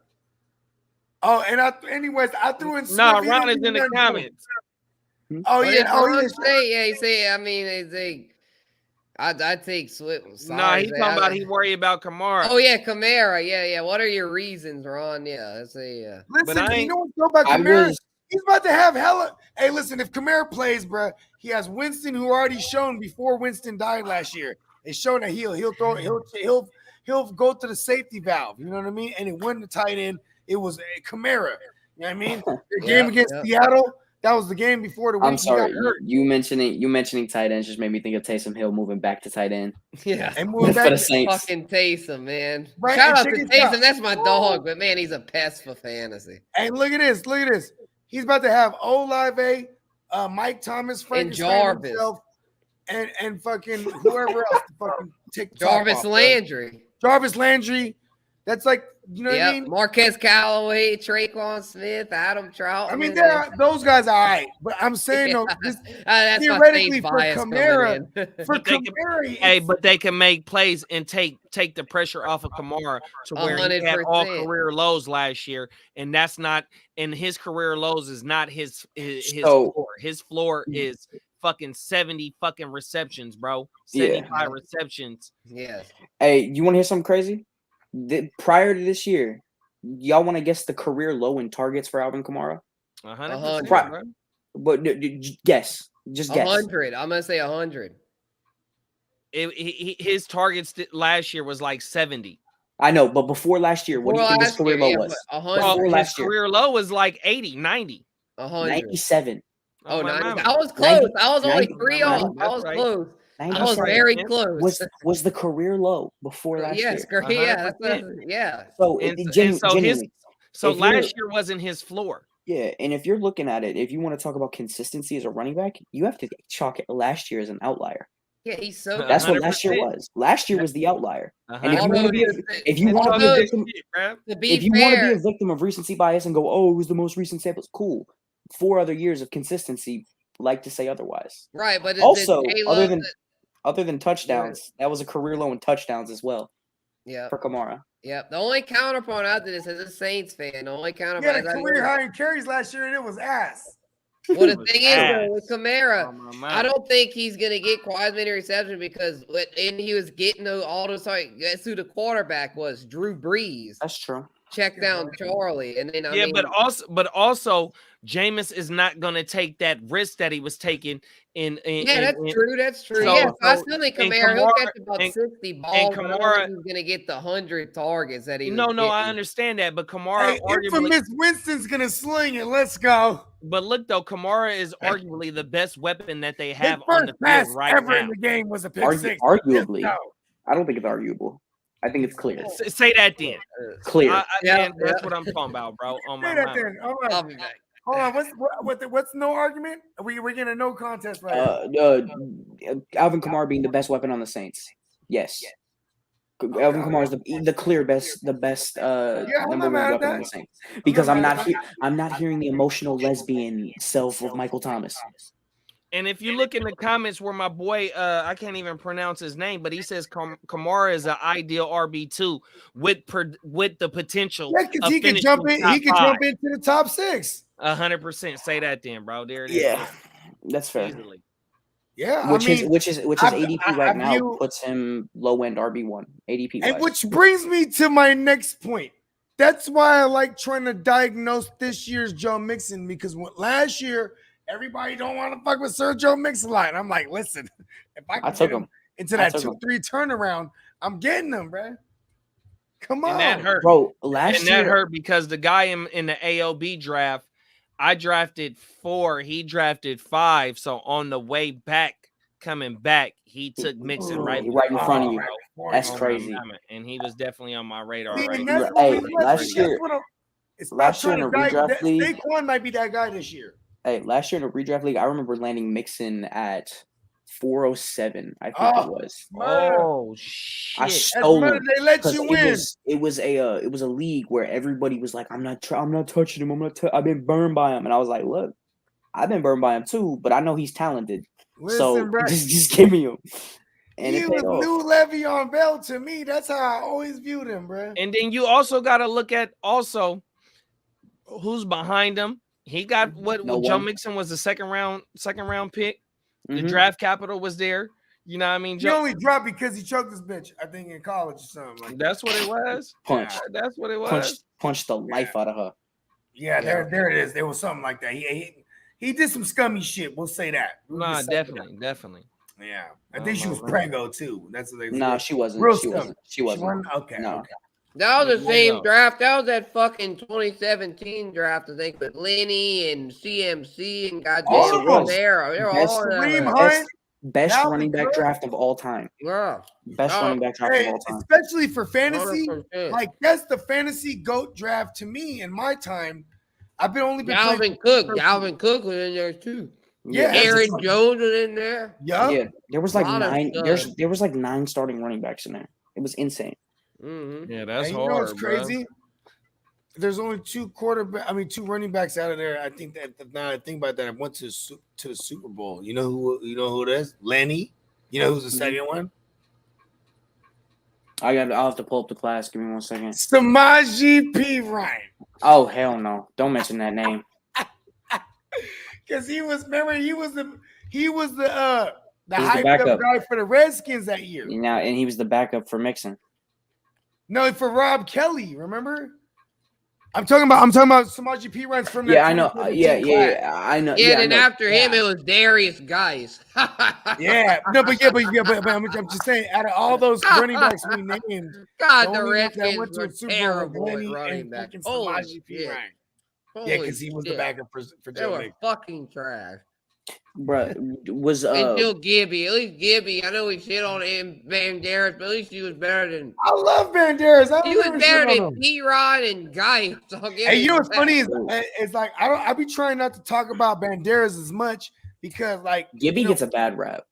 That's all I'm but saying. here's the thing though too is like I want him to have a bad rap Ronald because- Geis is not making a comeback. That's why I meant to. Oh my God! he's No, he's not. like, he beat it, bro. He can try. He can try. He ain't beat gonna him get warming it. up. He's done. Oh, I love this take. Winston stays healthy. He's a pass at QB. Olave finishes WR1. Yes, sir. Give me money, bro. I Seriously. think out of the rookies, I'll agree because I have him finishing number 1 out of all the rookie receivers. I'm on record. And Yeah, Spencer. exactly. We're both on We get our record for that. rankings, yeah. 100%. What? That Chris Olave is going to be the number 1 rookie receiver. For This fantasy year? purposes. This year? Yeah, Yeah, this year, year. Yeah, Over Traylon Burks, over Drake Yeah. London, over Garrett Wilson. all of them. Oh my mama. Drake Olave. I'm- number 1. If I'm Wideout. if I'm a betting man, I'm going Garrett Wilson, but Chris Olave has a path for sure. Yeah, For for sure. sure. Yeah, the Jets scare me. Man. It's They probably still the have chalk, right? fucking To take Elijah Chris Moore. Olave. That's probably why I Before grab they- it. Chalk is Drake London. Nah, Yeah, fuck man. Chalk. I don't Fuck trust Chalk. Mariota. Maybe Chalk. I'm the wrong guy. Chalk Hey, is Mar- Drake Suck London. my motherfucking dick. bro. Mariota is built for low pass volume. Like that's what he's built for. Game And Mariota's not built to go Well- to the outside of the hashes. Drake London is not Well, going to play if- in the slot or nothing like that. He's if going I to could- line up as the If I outside could play, receiver. if I could play So- devil's advocate, y'all were just talking about how We're talking about this Mariota- year. We're talking about this Yeah, year. I Right. know, but to play devil's advocate, y'all were just talking about how Marcus Mariota looks a tight end. I know Drake London isn't a tight end, but he's built. He's a in big in the motherfucker. frame Oh, definitely. of a 6'5" wide receiver. Yeah. Granted, he plays on the boundary and he's not a great separator. I don't like Drake London at all, so I don't know why I'm making this case. I'm not the person to do it. I love infamous Winston too much too. I'm like, yeah. Chris Olave. Nah, I've been on record saying Drake London was my like wide receiver 8 this past year in the draft. Yeah, I'm sure. I'm I'm not- sure on him. I like Garrett Wilson. Yeah, I like, think Noble may have gotten a hold of Hus's account there with the. I like yeah, Olave. Yeah. But if Jameson, Oh, yeah, he's working. Jameson Hey, Williams, shout out can to also him. Shout out to still Noble, help man. him We too. love you, Noble. Yeah, we love you, kid. You're gonna be Yeah. great. Oh yeah. Yep. But Oh, anyway, yeah, I mean, hold on. yeah, we've been going well over 3.5 hours. I think it's time to put a bow on this thing. Man, I got about like 10 more. I got about 10 more minutes in me. Okay. Any more? All right, let's do one more. Hell What's yeah, more let's get it likely cracking, than bruh. before we put a bow Yeah, on it. we keep you know what I'm saying? Okay, I got this one right here. All right. You know what I'm saying? The QBs, right? Well, I want to go to the QB3s. But hey, break down the scenario though, big bro. Break down Yeah. the league and all I that. want to type go of to the workshop. QB3s and the super flexes, right? Because we be in super flex mode. You know what I mean? We don't really talk enough. Yeah, for Jay it. left over And- the and trade. that means- yeah. Okay. That is the Who- way. Who's a better QB3 to have in fantasy, right? Who's more likely to be on your who's more likely to be your QB3 in a super flex a redraft, right? Jared Goffel, Davis Mills, or Danny Dumbass? Who want to kick it off? I I think kick it off because Yeah, I'm go gonna ahead. be because I like to be on the weird shit. You know what I mean? On the I field. I think we're gonna agree here. So give me Jared Goff, bro. Damn, why do we always agree? I'm right there with you. I'm right there I with knew you guys were gonna go golf. I'm right there with you. I'm right there with you. Yeah, I like what And the defense probably Lions, gonna I be like ass, what the too. Lions present around golf. I like that the Lions didn't bring in a first 3-round quarterback pick, which they had the opportunity to because they picked in the 32nd pick. I think it was 31st. No, they traded up. They traded up to what was it? 16? Exactly. 15? So they had the opportunity to Yeah. bring one of those quarterback in, which they said, fuck it, whether it's not one of these quarterbacks or we like golf, whatever the case may be. But when you add a Jamison Williamson, a DJ, you already had a St. Brown, you got Swift, you got so much around him to go ahead and be what he might have been in LA. I don't know. Give me golf. Yeah. Okay, yeah, I could see. I would probably go with golf or Danny's dumbass, but I'm gonna go with Mills here because I feel like with the judge, the judge has Brandon Cooks. The judge has, I know Mechie's coming off the ACL too, but he'll hopefully have Mechie and Nico Collins and Brevin Jordan. I know it's nothing special, but the judge showed a lot of promise last year. I feel like give me the judge's potential of improvement. We know what Goffle is. He's awful. That's why we call him Goffle. He sucks. So I forgot about Hawkinson. I forgot about give me Hawkinson too. Oh, that's fair. It's close. Man, I ain't gonna lie. Hey, golf got everything around him, bro, out of these three. Look, I ain't gonna lie, I gotta go with Goffle because no one's respecting Goffle. And people love to draft like Amon-Ra St. Brown. People love to draft Hawkinson. I have a I would just pass on all of them and take him as my third QB. I have a semi-hot take about this year, and I've been kind of vocal about this the past few months going in this offseason, especially after the draft.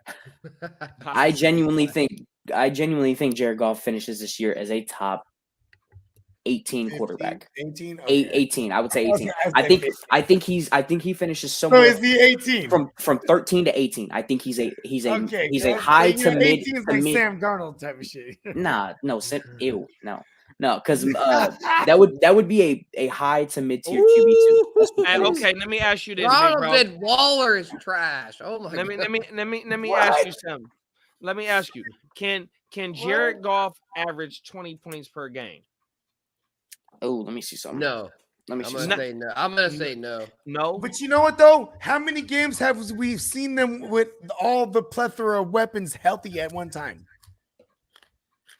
This was Jared Goff's first year. To put that in perspective, Jameson's coming off an ACL. Last year, there was only 10 quarterbacks to average 20 points per game.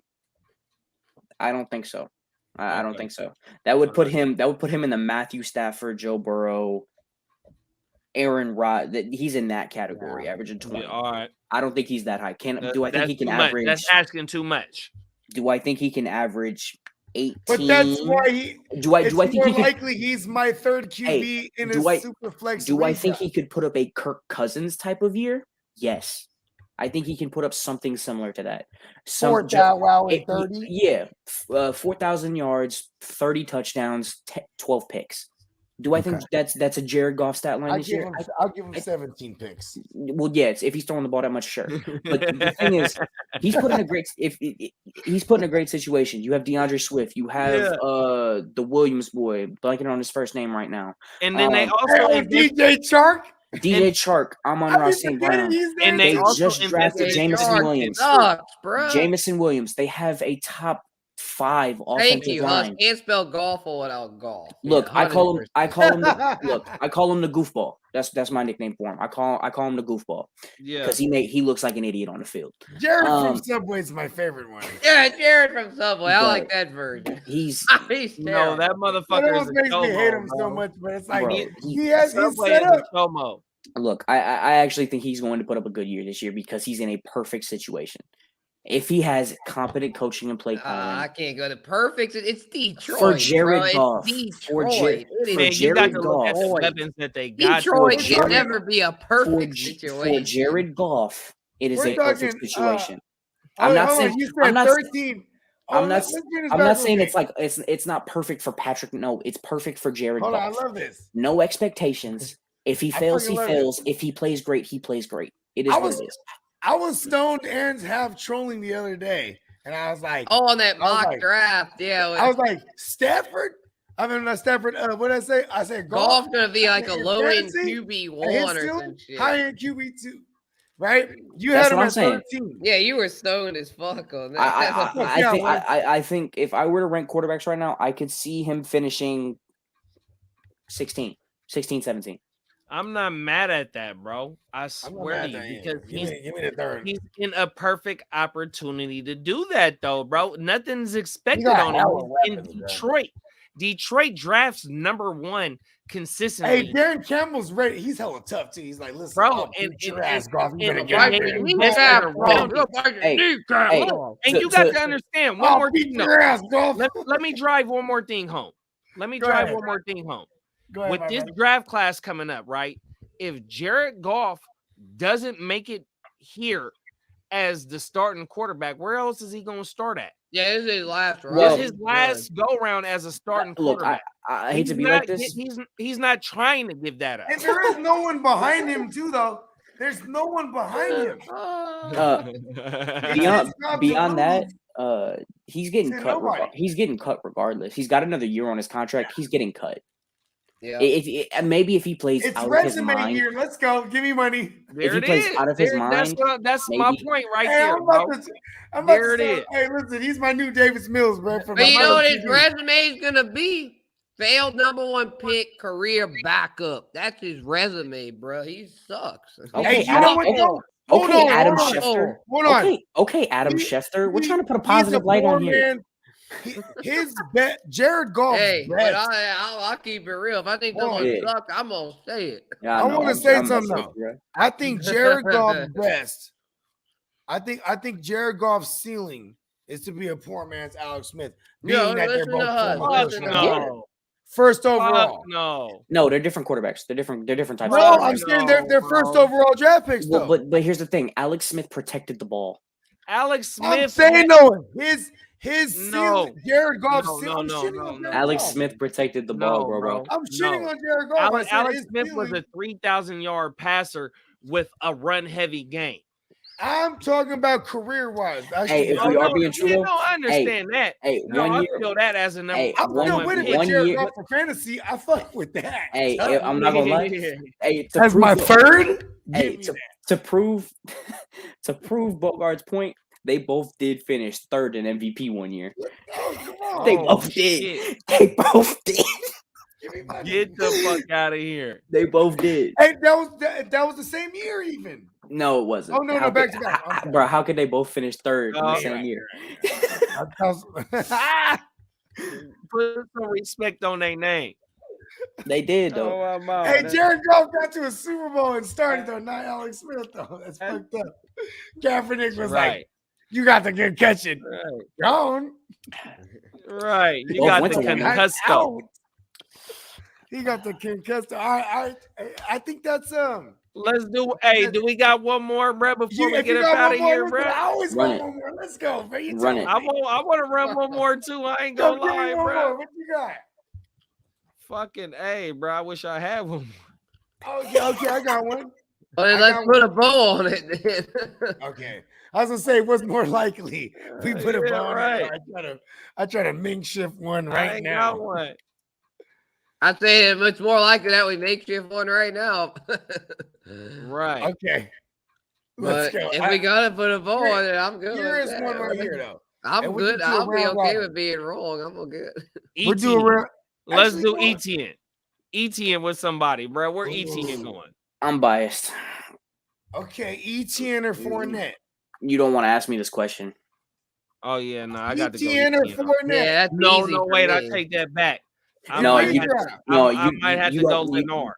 You don't might have to go Lenore on that one, bro. You don't want to ask me this question because up until we're talking like top 5 running backs, I'm going to go Travis Etienne. I'm so biased. I think he's like a talent wise. I think Travis Etienne could argue for being the most talented running back in the NFL. I'm with you. I haven't agreed with you a whole lot tonight, J-Lo, but I'm with you on that, man. I love me some Travis Etienne. He is hold up. bro. There is one person. There is one shit. person that has known me and has been on me for 3 years. And how long have I been saying his name, Bogey? How long?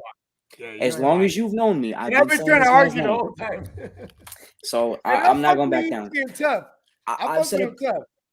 I've said it before. I've done it. I've taken Travis Etienne ahead of Najee Harris in rookie drafts. Last year, I did. And did it hurt me? Did it hurt me year one? Depends the time of the year, though. Did it hurt me year one? Wow. Yes. Do I still believe I made the right decision? Hell yeah. Hey, give me if you giving me the season that Leonard Foreskin had, or we call him Leonard in our league. Shout out to Charlamagne the God. Monique called him Leonard. Hey, we're just gonna evolve him to Leonard skin. Oh my mama.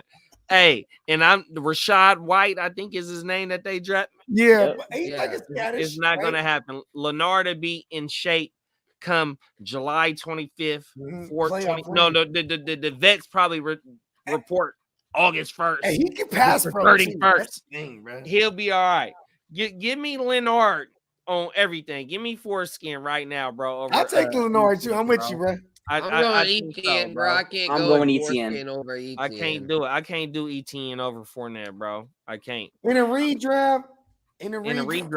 Here is the one thing that I will say though, is that like it sucks that like okay, how about this? Superflex, we're gonna get Leonard at a value.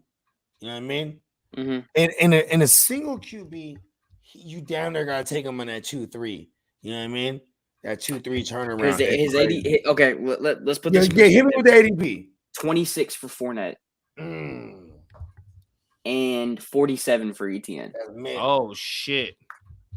Yeah, I'll take Etienne. at ADP? Yeah. At ADP?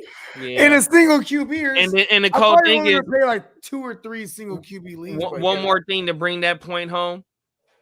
J Rob the Mob. Achilles Is out. Achilles.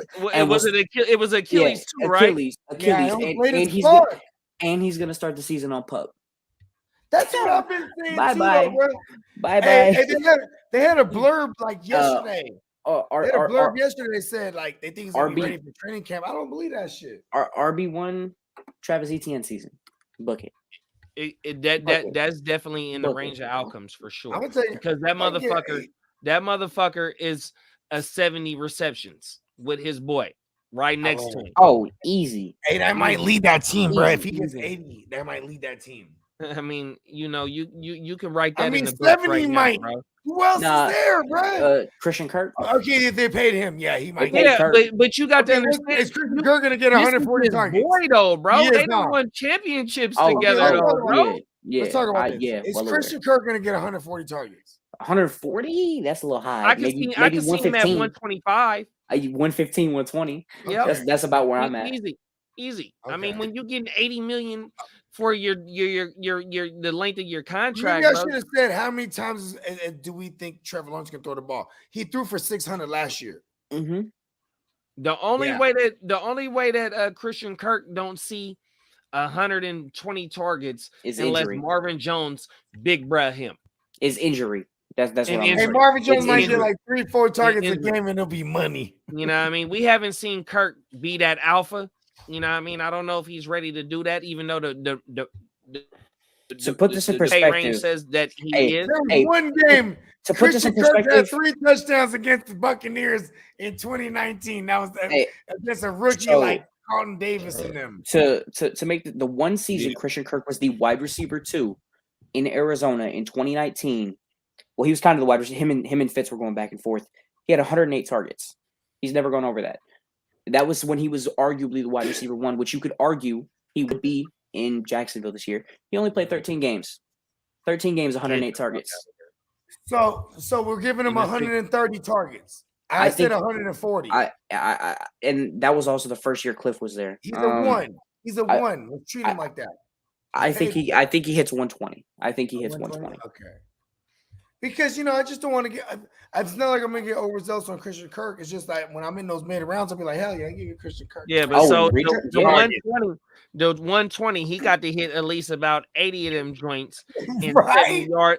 70 yards per game. I need that to be a factor, bro. He's like he might be the poor man's version of Hollywood Brown. Everyone's going crazy for Hollywood now. Let's put this in perspective right now. Say he gets 120 targets, he catches 80 balls. Let's say he hits 1,050 yards. Whose stat line did I say sounded eerily similar to that earlier? CD Lamb, who finishes the wide receiver 19 last year. That's big. That's value because you getting Kirk in the 8th round, in the 9th round, or some old shit. Yeah. CD had a similar stat line, had 100 more yards than what I just mentioned. Yeah. Finishes the wide receiver 19. CD ain't competing for targets neither. CD got a lot of vacated targets as well right now.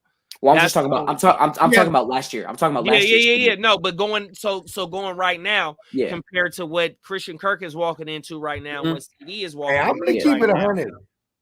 You know why we don't talk about CD around here as much? Because we Niner fans. No, not just that. I want to keep him as quiet as possible because, there's two kinds of people. It's people that are Cowboy fans or just hate the Cowboys. So that's the same in fantasy because now CeeDee Lamb's the guy everybody reached up to get him last year. So there's those people, they won't have him this year based on that. I want all of CD because he's, you know what I mean? What's CD right now in the second round? His ADP? Second round. Let's see. If he's going over Diggs, redraft 1 QB, it's 19. He's that makes sense. Let's put this in perspective. Over Diggs. He's the wide receiver, or he's the player 19. Diggs is 13. Devontae Adams is 11. He's ahead of Deebo Samuel. Man, I was still 11 though. He's ahead of Deebo Samuel. Yeah, but you know what though? I'm not gonna argue that. I worry about it. I worry about it with Lance versus Jimmy. Bogey, I got one question for you. Okay. Did you hear what he said? The first name. Why is the first name even mentioned around any of them dudes? Yeah, Devontae Adams. Yeah, Devontae Adams. Why is the community down on Devontae Adams? Crazy. Devontae Adams should be like. It's new team shit. Devontae Adams is only going 8 picks in front of CeeDee Lamb. I'm gonna have a lot of Devontae. I'd rather have Devontae. 8 picks. I can tell y'all this. The community is gonna freak out about the quarterback change, but that's talk about it because they've already got the goddamn chemistry.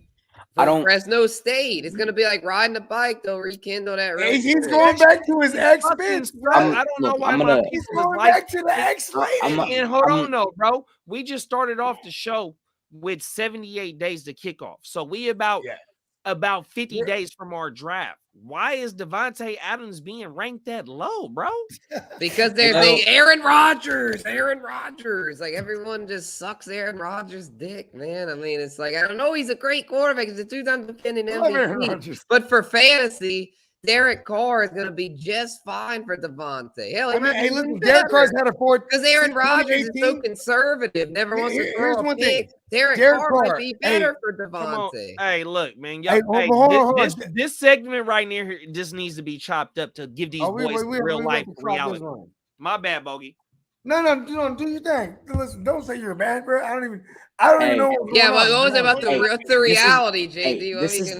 This is something y'all might be pissed off about. Joe Mixon's ADP is in front of Devontae Adams. Get the fuck out of here.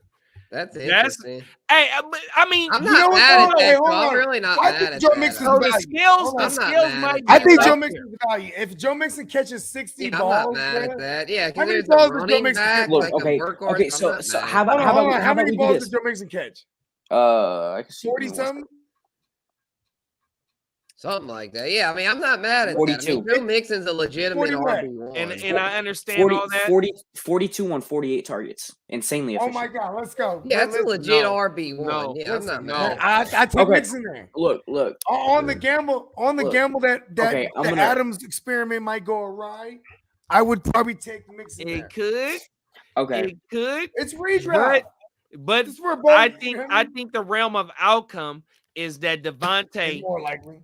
If Devontae continues his production more than what Joe Mixon just did last year in his first year of being in that top.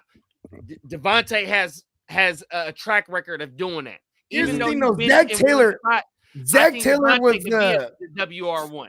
Okay. I always go back to why I love Joe Mixon. First of all, I never liked Joe Mixon 2017 or 18. I mean, actually 18, I did have him because he was a value, right? But then I 18 remember was the first year he finished as an RB1.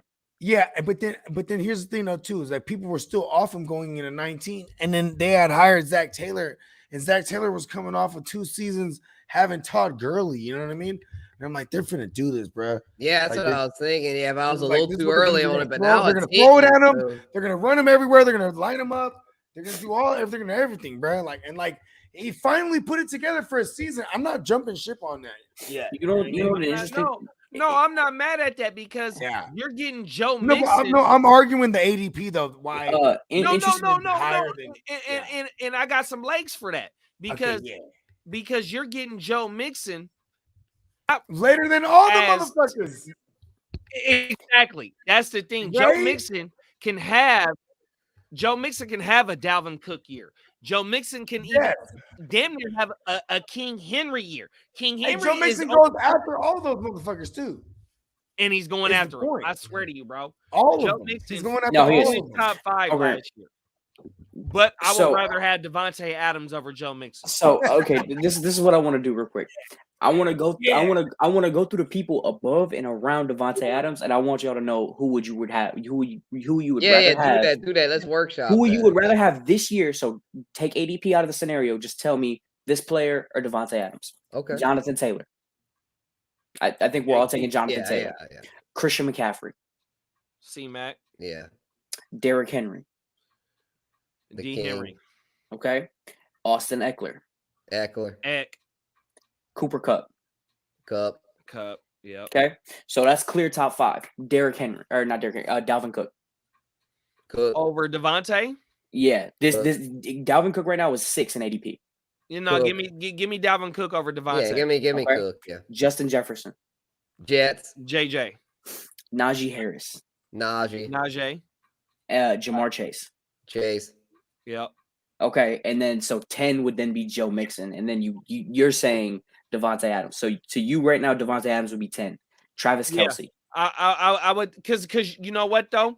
The cold thing is we might, and we all know that when it comes to our home leagues and it's a 12-team one quarterback league, the running back is going to get pushed up. So somebody's going to sneak in at that 10 spot before Devontae. So if I'm able to get Devontae maybe with a Jamar Chase, say I got Jamar Chase at the 9 or Justin Jefferson at the 9, and I came back and was able to get Devontae Adams.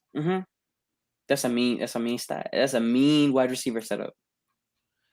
I would skip Joe Mixon over I would take Devontae Adams over Joe Mixon, especially if I was to get JJ or Jamar Chase. And then just to be sure, 12 is Travis Kelce. Oh shit! Yeah, I can't do that. I can't do Kelce.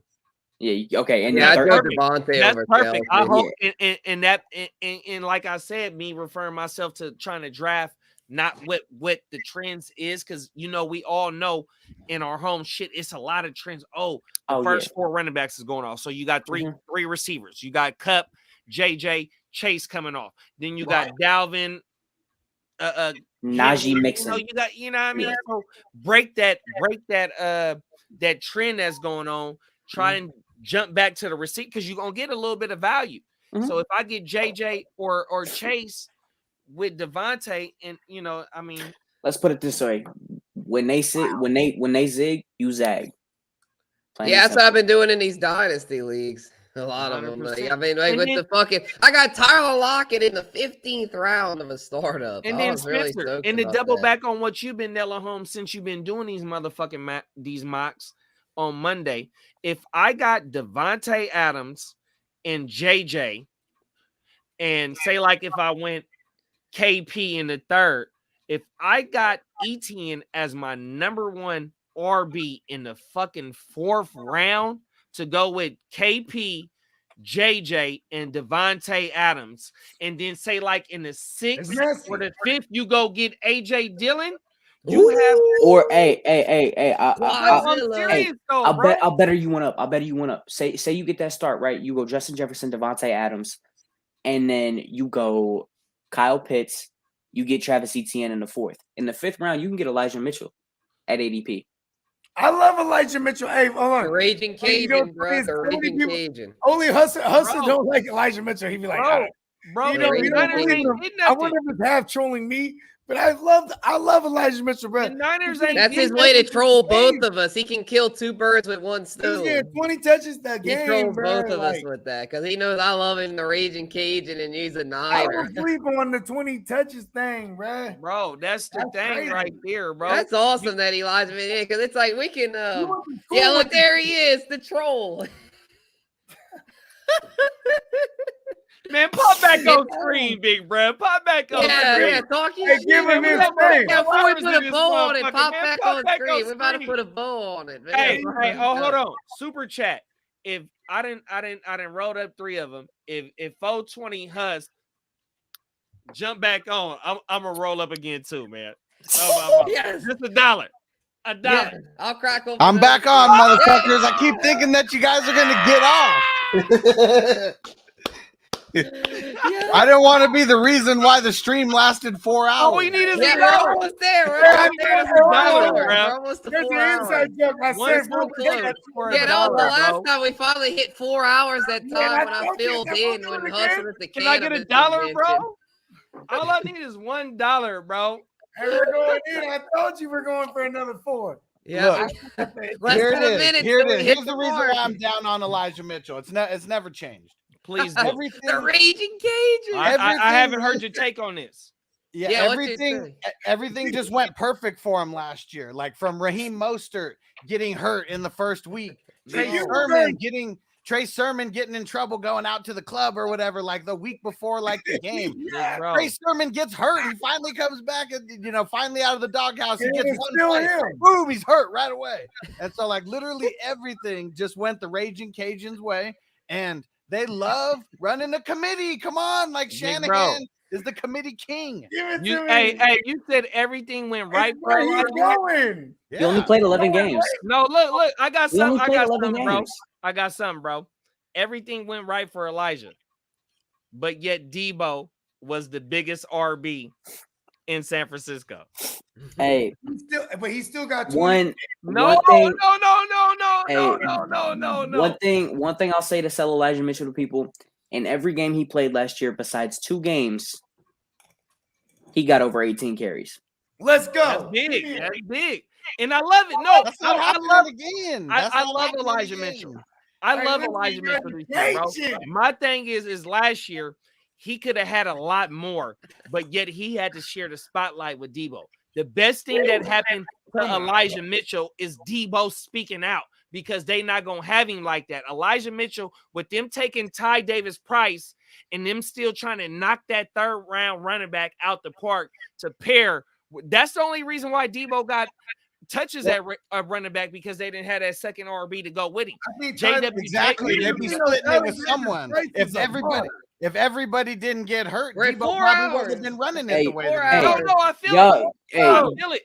Hey, if part of the argument against Elijah Mitchell is Trey Sermon right now, I want to make it clear Jeff Wilson is the RB3 on the Niners depth chart right now. See, let's go. No, Trey Sermon is the RB4. That's not even part of my argument. My biggest argument is everybody got hurt or in trouble last year, and that's why Elijah Mitchell was the workhorse. I feel it. What we got, bro? Before we get out of here, is that him? I think that's him. I think we got the 4-hour mark. Yeah, we got it. Yeah, I think it's. I got my own personal quota. We met it. Yeah, we met it. 4 hours. Yeah, we'll go around the horn. You know what I mean? Yeah, you'll start with J Love. Let the people know where they can find you. I don't know. Hey, man, you'll catch me on Twitter sometimes with Room Boys J Love. Other than that you'll catch me around here a little bit. I'll say that. Yeah. Yeah, Hey, bro, yeah, I'm yeah. gonna Well, bring yeah, you come through. back, brother. Come back. I'm gonna bring you through. It's only organic, bro. It's good to see you, dude. Hey, bro, and you doing well, too. I ain't got no school right now. I get off of work at like 5, 6 o'clock. When I'm not in school, bro, I'm good to hop on whatever. I like it. I like it. Like Spencer. my man Chong says, why don't you quit that lame job, man? Just Hey, fucking around. The motherfucker got Oh too yeah, many- man. What you doing? Hey, the man? motherfucker got too many isms to be wasting his time with the 9 to 5, bro, and them books. Hey, so That motherfucker needs to be doing some other shit to be giving them isms to. I appreciate it, but I'm going to school to do it even more. And There then it is. There. second thing, Say that. bro, gas expensive, bro. I need to get around. That's what I got the job for. This gas hurting my pocket, bro. Trust me, bro. Yeah, You ain't lying, 100%. bro. Yeah. Yeah, That's but, just like all you motherfuckers, though. You motherfuckers ain't no joke, though, bro. Oh, my mother, man. I'm telling you, and I'm in leagues. I didn't battle with y'all, bro. You know, it's not. yeah, no, bro. We go to war, bro. it's not no. Oh, I'm taking myself to Great America and jumping on the merry-go-round and finna go take myself to first place. It's not. So I hope these other I love it motherfuckers because I'm the is only getting one it. on the panel that understands the Great America reference. And you know, It's a hell of a theme park. I'm from where Bogey from, though, right? Even though we, you know, what I mean, we neighbors, but we from where you say, "Can you hear me now?" This Yeah, I'm is about on to move to Trill yours. TV. I'm about to move to your parts. That's Oh, where my I'm mama. going. But can you hear me Nothing now with wrong. the isms that these motherfuckers is dropping, though, bro? That's my point. Oh, my vote. Yeah. Hey, Yep. Spencer, let them know about all the mock draft Mondays and all the shit.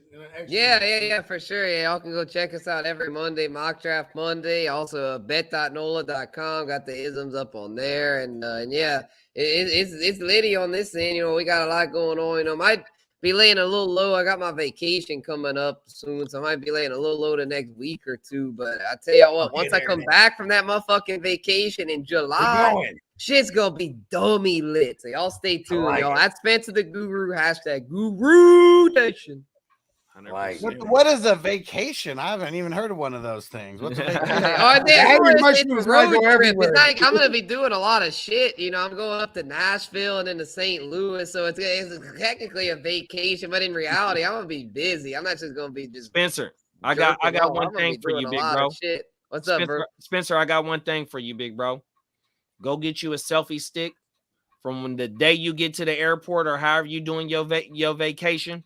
Document that shit and put that shit on your channel, bro. These motherfuckers want to see how you live every day, bro. Okay, bet. Yeah, 100%. Document that shit, bro. Send it to Kyrie. Send it to Kyrie, and that motherfucker gonna cook up a dope ass vlog for you, bro. Yeah, I'll make sure to document, bro. Show these people how you living day to day. Right, bro. Yeah, I'm going to check out all kind of shit, man. You ain't got to give them everything, but give them just a little bit, bro. Yeah, 100%. Yeah, I'm gonna go check out all the bars out there, the Grand Ole Opry, the NASCAR race, all that, the bro. St. Louis Cardinals. Hey, I ain't gonna lie to you. All that shit. If you're at a restaurant and you listen, this is. I mean, you're too modest, right, as a person, because you're such a good dude and humble. But like, if you want to go savage, everywhere you go, be like, hey, I do a YouTube podcast, like. Hey, listen, they'll give you shit, man. Everywhere you go. Yeah, I'm Spencer the motherfucking Guru. I'm Spencer the motherfucking Guru. Right, 100%. Hey, you might find a beer that you like at one of these local. You never, man. I'm telling you, big bro. Keep your shit out, man. Let the people know how you doing, bro. Promote your shit, bro. On my mama, I'm telling you, big bro. That's just a little bit more content to go on your shit, bro. 100%. Right. Yeah, exactly. Yeah, and I'm going to the Jack Daniels distillery too. Jack Daniels give me money. That's what I'm talking about right there, bro. And you got to document it so you can remember going up the Mississippi River. Right, exactly. You said you going to Nashville to St. Louis. Yeah, I'm going up the Mississippi River. Yeah, I'm going from Mississippi to Alabama to Tennessee, bro. 100%. Man, you got so much shit to show the people. 100%, bro. Yes, sir. Yes, sir. That shit is crazy. And I got a shitload of mock drafts coming up for this tournament because there's a bunch of people who never played in this style before. We got a mock tomorrow, 2 on Friday, 2 on Saturday, 2 on Sunday. So you guys want to get down, we're doing morning and evening, all the days that we got 2 going. But 252 teams in there. Nobody better be taking this shit lightly. This is an international tournament we got going on. It's going to get wild. Oh, we're doing best ball mocks now? Yeah, get ready for the tournament. We start drafting in a week and a half. On a Monday? Most of them are going to start on a Saturday. Saturdays. Okay. Yeah. We're still gonna keep it What regular. time our time, big bro? Well, it's going to be a slow draft. So, I mean, it's going to start. Okay. Everyone will know like what you're Oh, drafting. we're talking about the actual joints. Yeah. This is not a drill. Yeah. This Oh, is yeah. not a drill. Oh, The it's mocks not are a practice. drill. The mock is practice, but the drafts are going to happen on like Yeah. a lot of them are happening I'm on in the those practice things when already. they're starting. Oh shit. Hey, do we still got any more spaces? Are we all the way? There's like 3 slow. spaces left because I Hey, had J Love will open get up down. another division. Jay, I was It's just telling J $22 Love about to it. get down. Yeah, I got you. Well, there we We go. shoot We it only got from 2 the spots El left now. Linko. Shit, Yeah. I'm fucking hard to start. Or JD. shoot it. You can shoot it to me. I'll forward it to him. You know what I mean? Fact. Yeah. Either Get his way, ass or up even in just there. drop it right here. We had to open up another division because this one Australian dude had like 5 or 6 friends that he wanted to get in. So we got a group of people in You got to be Australia. in a division with all Australian motherfuckers. Hey, you got any content coming with the best ball? Oh yeah, so I mean we're going to be doing the draft races, next week, so everyone's going to know what draft order they got. I'll let you guys know what time, so if you guys want to come on for that. But yeah, I'm going to be trying to do at least one video like per month until we get to the playoffs, and then I want to do one video per week for the playoffs because it's going to be wild each week. I'm gonna have a ton of Kenny Galladay in best ball. Ta. I don't think I'm fucking with that. Fuck Kenny Galladay. Waste of a pick. That dude's a fucking cocksucker, man. He is bad. He is terrible, I man. was Johnson, man. I was capping. I got you, Dion. I'll get you in the last division. Yeah, this last one, it's the Luther division from Any Given Sunday. LT's character. Shout out to Dion, And, man. It's like half Australians in that joint. Hell yeah. And Aussies, give me money. Hell yeah, the Aussies, man. Yeah, Hey, Bogey. What What's was it, happening? Jared Hayde? Oh yeah, bro. He was a rugby cat, and he was Hey, you know what's kind of dope is he had so much hype that we had jerseys already for sale. Oh for my him. mama, Jared He Hayden wasn't had even on big. It was- Hey, it was and that was at the big Levi. Yeah, that was the opening of Levi. Yup, and Oh, he my was. mama. It was like him and Mike Davis. Oh my It mama. was Mike Davis, the legend Mike Davis. Like Mike Davis never saw the field as a Niner. South bro. Carolina, right? Yep, and he So killed it so with- look though, what was our he other killed it South with the Carolina? Seahawks. No, he Lattimore. killed Remember we Carolina. missed on Lattimore? You think we whiffed on Lattimore? You mean like we missed on him? Yeah, we took him in the 3rd round. Hold on, you talking about? Oh, I thought you were talking about. I thought you Marcus were talking about Lattimore, the running back. Yeah. I forgot about that. Marshawn, he's on my Saints. Yeah, my bad. No, yeah, I Marcus Oh. Lattimore. Yeah, we that was a took whiff. him in the 3rd. That boy came off a ACL or something. ACL, that was a big Yeah, MCL. what happened to that guy? He was I like mean, a great running Niners back. had a in hit South with him. Carolina. Then he We- ripped his knee to We shreds. took Frank Gore off for 2 ACLs, bro. Like you know what I Yeah, mean? but Like Frank Gore is I a feel whole like nother we beast. kept trying to Hey, replicate that. Look, Frank Gore went to the University of Miami. Then Didn't it's a Mike whole Davis nother, have that's a ACL? whole nother story. Hey, correct me if Yeah, I'm wrong. Marcus didn't Mike- Lattimore never did anything with y'all. He never did. He didn't play a didn't even single step on- NFL he didn't step snap. on No. the field, bro. Never stepped on Neither the did- field. Neither did Mike Davis and or Joe Williams. Remember Joe Williams? Joe Williams, out of Wait, Utah. Mike Davis. What Out of Utah. Mike Davis, the motherfucker that killed it with the Panthers the other year. Well, yeah, I Yeah, know Mike he Davis. stepped on the field plenty. Did he? I don't even remember. Well, that yeah, shit. I mean, maybe not with y'all. I didn't know he was with y'all, Mike. Oh, Davis. yeah, I no, don't- then I we don't- I don't- drafted him. I don't remember Mike Mike Davis with the Davis? Niners. Hey, somebody fact check me. Am Yeah, I I'm gonna wrong? say, oh yeah, you're right. You're right. Yeah, Mike drafted Okay. by the Niners in the didn't- 20. he He didn't didn't do I'm do the nothing. true. draft. Listen, I just You're wanna right, make sure I'm Bogard. correct. Yep. No, Bogard. he didn't do nothing. No, that's the thing, though. That's But yeah, the he thing. That's did. what He I'm played saying. 6 games, I did think nothing. he tore his shit up. Then I in think he tore his 2016 ACL or played 8 something like that. games. But and that's then- my then, thing with the yeah. Niners, though, bro.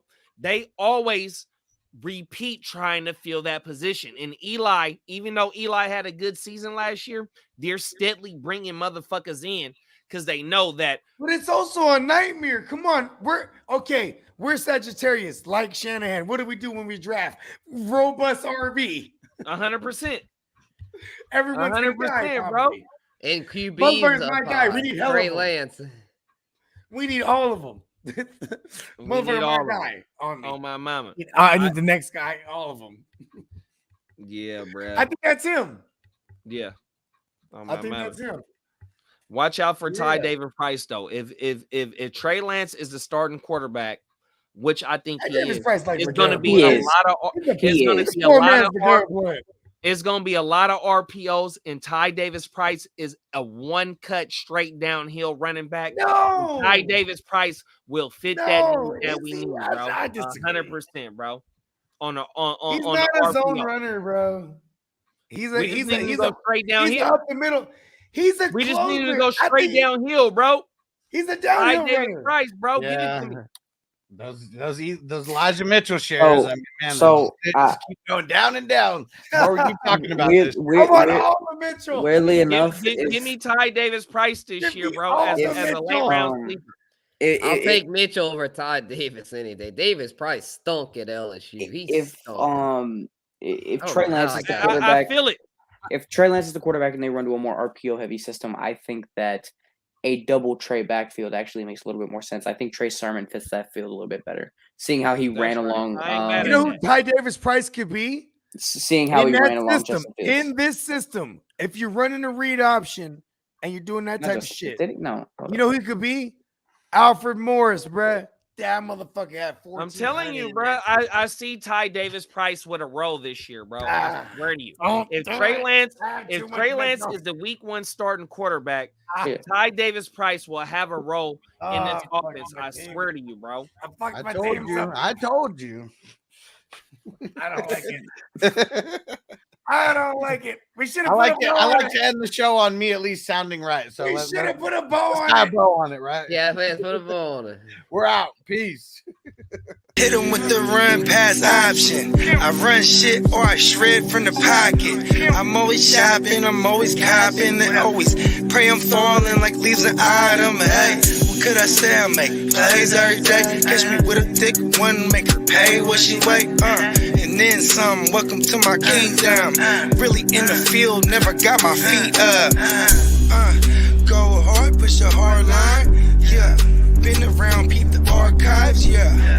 Off top, it's a long grind. You don't need to watch to see that it's hard time, yeah. I'm counting chips, finna take the chip. You counterfeits, better pay attention. I'm about a chick, catch me in my bag. Sunday to Sunday, we living that. We make plays every day, yeah.